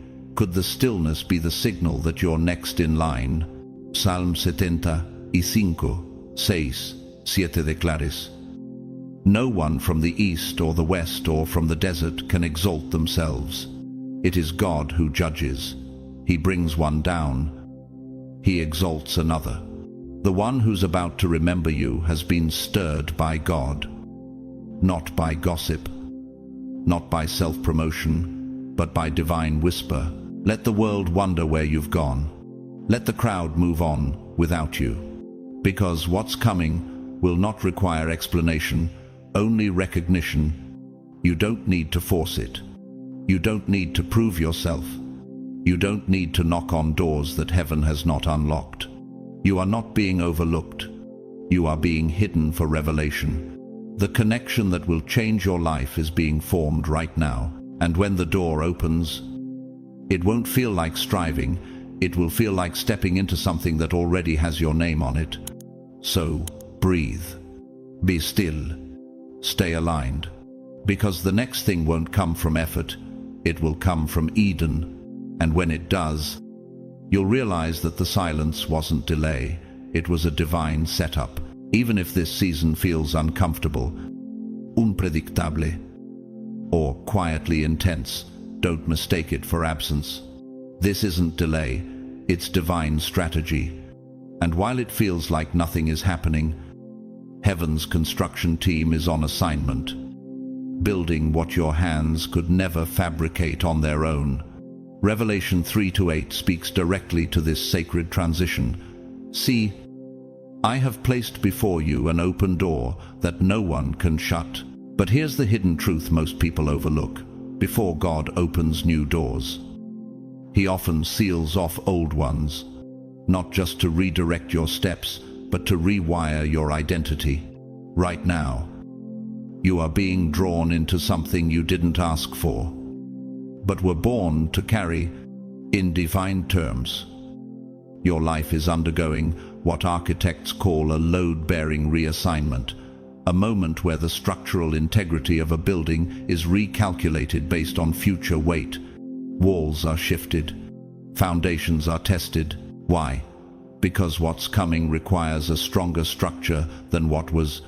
You are not just being held in place, you are being reinforced for elevation. This isn't just about one moment of favor, it's about sustained divine momentum. And momentum begins in stillness, in physics. Momentum is mass times velocity, but in the spirit, momentum is surrender, multiplied by alignment. And you're being aligned right now in silence, strategically, lovingly, intentionally. What if your silence isn't a lack of progress, but the tension in the air before a vault opens? Ecclesiastes 3, 11 reminds us, He has made everything beautiful in its time. The season of divine beauty is never rushed. It is engineered, and right now, while you rest, God is engineering encounters you couldn't even request because you didn't know they existed. There's a spiritual blueprint being unrolled in heaven with your name on it. A connection is being drawn in ink, invisible to the human eye, but fully visible in the spirit. And you won't have to orchestrate it. You'll simply have to step into it when heaven says, now. You may feel like opportunities are drying up, or that your name has been forgotten in rooms where you once thrived. But just like the synapse firing of a dormant neural pathway, God is activating long-forgotten connections, paths you didn't know were still alive. Let's go deeper. Genesis 41 shows us what happens when divine memory is triggered. Joseph didn't climb the ladder of success. God triggered remembrance in Pharaoh's cupbearer. One mention, one moment, one divine spark, and Joseph went from prison to palace in a single day. Why? Because when heaven breathes on your name, nothing can stop what's next. Psalm 75:6-7 affirms this truth. No one from the east or the west or from the desert can exalt themselves. It is God who judges. He brings one down. He exalts another. Still wondering if your work has gone unnoticed? Still questioning if your quiet obedience has been in vain? Then let this remind you, someone is about to remember you. And it won't be someone ordinary. It will be someone with kingdom weight, someone God has placed in a position of access, decision-making, and legacy building. They will open a door you weren't supposed to force. They will come looking for you. Not because you fought to be seen, but because heaven illuminated your name in their spirit.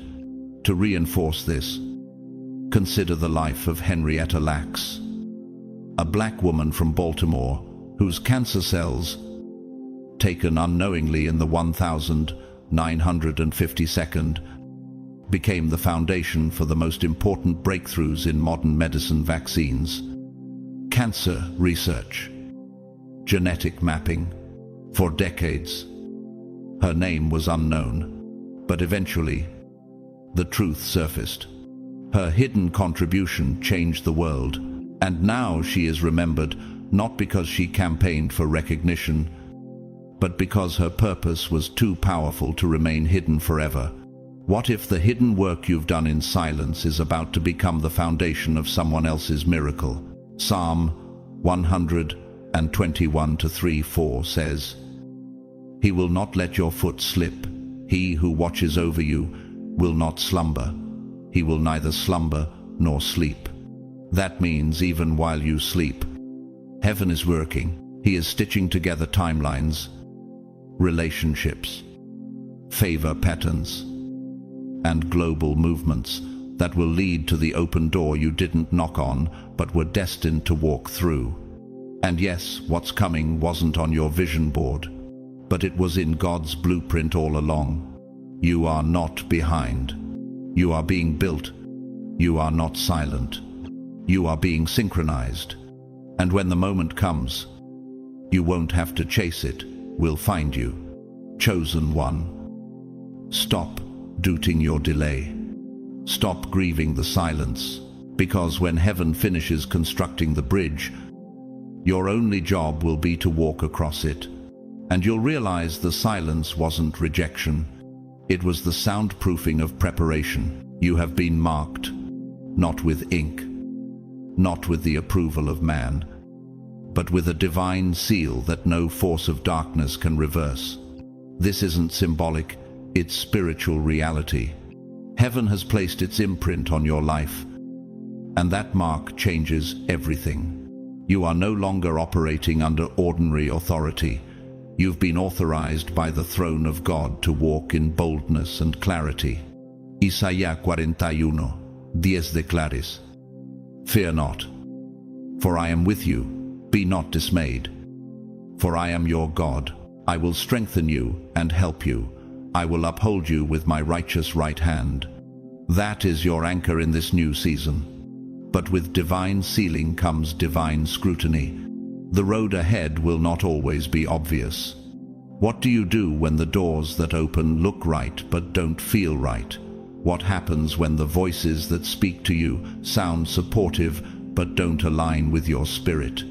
This is where discernment becomes your lifeline, not surface-level discernment, but the kind that's forged in fire, the kind that sees beneath smiles, reads beyond words, and knows instinctively what aligns with heaven. You're being trained right now to separate gold from glitter, truth from performance, assignment from distraction.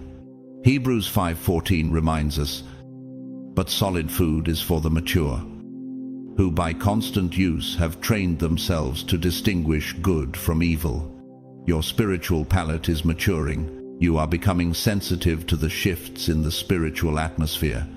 It won't matter how eloquently someone speaks if it's not of God. You'll feel the distortion. In this season, the enemy will attempt to disguise traps as treasures. That's why discernment isn't optional, it's survival. One false alignment could derail destiny. One wrong yes could delay your divine launch. Why is God making you feel uneasy in places you once thrived? Why do you suddenly sense misalignment where you once felt peace? Could it be that the grace has lifted because your purpose has shifted, even in Scripture? We see this truth reflected in Paul's journey. In Acts 16, Paul was forbidden by the Holy Spirit to preach in Asia, not because it was wrong, but because it wasn't God's will for that moment. You may be walking away from good things, not because they're evil, but because they're no longer aligned. Let's not ignore this truth. There are also people the enemy has sent. Not all who cheer for you are pure in heart. Take Diotrephes from 3 John 1-9-10. Though in leadership, he rejected apostolic authority and slandered John, manipulating spiritual authority for self-promotion. His end was exposure and disgrace. That's the end of false alignments. But your story is different. Your discernment is being sharpened so that you do not fall into such webs of ego and deception. Meanwhile, God is also stripping away assignments that once looked valuable but were secretly draining your oil. Have you been loyal to things that no longer feed your spirit? Have you kept investing in spaces that don't match the weight of your anointing? You're not losing influence, you're being repositioned to multiply it. John 15:2 says, "Every branch that bears fruit, he prunes, that it may bear more fruit." Pruning is not punishment, it's preparation. Even in your personal story, you might relate to what entrepreneur and speaker Chris Pan once shared. He said, "I spent years building what I thought was my dream, only to realize it was someone else's expectation. As the founder of my intent, he walked away from a powerful corporate career because it no longer aligned with his soul. That moment of disconnection became the catalyst for his true impact." Could your disconnection be the beginning of your real destiny? Don't misread divine disconnection as demotion. You're not being benched. You're being aligned with a higher mission. You're being protected from lesser purposes. You're not being ignored. You're being preserved. God is removing the lesser to make room for the greater. He's not minimizing your purpose, he's maximizing your impact. This is your wake-up call. Stand up, trust the shift, and walk boldly in your spiritual authority. Heaven is calling you forward. There comes a moment in the life of every chosen one when divine separation becomes unavoidable. It is not a rejection, nor a punishment, but rather a sacred redirection. Trust that these partings are not arbitrary, they are prophetic.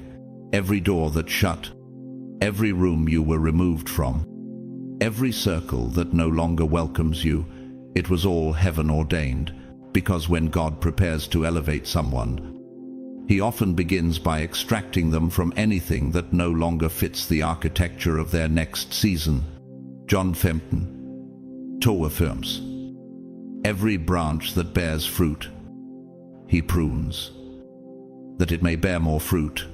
So even fruitful places may be pruned if they no longer align with the fullness of your purpose." Have you noticed how people you once connected with suddenly seem distant, or how opportunities you thought were doors have mysteriously vanished? That's not a coincidence. That's divine construction. The scaffolding of your past is being torn down to make room for the cathedral of your future. When the dust settles and the confusion clears, you'll stand in awe at how intentional God's orchestration was. He didn't just remove you from the small, He preserved you for the great. You were never designed to live beneath your calling. And now, the shaking you're experiencing is making sure you don't. Romans 8:18 reminds us, the sufferings of this present time are not worth comparing with the glory that is to be revealed in us. That glory is being positioned right now in your direction. Peace is often misunderstood in our culture. Many believe it means the absence of sound, of chaos, of noise. But for the spiritually mature, peace is not silence, it's spiritual resonance. It is a soundless symphony vibrating from the core of your being that aligns you with the frequency of heaven. This peace isn't passive, it's active, a force so strong it begins to rewire the atmosphere around you. Philippians 4:7 declares, "And the peace of God, which transcends all understanding, will guard your hearts and your minds in Christ Jesus." That's not poetry, that's spiritual engineering. You'll begin to notice this peace showing up before you even make decisions. It will become your compass, your filter, your armor. It will be louder than your fear, steadier than your doubts, and firmer than every lie whispered into your ears. Can you feel that shift already happening? Have you realized how, even in the midst of chaos, you're no longer panicking? That's not you toughening up. That's you aligning with heaven's rhythm. Even those around you will begin to wonder, why are they so calm in the middle of the storm? Because peace has taken the throne where panic once sat. This isn't just about emotional regulation, it's spiritual transformation. Galatians 5:22 names peace as a fruit of the Spirit, a visible sign that God's fingerprint is upon you. It becomes your calling card, your badge of divine maturity. You are no longer ruled by emotions or circumstances. You've become governed by a covenant. In moments like these, heaven begins to open doors that were previously sealed, realms of revelation, previously hidden from sight, begin to unfold. And this access is not based on merit, it's granted by mercy. Luke 8:10 records Jesus saying, "The knowledge of the secrets of the kingdom of God has been given to you, not because you were perfect, but because you remained faithful when no one was looking." And now, God is widening your spiritual lenses. What once seemed blurry will become crisp. What felt distant will suddenly feel near. This elevation isn't simply a promotion, it's a divine unveiling. Questions you've carried for years will begin to be answered in whispers of wisdom. Scriptures you once read without clarity will now illuminate with layers of meaning. Could it be that what felt like a delay was preparation for access? But access always comes with responsibility. You're not just seeing deeper, you're being asked to walk deeper. With elevation comes weight. With revelation comes reverence. 1 Corinthians 2:10 says, "The Spirit searches all things, even the deep things of God." Now that you've been called into the deep, you must carry yourself accordingly with humility, with caution, and with surrender. God is not just handing you information, He's handing you influence. And what you do with it matters. Will you steward it with pride or with prayer? Will you treat it as a weapon to boast or a tool to build? Your spiritual maturity will be tested not by how much you know, but by how much you trust the one who revealed it. This moment, though heavy, is holy. You are being invited into a level of intimacy that many never experience. God is not just using you, He is trusting you. And when God trusts you with revelation, it means He sees in you a vessel that can carry both power and purity. You are not just stepping into more insight, you are stepping into more responsibility. You are not just seeing more, you are being trusted with more. Stand up, chosen one. This peace you carry, this clarity you've been given, it's evidence that heaven is speaking through you now, and the world will recognize it. Walk in it boldly. And so, if you've made it this far, I want you to know something very few are told. You are not behind, you're being prepared. Everything that felt like silence was God's signal. Everything that looked like delay was divine development. And every moment of peace you fought to protect was God's confirmation that you're walking in alignment with His will.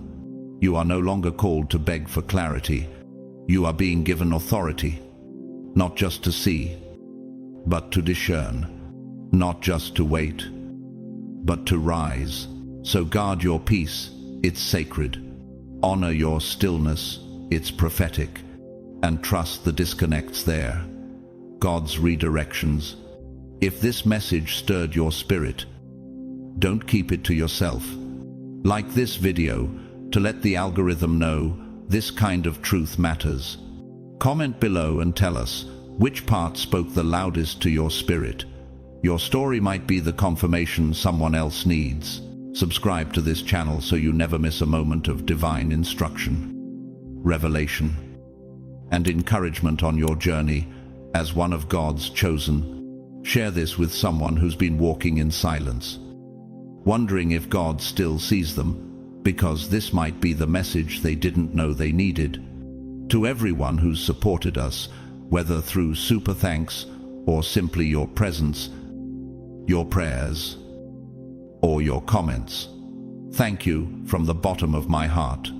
You are not just viewers, you are vessels. You are family. Now go forth in peace. Go forth in clarity.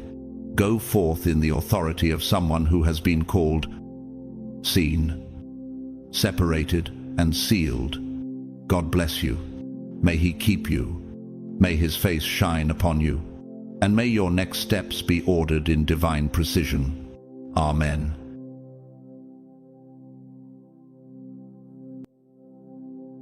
What if I told you you're being watched right now, but not for the reasons you think, not because you're in danger, but because you've become the danger? To darkness, to corruption, to systems that counted on your silence. Heaven just unsealed your file. Earth just caught up. And now both realms are watching closely. You think this is just another video? No. This is a broadcast from the war room, and your name is on the board. They said you were a nobody, but now, high-level agents are studying your movements, angelic forces are protecting your path, and analysts with more clearance than a head of state are trying to figure out how you kept rising when every algorithm predicted your collapse. You weren't just overlooked, you were hidden, classified, until now. Because the divine system just hit release. And your spiritual dossier has gone live in places you've never walked but have already impacted. Ever felt like your prayers echoed louder than your platform? That your tears were recorded in realms beyond this world? You weren't imagining it. You were being documented, archived, and now activated. Drop a 777-inch. The comments, if something inside you already knew this moment was coming. And to every soul who's been sowing into this revelation through super thanks. Your support is more prophetic than you know. Thank you. Buckle up. Chosen one. Because what you're about to hear next isn't a theory. It's evidence, and once you see it, you'll never unsee the truth. They weren't just watching to stop you. They were watching to learn from you. Stay with me. Let's go deeper. God's chosen ones, agents and angels, are watching you because heaven just unlocked your file.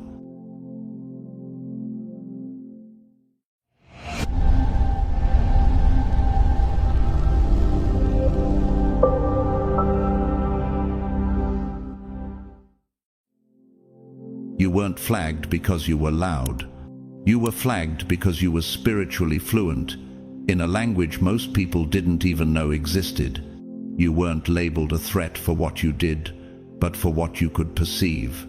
While others blindly trusted the surface, you instinctively leaned into the invisible codes behind behavior, the vibrations beneath the words, the patterns behind the performance, and you didn't need evidence to believe something was off.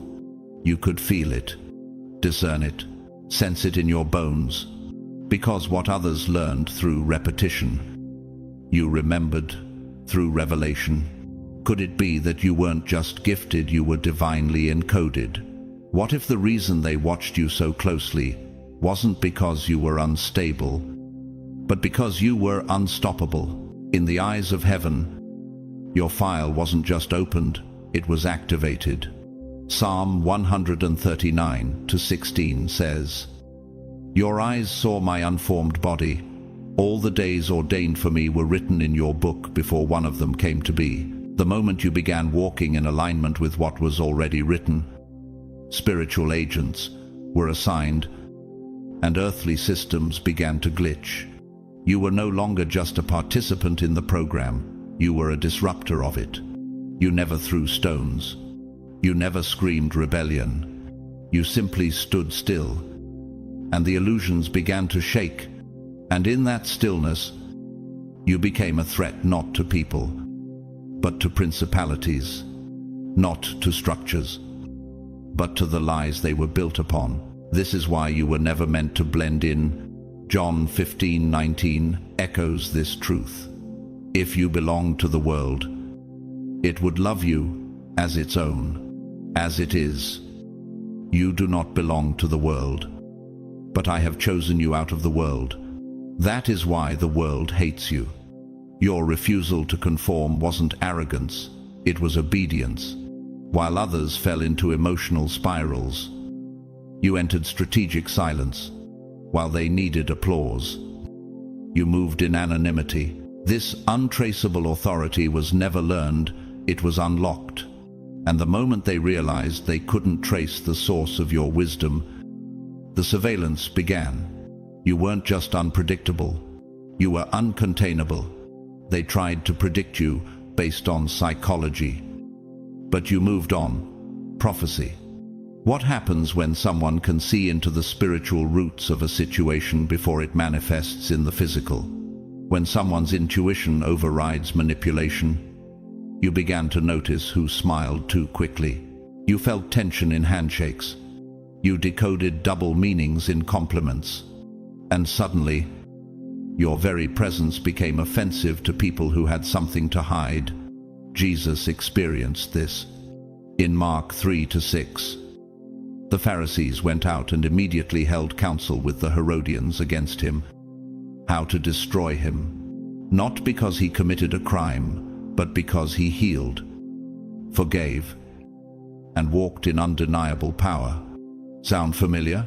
Take, for instance, Klaus Schwab, founder of the World Economic Forum. His speeches on global control through surveillance and economic dominance reveal a blueprint of manipulation disguised as unity.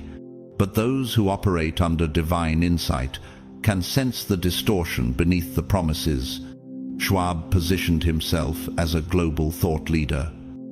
But many now see the long-term consequence: mass distrust and growing resistance from awakened populations across the world. Control backfired, and exposure became inevitable. In contrast, look at Chimamanda Ngozi Adichie, the celebrated Nigerian author and speaker She's known for her clarity, conviction, and courage in confronting systems of gender, race, and power with radical grace. In a recent interview, she said, "The problem with stereotypes is not that they are untrue, but that they are incomplete. They make one story become the only story. Like you." She challenges the default narrative. Her words don't just inform, they awaken. Her calm dismantles ignorance more effectively than rage ever could. And this is your assignment too. You weren't placed in your family, your city, your career path by accident. Angels were watching before people started noticing. Heaven released your coordinates into divine circulation long before algorithms picked up your pattern. And now, as your name begins to echo in rooms you've never entered, the surveillance tightens, not because they know who you are, but because their spirits recognize what you carry. Isaiah 61 commands, "Arise, shine, for your light has come, and the glory of the Lord rises upon you." You carry the kind of light that disturbs shadows, not because you're trying to, but because you simply walk in truth. Have you noticed how they never questioned your value until you stopped playing small, when you started setting boundaries, speaking truth, and honoring your spirit? Suddenly, you were too much, too intense, too deep. But what if that wasn't a flaw? It was a sign. Your identity is no longer something that can be hidden or managed. You're no longer an echo. You're the original sound. And now, you don't just see through the system, you've been sent to deconstruct it. This is your time to walk boldly, not in pride, but in purpose, not in rebellion, but in revelation. You were not created to adapt to broken systems. You were sent to override them.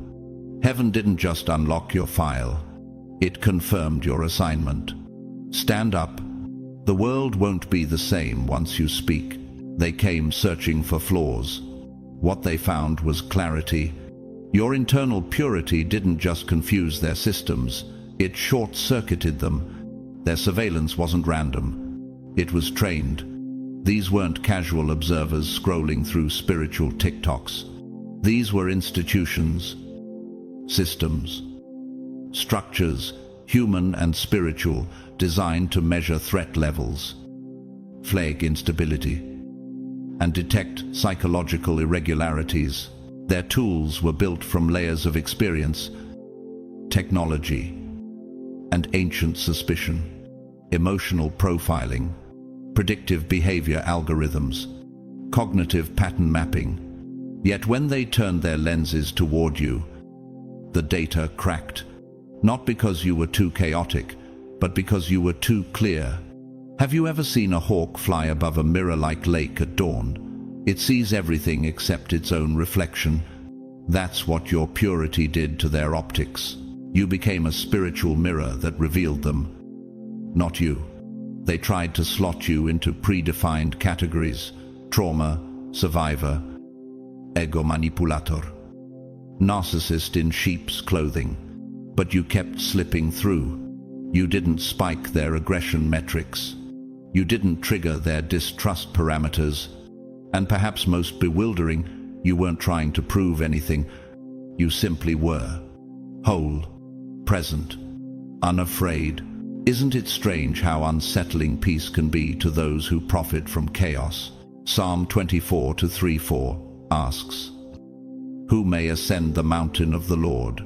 Who may stand in his holy place? The one who has clean hands and a pure heart." What they witnessed wasn't perfection, it was alignment. You weren't hiding bitterness behind kindness. You weren't masking ambition behind humility. What disturbed them was the frequency of someone who had passed through the fire and left their ashes behind. You became like a snowflake falling into a digital system, too intricate, too organic, too unreplicable. They searched for patterns of control, But what they found was a paradox of stillness and strength. What if your silence was not emptiness, but a signal? You didn't just avoid dysfunction. You radiated a kind of sacred wholeness they couldn't map, like an unspoiled coral reef among machine-calibrated ships. You pulsed with beauty, danger, and mystery. Every reading they took contradicted the last. Were you a prophet, a threat, a glitch, or a guide? Hebrews 4:12 gives us a clue. For the word of God is alive and active, sharper than any double-edged sword. It judges the thoughts and attitudes of the heart. What they encountered in you was not personality, it was presence. At first, they assumed you were manipulating the system, faking normal. But then they watched and waited, and nothing fell apart. No cracks, no slip-ups, no hidden agenda slowly seeping through. The longer they observed, the more nervous they became. Because when someone is truly aligned with heaven, they cannot be decoded by hell. In the Danish film Ordet, 1955, a man who is considered mentally unstable walks around claiming to be Jesus. Most dismiss him, but in the final scene, he speaks over a dead woman, and she rises. One line stands out from the film: "The dead shall rise when faith becomes flesh." That's what you are now. Faith becomes flesh. Not just belief, but embodiment. So they whispered, first in confusion, then in fear, and finally in awe. This one isn't from here. That wasn't flattery. That was classification. Heaven doesn't send spectators. It sends signs.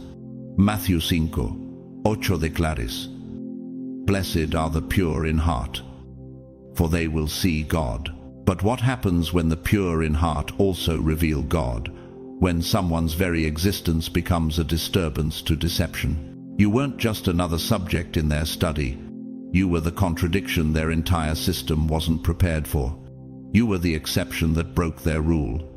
Not because you attacked them, but because you exposed the illusion they had sworn to protect.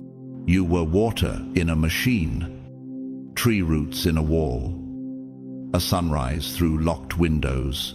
And here's what they feared the most. If one of you exists, how many more are out there? Chosen one. You were not sent to match the metrics. You were sent to break them. You are not a case file. You are a code breaker. You're not performing. You're aligning, not manipulating, manifesting. And what heaven unlocked, no system can shut down. Rise. Be seen. Be still. But never be silent again. They scanned you and saw no threat. No credentials that fit their checklist. No affiliations that echoed influence. No background that intimidated me. In their eyes, you were another silent square on the board. Expendable. Replaçable. Insignificant. But they didn't know what heaven had authored. You weren't placed. You were planted. And roots grow before crowns rise. What if the reason they underestimated you wasn't ignorance, but divine interference? The truth is, systems obsessed with control often misread stillness as weakness. You didn't speak their language of status, name-dropping, or noise. You didn't flash credentials like currency. You didn't beg for access to their rooms, because you were already carrying blueprints for rooms they couldn't imagine. While they played chess to dominate, you moved in frequencies they couldn't calculate. This is what Joseph's brothers failed to understand. In Genesis 37, he was sold as a slave. But in Genesis 41, Pharaoh gave him the signet ring, from the pit to the palace. Not because he connived his way up, but because divine strategy doesn't need man's validation. That's how heaven moves, invisibly, incrementally. And then all at once, they assumed you were functioning on the board. But you weren't playing their game. Your every step was guided by a higher intelligence, a blueprint beyond human grasp. Romans 8:14 reminds us, "For those who are led by the Spirit of God are the children of God." Your movements were not reactionary, they were revelatory. Every pause was calculated. Every decision was tuned to divine frequency. Every refusal to fold was a disruption to their algorithm. They expected you to move one square at a time, cautiously, predictably, like a pawn, but you responded like someone who didn't need the board at all. And each time you acted, it became clearer. You weren't here to survive the system. You were sent to quietly rewire its architecture. Here's where it all began to unravel for them. You didn't crumble under pressure. You didn't panic in obscurity. You didn't flinch when the applause didn't come. Instead, you stood, and in your stillness, you started shifting the air in the room, like a king in chess who doesn't move often, but when he does, the entire game bends around him.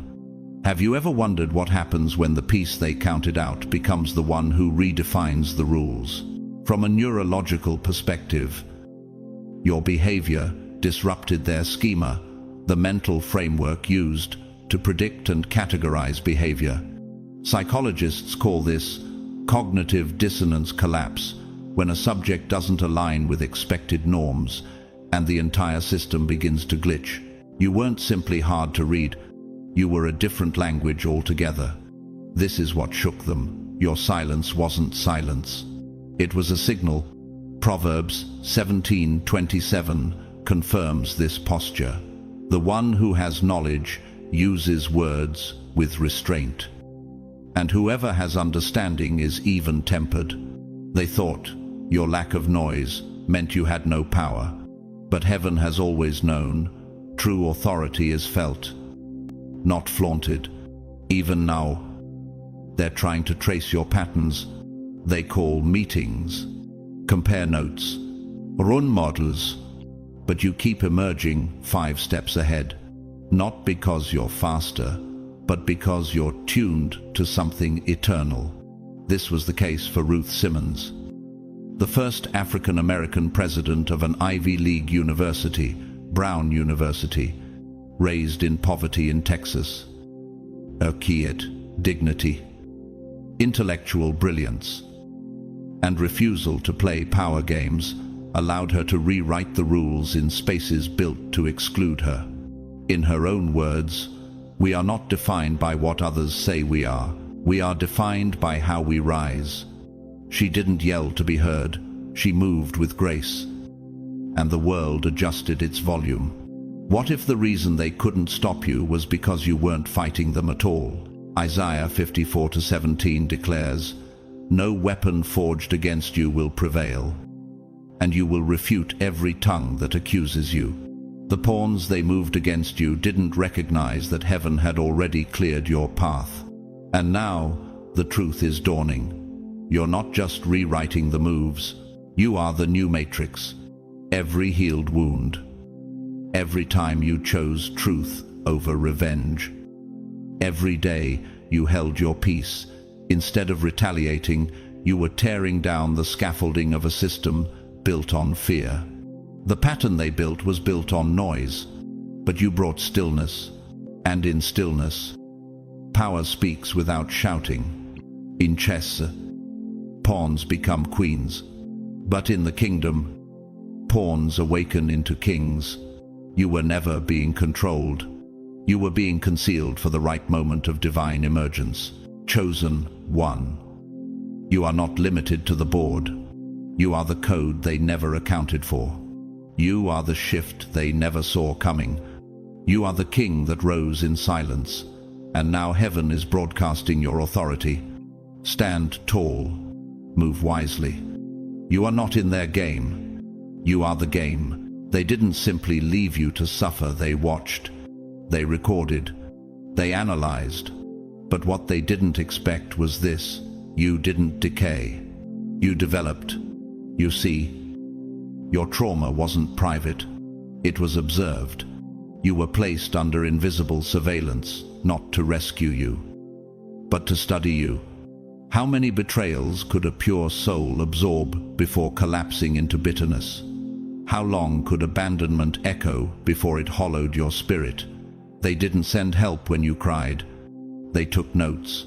They didn't comfort you when you shattered. They collected metrics. Your pain was a research project. Your isolation, a controlled environment. Have you ever asked yourself why some people kept showing up just to watch, never to help? Psalm 56, Astonia Surasis. You keep track of all my sorrows. You have collected all my tears in your bottle. You have recorded each one in your book. While the world tracked your collapse, heaven was recording your resurrection. And what came next was something none of their forecasts accounted for. You didn't fold, you forged. You didn't die in the fire. You learned how to breathe in it. The trauma they assumed would calcify into hatred became a refiner's flame, like gold that resists corrosion. You emerged more brilliant, not more bitter. But how do you explain a soul that keeps glowing after being buried, instead of spiraling? You started studying, not them, but yourself. You stopped asking why they left, and started asking how to rise, how to heal without apology, how to grow without resentment, how to love again without self-erasure. And that subtle pivot wasn't weakness, it was revolution. Isaiah 61:3 speaks of this holy exchange.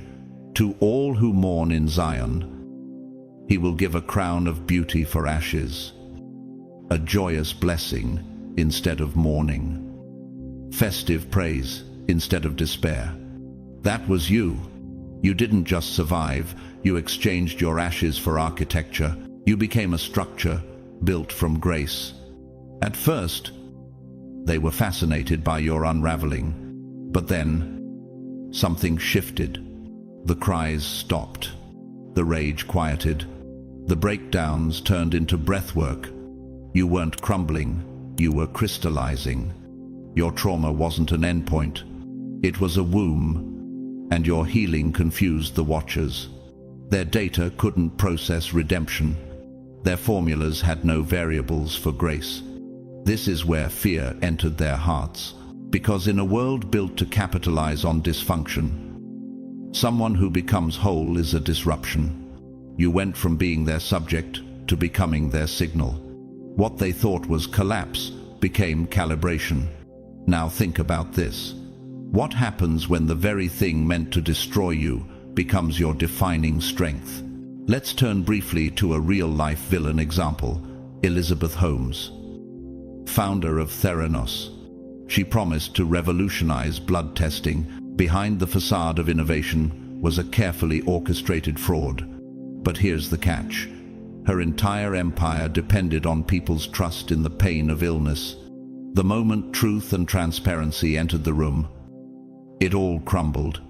Holmes now faces over 11 years in prison. The lesson? Those who exploit the suffering of others eventually fall under the weight of what they built. You, on the other hand, didn't exploit your pain, you excavated it. And what you found beneath the rubble was something sacred. That's why Paulo Coelho, the acclaimed Brazilian author of The Alchemist, once said, "The scars you share become lighthouses for people who are headed to the same rocks you hit." Your recovery became instruction. Your reflection became refuge. People who once overlooked you now listen closely, because your presence no longer reflects pain. It reflects power. In Luke 8:43-48. A woman who had suffered for 12 years touched Jesus' garment. Her healing came not through spectacle, but quiet faith. She didn't demand attention. She reached with desperation. And Jesus said, "Daughter, your faith has healed you. Go in peace." Like her, your recovery wasn't loud, but it was legendary. You are the proof they never prepared for. And now, the shift is complete. They stopped studying your scars, because they began sensing your sovereignty. You aren't just a healed person, you are a healing frequency. The sacredness of your recovery has become undeniable. And in that sacredness, you're no longer just surviving, you're shaping the atmosphere. Chosen one, your healing is not a footnote. It is a divine headline. You were never just the wounded, you were the wonder. You became what they never saw coming, the blueprint for breakthrough. Rise now, not in shame, but in glory, because your restoration is a revolution. And heaven just put the spotlight on your scars. You didn't just survive, you made it through a battlefield, disguised as normal life. What happened to you wasn't unfortunate. It was orchestrated. The hardships weren't accidental, they were engineered. And you weren't just tested, you were targeted. Your life became a silent war zone, scattered with emotional landmines and spiritual snares, psychological warfare, timed betrayals, setups masked as opportunities, gaslighting cloaked as connection. They didn't just hope you'd fail, they predicted it.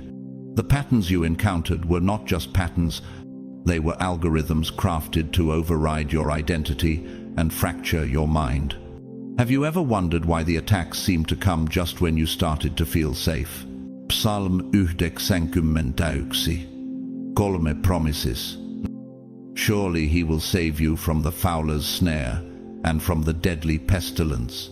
But the enemy didn't send obvious threats. They sent patterns dressed as people. Trauma wrapped in relationships. Despair embedded in delay. They wanted your soul to self-destruct without ever realizing it was being dismantled. Most people wouldn't have made it through half of it. That's the unspoken reality. The triggers you faced were calibrated to your deepest wounds. The silence you endured was long enough to convince most that heaven had forgotten them. The setbacks were sharp enough to pierce through self-esteem, like a needle sliding under the skin, quiet but devastating. But somehow, you kept walking. You didn't sprint. You limped. You crawled. But you didn't collapse. Why? What made you different? What gave you the spiritual stamina to keep breathing through betrayal and keep loving through loss? It wasn't just inner strength. It was divine engineering. Isaiah 43, 2 reminds us, when you walk through the fire, you will not be burned. The flames will not set you ablaze. There's a level of grace that doesn't just rescue, it resists destruction entirely. And that's what was operating in you. You became fireproof in a world designed to ignite pain. Your walk became your weapon. The slow, deliberate motion of someone who refused to die spiritually, who refused to morph into the bitterness the system was baiting you to become. They wanted you to self-cancel, to implode. But you kept choosing to stand. And like the African baobab tree that stores water in its massive trunk to survive droughts, you carried divine reserves within your spirit that no one could see. While others withered in isolation, you tapped into a secret stream. Ezekiel 47:9 says, wherever the river flows, everything will live. They thought the desert would take you out, but you had rivers flowing through your soul. And now they're speechless, because they've run this simulation on thousands. They've watched spirits collapse, implode, become replicas of their worst wounds. But not you. You exposed the blueprint by walking through it. You proved that healing doesn't require the permission of your past. That peace doesn't depend on apologies that never came. That clarity can rise from chaos if God is the architect behind your process. In the 2002 Portuguese language film, O Caminho das Nuvens, The Way of the Clouds, a poor father rides a bicycle with his family over 2,000 miles across Brazil, searching for a better life. Everyone tells him the journey is impossible. But he answers with resolve. God didn't ask me to understand the road. Just walk it. Like him. You walked a path they mocked until your arrival silenced them. And now they're asking, how did you not break? How did your heart stay open? How did your vision remain clear when everything was built to fog it? Because you weren't surviving, you were exposing yourself. They thought they were testing you, but heaven used you to test them. You were a divine anomaly, an unbreakable variable in their predictive system, and the moment you refused to become what hurt you, the system cracked. Romans 8:37 declares. In all these things we are more than conquerors through him who loved us. And now, your story is no longer just one of survival. It's sacred evidence. You didn't just walk through the blueprint. You tore it in half. You are living proof that engineered failure can be rerouted by divine favor. Your presence now is disruption. Your life is a map of breakthroughs. Rise boldly. Chosen one. Because what was meant to erase you has now become the ink that writes your legacy. They monitored you expecting a sequence, a loop, a weakness. They came with graphs, with projections, with timelines. They thought they'd find what they always found: repeatable patterns, measurable behaviors, psychological fault lines. Because in their world, everything eventually folds under pressure. Every soul has a rhythm. Every mind has a breaking point. Every heart has a code that can be cracked, or so they thought. But when they turned their focus toward you, the pattern never emerged. Instead, they encountered a frequency, not a habit, not a trauma loop, not a calculated cycle of cause and effect. What pulsed from you wasn't reactive, it was radiant, and it disrupted everything. John 3:8 captures the mystery they were confronting. The wind blows wherever it pleases. You hear its sound, but you cannot tell where it comes from or where it is going. So it is with everyone born of the Spirit. You moved like that, untethered, unpredictable, intraciable, not because you lacked discipline, but because you were tuned to something outside their grid. Have you ever felt like your very presence shifted the room before you even spoke? They began tracking data, energy spikes, emotional shifts in people around you, patterns in electronics that glitched when you entered a space, and none of it made sense to their analytics. You didn't respond to manipulation the way others did. You didn't collapse under isolation. You didn't retaliate when provoked. But more strangely, you didn't absorb the poison you were exposed to. You transmuted it. Your behavior was quiet, yet it caused ripple effects. Your choices were subtle, yet seismic. They looked for emotional volatility, but found calibrated stillness. They expected wounded reactions, but witnessed strategic restraint. You weren't reacting, you were resonating. Romans 12:2 explains it this way: do not conform to the pattern of this world, but be transformed by the renewing of your mind. You were a walking disruption to their formula. You refused to conform. And that resistance wasn't stubbornness, it was spiritual resonance. What happens when someone doesn't emit fear, ego, or insecurity, but something ancient, precise, and untouchable? That's when their diagnostics started to fail. Their psychological profiling couldn't pin you. Their behavioral models couldn't predict you. Their AI couldn't simulate you. Because your origin wasn't rooted in trauma, it was rooted in truth. You weren't malfunctioning. You were interfering. In quantum physics, there's a phenomenon called constructive interference, where two waves align to amplify each other. But when two opposing frequencies meet, they cause destructive interference, cancelling each other out. That's what happened when you entered rooms wired for manipulation and control. You cancelled out the frequency of chaos. You nullified deception without a word. Now, confusion has crept in, because you weren't just broadcasting confidence. You were broadcasting something sacred, a frequency too coherent, too alive, too full of divine information to be humanly engineered. And this signal wasn't emitted through your words, it was your being. Isaiah 30:21 says, whether you turn to the right or to the left, your ears will hear a voice behind you, saying, "This is the way, walk in it." That voice is the frequency you've been moving in, not a philosophy, a code, a divine instruction set only you could hear, and they could only observe. At first, they thought you were glitching their systems, but now they realize your presence is not a bug. It's a broadcast.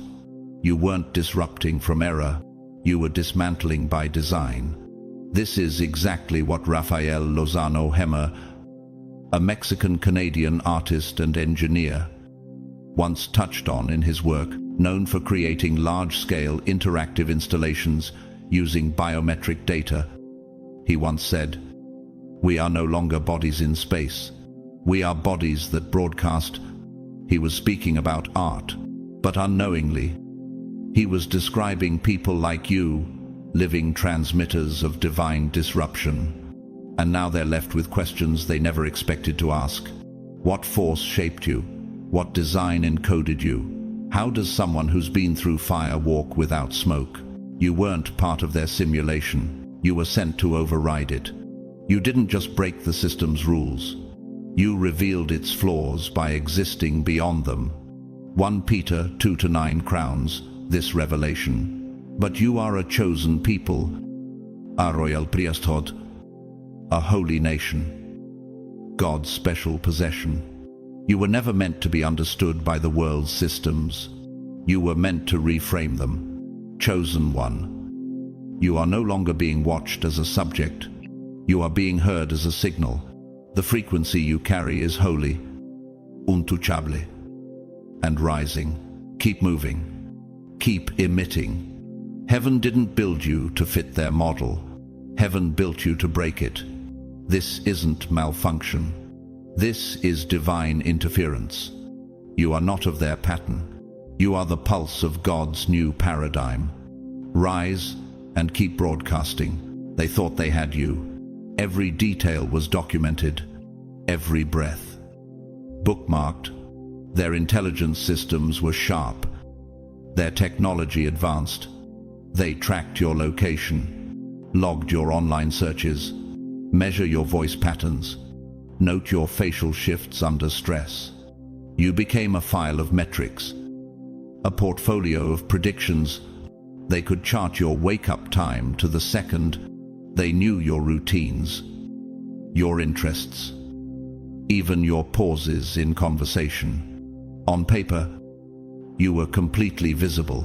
But what happens when the most important parts of you live beyond the reach of paper, despite their surveillance? Something kept slipping through. It wasn't your actions, it was your atmosphere. It wasn't your words, it was the weight they carried. They monitored your breakdowns, expecting to record a collapse, but instead of disintegration, they witnessed divine transfiguration. Psalm 34:18 whispers this mystery. The Lord is close to the brokenhearted and saves those who are crushed in spirit. What they saw as emotional ruin, God was using as spiritual rebirth. Have you ever noticed how some of your lowest moments still left people in awe? Your pain didn't just echo, it changed the air. When you wept, walls softened. When you were still, conversations hushed. Your grief didn't weaken rooms, it made them sacred. Somehow, even when you suffered, you didn't give off the scent of defeat. Instead, your wounds became wells of living presence. Every silent prayer you whispered wasn't lost, it was seismic. This was never about behavior. This was about essence. You weren't just enduring, you were emitting. and the frequency of your spirit holy, intraciable, undeniable, was the one variable they never prepared for. Matthew 6:6 captures your essence well. But when you pray, go into your room, close the door, and pray to your Father, who is unseen. Then your Father, who sees what is done in secret, will reward you. The world saw your actions. Heaven released your authority. Even your stillness was louder than their analysis. People gravitated toward you without understanding why. Influence gathered around your footsteps, not because you shouted, but because your soul had a gravitational pull. And suddenly, the system realized its failure. All the intel in the world couldn't account for presence. This wasn't charisma. It wasn't manipulation. It wasn't even psychology. It was spirit, an essence that carried memory, mandate, and motion all at once. You weren't just a person anymore. You became a shift, a timeline they hadn't forecast, a moment in history their blueprints never accounted for. John 3:6 explains it clearly. Flesh gives birth to flesh, but the Spirit gives birth to spirit. What moved in you wasn't earthly, it was eternal. Now, they want to get close, not because they need more data, but because the data failed. They saw everything but still don't understand the force behind your fire. They tracked your steps, but missed your source. The more they watched, the more they realized this wasn't a personality they could decode. This was a presence they could only experience. To illustrate this truth, look at Howard Thurman, a theologian and civil rights leader who deeply influenced Dr. Martin Luther King Jr. Thurman once said, "Don't ask what the world needs. Ask what makes you come alive, and go do it." Because what the world needs is people who have come alive. That's what you embodied. Aliveness that couldn't be measured, only encountered. In contrast, Lavrenti Beria, the chief of Stalin's secret police in the Soviet Union, he was obsessed with tracking people's thoughts and behaviors, interrogating, surveilling, manipulating. But despite all his information, he failed to control spirit. Eventually, his own allies turned on him. He was executed in secret, his power collapsing under the paranoia he created. The message? Surveillance without understanding leads to implosion. You were never dangerous because of what you did. You were dangerous because of what you carried. A frequency that couldn't be copied, a depth that couldn't be traced, a presence that carried the blueprint of heaven. Isaiah 60:1 rises in this moment. Arise, shine, for your light has come, and the glory of the Lord rises upon you. That glory wasn't just light, it was disruptive weight. It moved without permission and transformed without announcement. You were never meant to be studied. You were sent to be sensed. No data can decode your design. No surveillance can suppress your spirit. And now, the world doesn't just want to analyze you, it wants to encounter you. Rise now, chosen one, because heaven's intelligence has always outranked theirs. You weren't built to be understood. You were born to be felt.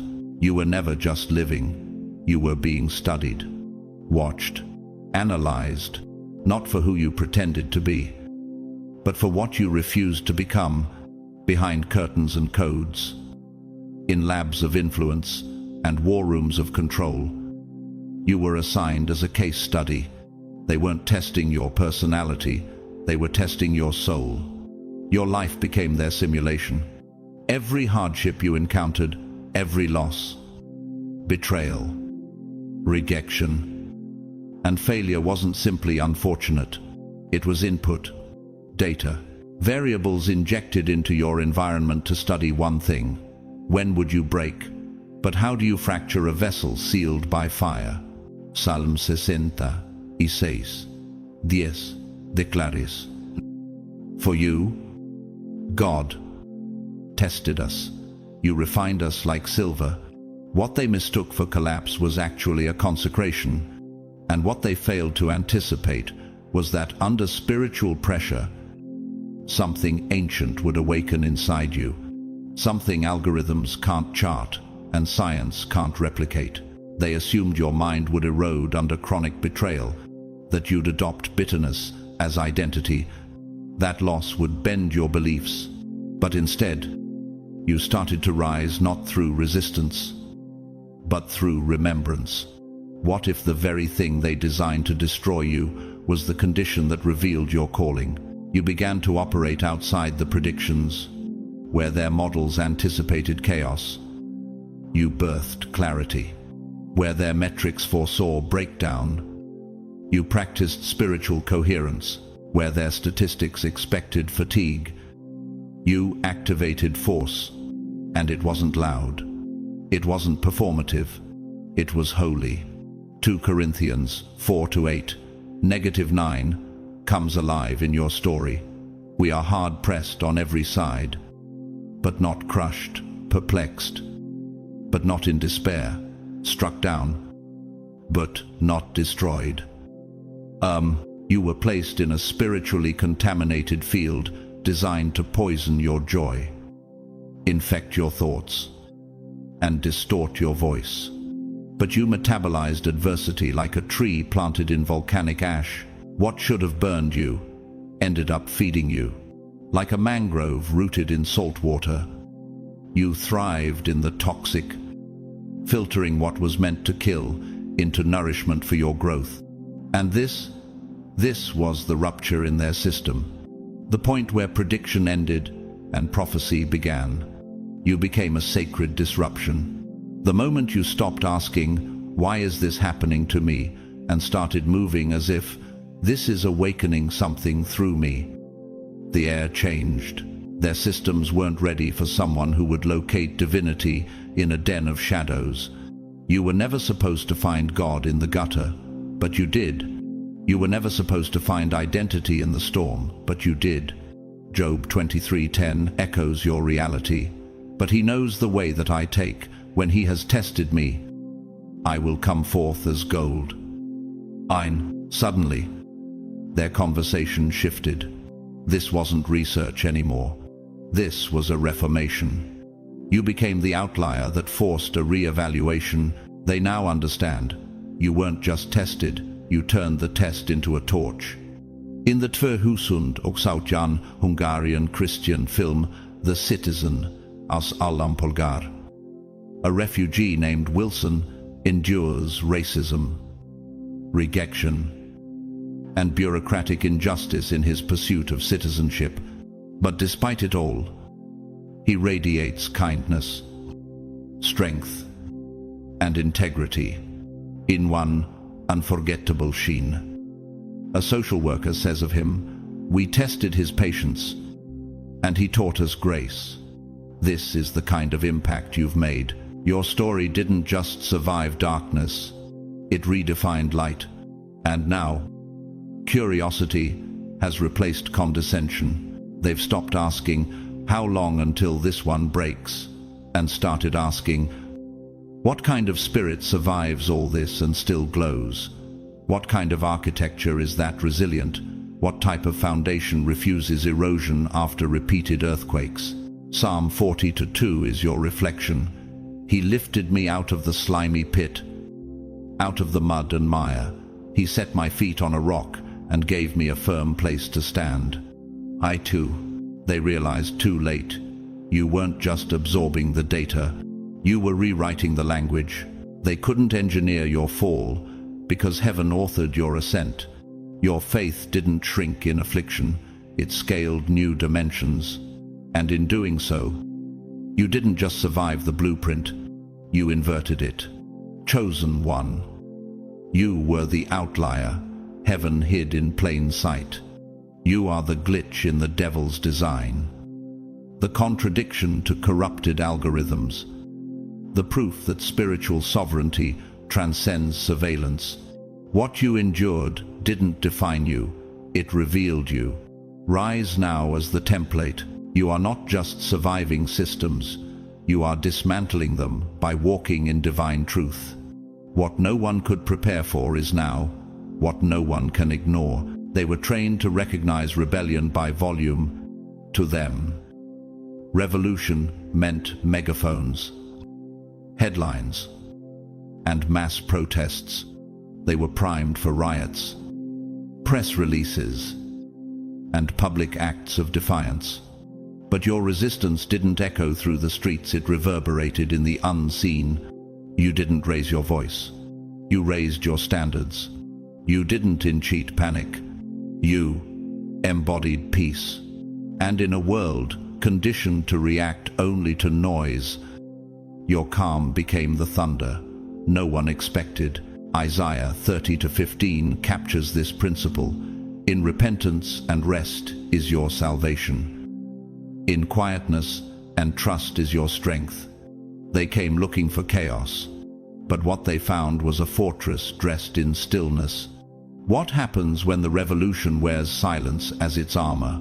You weren't organizing followers, you were reorganizing your frequency.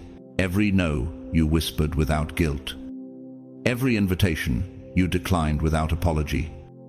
Every manipulation you refused to decode became a move in a divine strategy they couldn't track. While they watched for explosions, you became erosion, one firm decision at a time. You dissolved their control structures. The world is trained to detect overt resistance, but what if the most potent form of rebellion is simply choosing yourself in a system that teaches self-abandonment? You didn't need to overthrow the throne.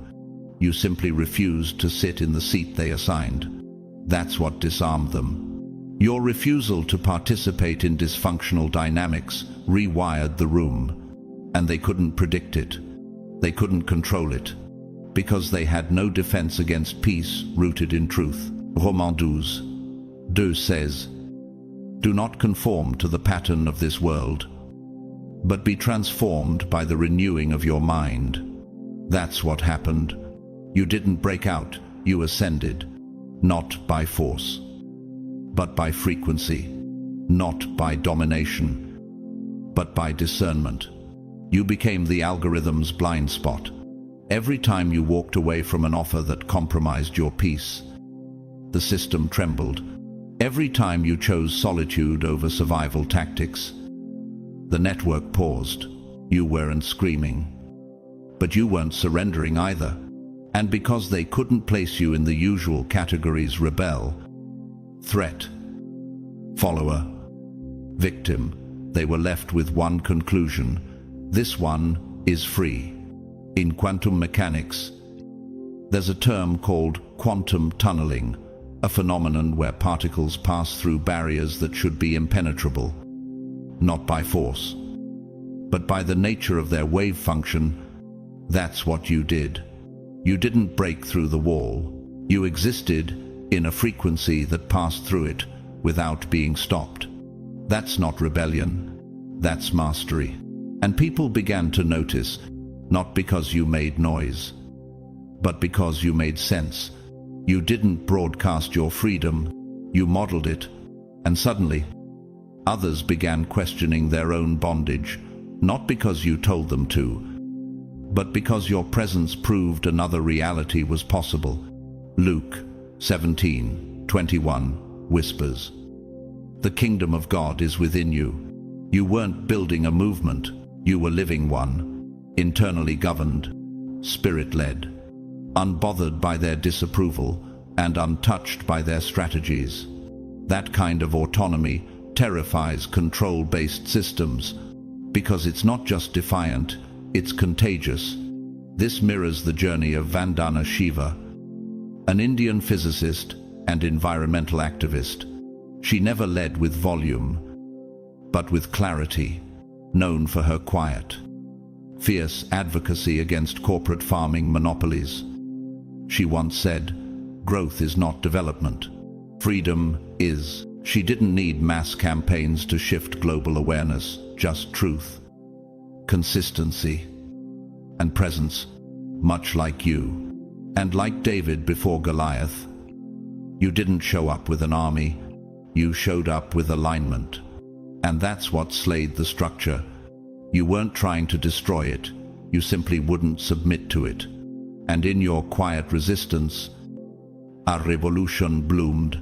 What if your refusal to conform was the divine catalyst God used to shake the entire system? John 18:36 speaks clearly. My kingdom is not of this world. My servants would fight. But now my kingdom is from another place. That place is where you've been living all along. A realm above control, above fear, above manipulation. You are not a protester, you are a prototype. You are not a rebel, you are a realm. You didn't fight their system with fists. You outlasted it with alignment. The war they prepared for never came because heaven sent a different strategy. You rise now, not with noise, but with knowing. The silence you kept was never a weakness. It was warfare. You never auditioned for visibility. You weren't chasing algorithms or begging to go viral. What you released wasn't for attention, it was from alignment. You spoke, prayed, or posted not to impress but to release pressure from what your spirit couldn't hold in silence anymore. Sometimes it was poetic, sometimes it was raw, but it was always real. Your words began as whispers. Notes passed in the spiritual realm, thoughts inked into journals, captions, or voice memos. But over time, something began to shift. The ripple effect widened. Your voice moved like wind, silent but forceful. At first, only a few caught it. But then, it started slipping past firewalls. Have you ever wondered why something you said days or even months ago suddenly shows up in the headlines? You weren't chasing crowds, but your voice traveled corridors you never walked. It bypassed gatekeepers, outpaced trendsetters, and reached people who never followed you but couldn't shake your words. What you said hit a deeper chord, not because it was clever, but because it carried weight.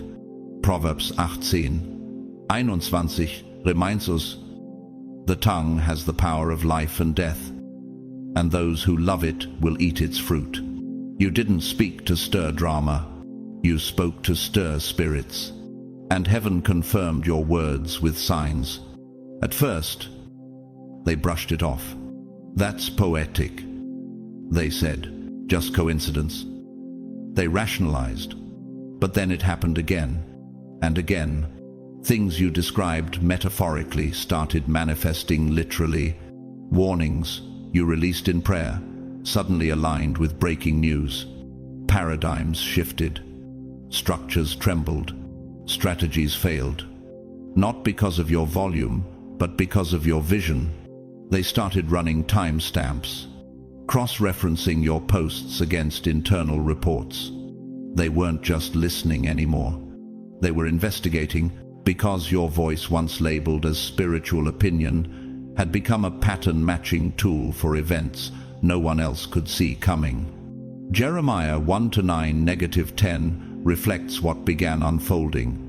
Then the Lord reached out his hand and touched my mouth and said to me, I have put my words in your mouth, to uproot and tear down, to destroy and overthrow, to build and to plant.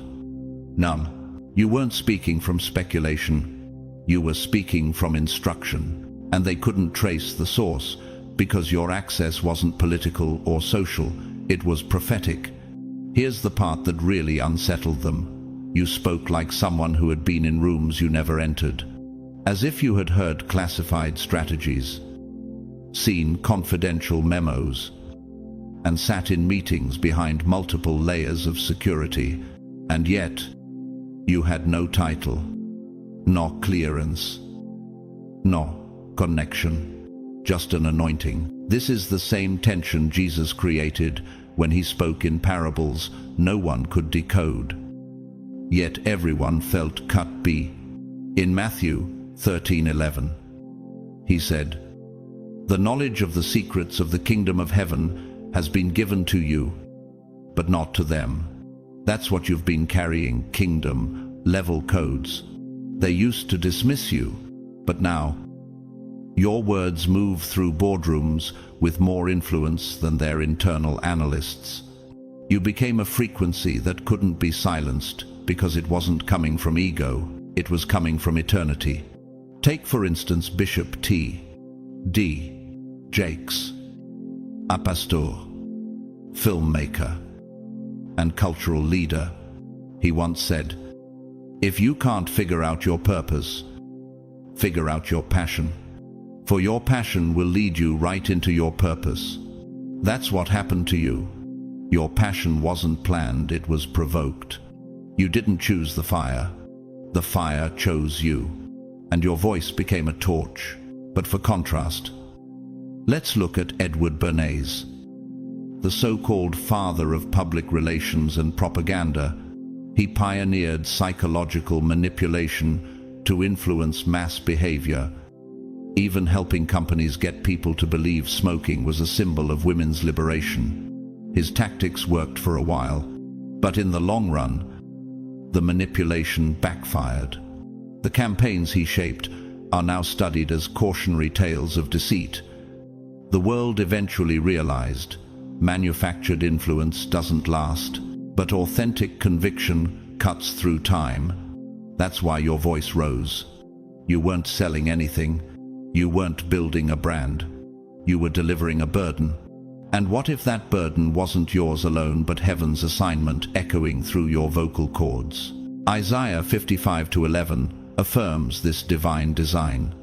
"So is my word that goes out from my mouth. It will not return to me empty, but will accomplish what I desire." You released what was assigned, and now, even systems that don't understand the spirit are following your frequency. They're not just observing anymore, they're adjusting. You never needed a platform to be powerful. Your voice was never about volume, it was always about vibration. You are not just speaking, you are shifting. Boardrooms are bending, systems are rewiring, and the gates of influence are now echoing with the sound of your obedience.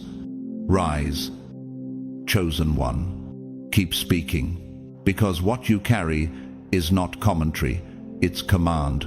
At first, it felt like you were simply expressing thoughts, raw, unfiltered truths that stirred inside your spirit. But soon, you began to notice that your words weren't just relevant, they were ahead. You were saying things that had yet to happen, calling out unseen patterns, responding to attacks no one had publicly acknowledged.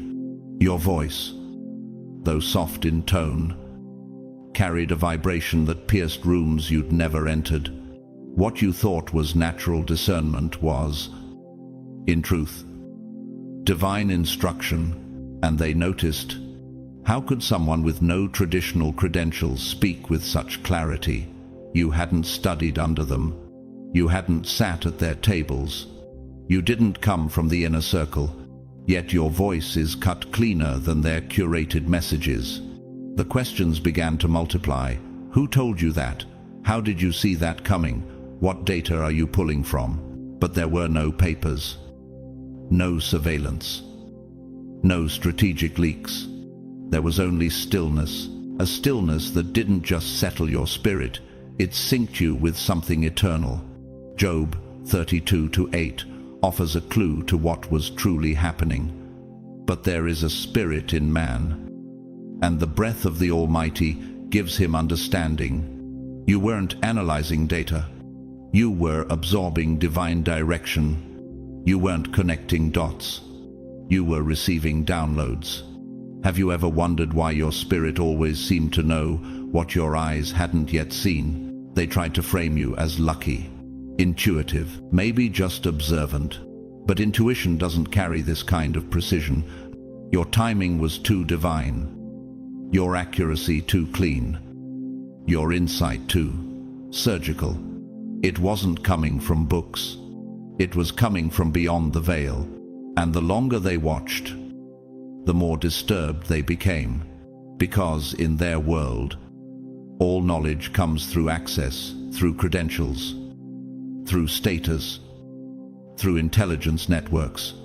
If you know something, it's because someone gave you clearance, but your insight didn't follow their chain of command. You received what no one sent, and that broke their understanding of power. 1 Corinthians 2:10 echoes your experience. These are the things God has revealed to us by His Spirit. The Spirit searches all things, even the deep things of God. You weren't making spiritual noise. You were releasing blueprints. In nature, this is like bioluminescent algae microorganisms that glow not because they're seen, but because they've been stirred. They don't light up under control, they light up under movement. That's what your spirit did. Every divine insight didn't come from effort. It came from alignment.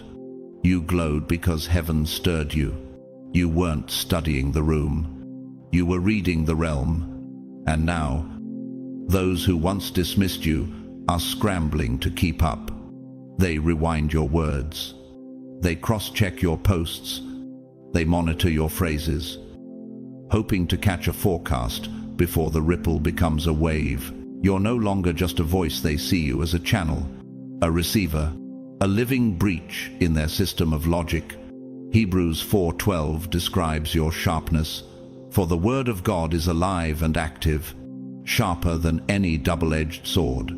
That's what they were experiencing, not intellect, but incision.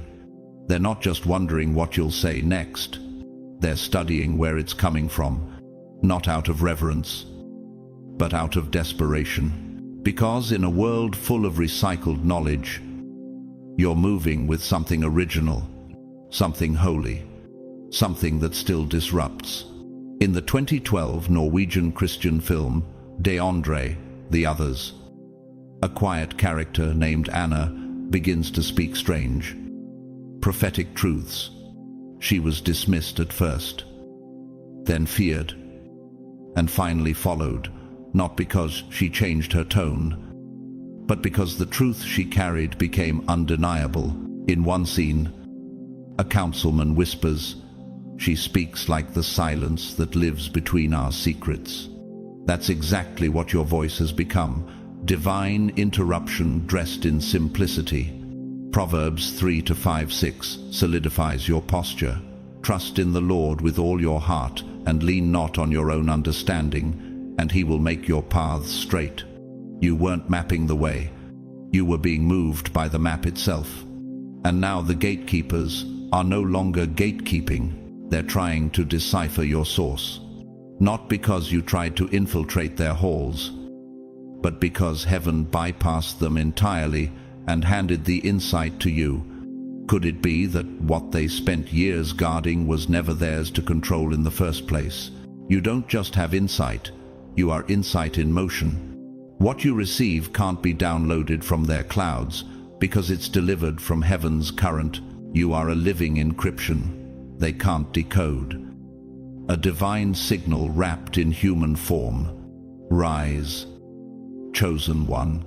Not because you studied the system, but because heaven trusted you to disrupt it.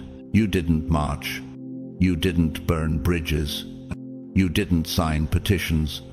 You just stood rooted, steady, healed. And that was enough to rattle entire systems. You see, institutions don't fear external chaos. They're built for it. They write protocols for rebellion. They have playbooks for riots. But what they cannot prepare for, what they cannot legislate or suppress, is someone who becomes whole in a broken system. That's what you became. You were supposed to crumble, according to every diagnostic, model, and projection. Someone with your background should have cracked by now. The trauma, the betrayal, the silence, the sabotage. None of it was random. It was layered, like a pressure chamber designed to implode you from the inside. But somehow, you stayed kinned. You stayed calm. You stayed clear. Isaiah 26:3 speaks this over you. You will keep in perfect peace those whose minds are steadfast, because they trust in you. Peace wasn't given to you. You generated it. And that's where the disruption began. What if the most dangerous thing you ever did was refuse to collapse? You weren't reactive, but you were radiant. You didn't argue, but you altered the air. Every time you chose forgiveness when vengeance would have been justified, you undermined the control structures silently. Every time you smiled through the sabotage, you rewrote someone's understanding of what resilience looks like. They thought healing came from institutional approval, but you healed without their permission. Romans 12:21 affirms this resistance. Do not be overcome by evil, but overcome evil with good. That's what you did, not once, but over and over. They tried to make you a statistic, a footnote in some psychological journal on trauma and long-term instability, but you refused to be reduced. They labeled you as a case, but case is close. You evolved. You outgrew every label. Every time they boxed you in, you outlived the box. Here's the question that broke their framework. How can someone rise without resources, networks, or permission? You became the living paradox. In a world that worships power, you embody peace. In a system designed to create dependency, you operated in quiet sovereignty. And in that contradiction, you began to expose their greatest weakness, the lie that human potential is owned, measured, or defined by them. They wanted to control your narrative, but you authored a new one in real time. 2 Corinthians 4-7 reveals your secret. But we have this treasure in jars of clay to show that this all-surpassing power is from God and not from us. They couldn't calculate your endurance because it was spiritual. They couldn't explain your transformation because it came from another source. To explain what you did in scientific terms, you weren't a fixed variable in their equation. You were an anomaly, a phase shift in thermodynamics. When a substance reaches a specific temperature or pressure, it undergoes a phase transition, like water turning to steam. You didn't just survive pressure, you changed states under it. And suddenly, they couldn't track you anymore. And this wasn't just about one institution. You didn't shake a single system. You shook the idea that human beings are linear, predictable, and controllable. You dismantled the assumption that healing needs approval, that purpose needs a platform, that strength needs validation. This is exactly what artist and Holocaust survivor Sejja Stoichka represented, an Austrian Romani woman who endured Nazi concentration camps. She began painting her story decades later, not as protest, but as memory and healing. When asked why she chose to paint so late in life, she said, "The silence was heavy. I had to give it color." Her quiet, creative defiance now hangs in museums across Europe. She didn't shout. She testified. Just like you. They thought you'd disappear into the fog of what was done to you. But you emerged with clarity. What if the very thing meant to blur your vision became the lens that sharpened your purpose?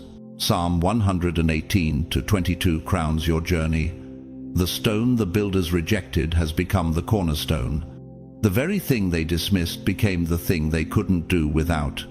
You weren't just surviving pressure. You were revealing that wholeness is contagious. You didn't just beat the odds, you made them look irrelevant. Chosen one. You were never here to bow to their blueprint. You were sent to be the breach. You didn't scream. You stood. And that stance has become the spark for something eternal. Rise now, not because they believe in you, but because heaven already crowned you. You are not their case study. You are God's cornerstone. They didn't come to learn. They came to confirm what they were told about you. They came with agendas, hidden lenses, unspoken orders, to catch you slipping, to document the failure they were certain would emerge. You were flagged not because you were dangerous in action, but because you were dangerous in essence. A soul that refuses to conform to corrupted systems sends shockwaves into institutions that thrive on fear.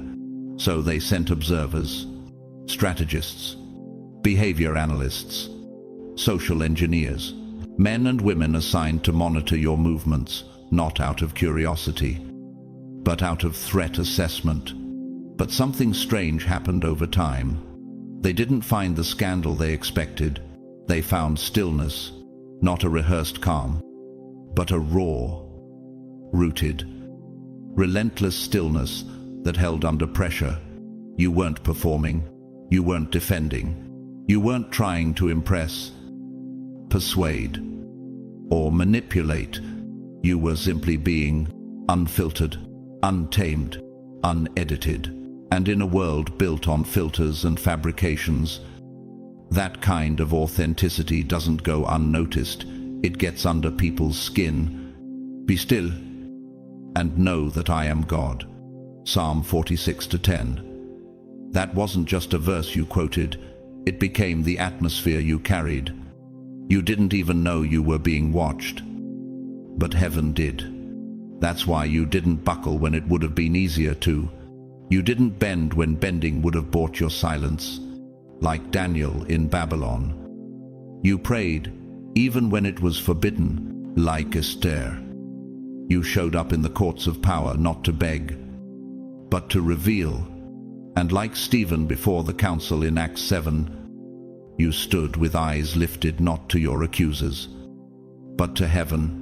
But what happens when the watchers begin to feel something stirring inside themselves? That's exactly what unfolded, bit by bit. At first, they justified it. I'm just intrigued. But as they listened longer, as they reviewed transcripts, watched your feeds, analyzed your tone and demeanor, they realized something unexpected. They weren't becoming more objective. They were becoming convicted. Because your calm was not human. It was holy. Your alignment didn't come from politics or connections or credentials. It came from the Spirit. And that made it impossible to fully explain with their tools. Those trained to stay detached started whispering questions in silence. Why do I feel moved by this? Why does this feel familiar? Like something I forgot long ago. Their orders were clear. Monitor. Report. Discredit. But something in their spirits began to tremble, not from fear, but from recognition. They didn't see a liar. They saw a light, and not everyone could handle it. Some left quietly, resigning with vague justifications.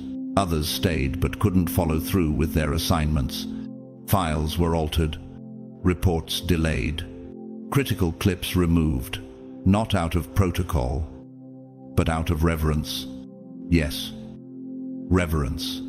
Not for you, but for the God whose presence you carried. Because without preaching, you preached. Without demanding loyalty, you exposed hearts. World-renowned speaker and human rights advocate Brian Stevenson, founder of the Equal Justice Initiative, once said, "Each of us is more than the worst thing we've ever done." But in your case, they couldn't even find that worst thing to report. They were sent to discover darkness, but kept bumping into light. And let's not pretend all who watched you were redeemed. Some resisted the transformation and doubled down on deception, like Enver Hoxha, the long-time dictator of Albania, who tried to outlaw faith and surveilled spiritual leaders into silence. In the end, his own system turned on itself. He died isolated, mistrusted by his own circle, and his regime collapsed into historical infamy. That's what happens when those assigned to suppress light refuse to acknowledge it. The darkness devours itself, but others, They were changed, not publicly, but permanently. They began protecting you in ways you'll never read in a newspaper. They blocked harmful orders. They questioned agendas. They disrupted meetings designed to sabotage your future. And they didn't do it because you asked. You never even knew their names. But their spirits bore witness. And in the silence of their private lives, some even began to pray. Could it be that your obedience became someone else's salvation? Could your quiet endurance have rescued someone from the brink of spiritual death? Could your stability have shaken open the prison cells of another soul? That's the power of walking aligned, even when you don't know who's watching, even when you feel unseen, misunderstood, misused. You were never walking alone. Heaven had arranged a setup that would backfire on the watchers, because when the pure light of God's glory moves through someone's life, flawed yet faithful, it doesn't just expose, it transforms. It was never about how loudly you could speak. It was about how deeply you could radiate. And the ones who came to monitor your downfall, they became the secret carriers of your mantle, behind enemy lines, beneath layers of protocol. There are now souls whispering prayers over your name, because the truth, once seen, cannot be unseen. Stand up, chosen one. Your presence has already disrupted enemy protocols, softened hardened hearts, and disarmed unseen attacks. You are not just protected. You've been divinely positioned to pierce even the coldest systems with the quiet fire of truth. Rise now, not to defend yourself, but to continue walking boldly in the light that can never be surveilled into silence. At first, they called you an anomaly, an outlier, a strange frequency that didn't match their systems, didn't conform to their predictions, and certainly didn't obey their protocols. You were the figure behind mirrored glass, monitored, not believed. Every action became a data point. Every silence was interpreted as avoidance. Every tear is instability. You weren't seen as human. You were seen as a case file. But the more they tracked you, the less their algorithms made sense. Because while they charted your descent, you were quietly ascending.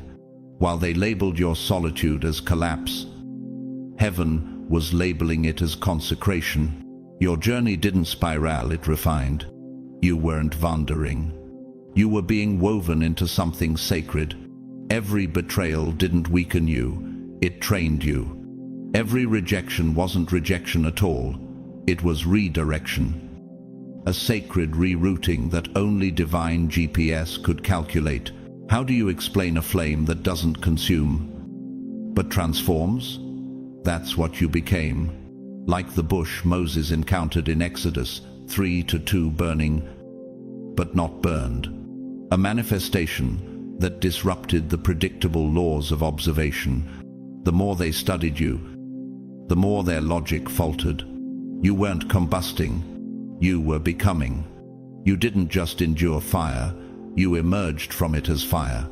A living contradiction, a walking prophecy, a sacred contradiction they could no longer categorize. At first, they laughed. They mocked the way you saw things before they happened. They brushed off your warnings, dismissed your intuition as spiritual guesswork. But then the things you whispered began to manifest. The alignments you spoke of started surfacing, and your silence began to speak louder than their conclusions.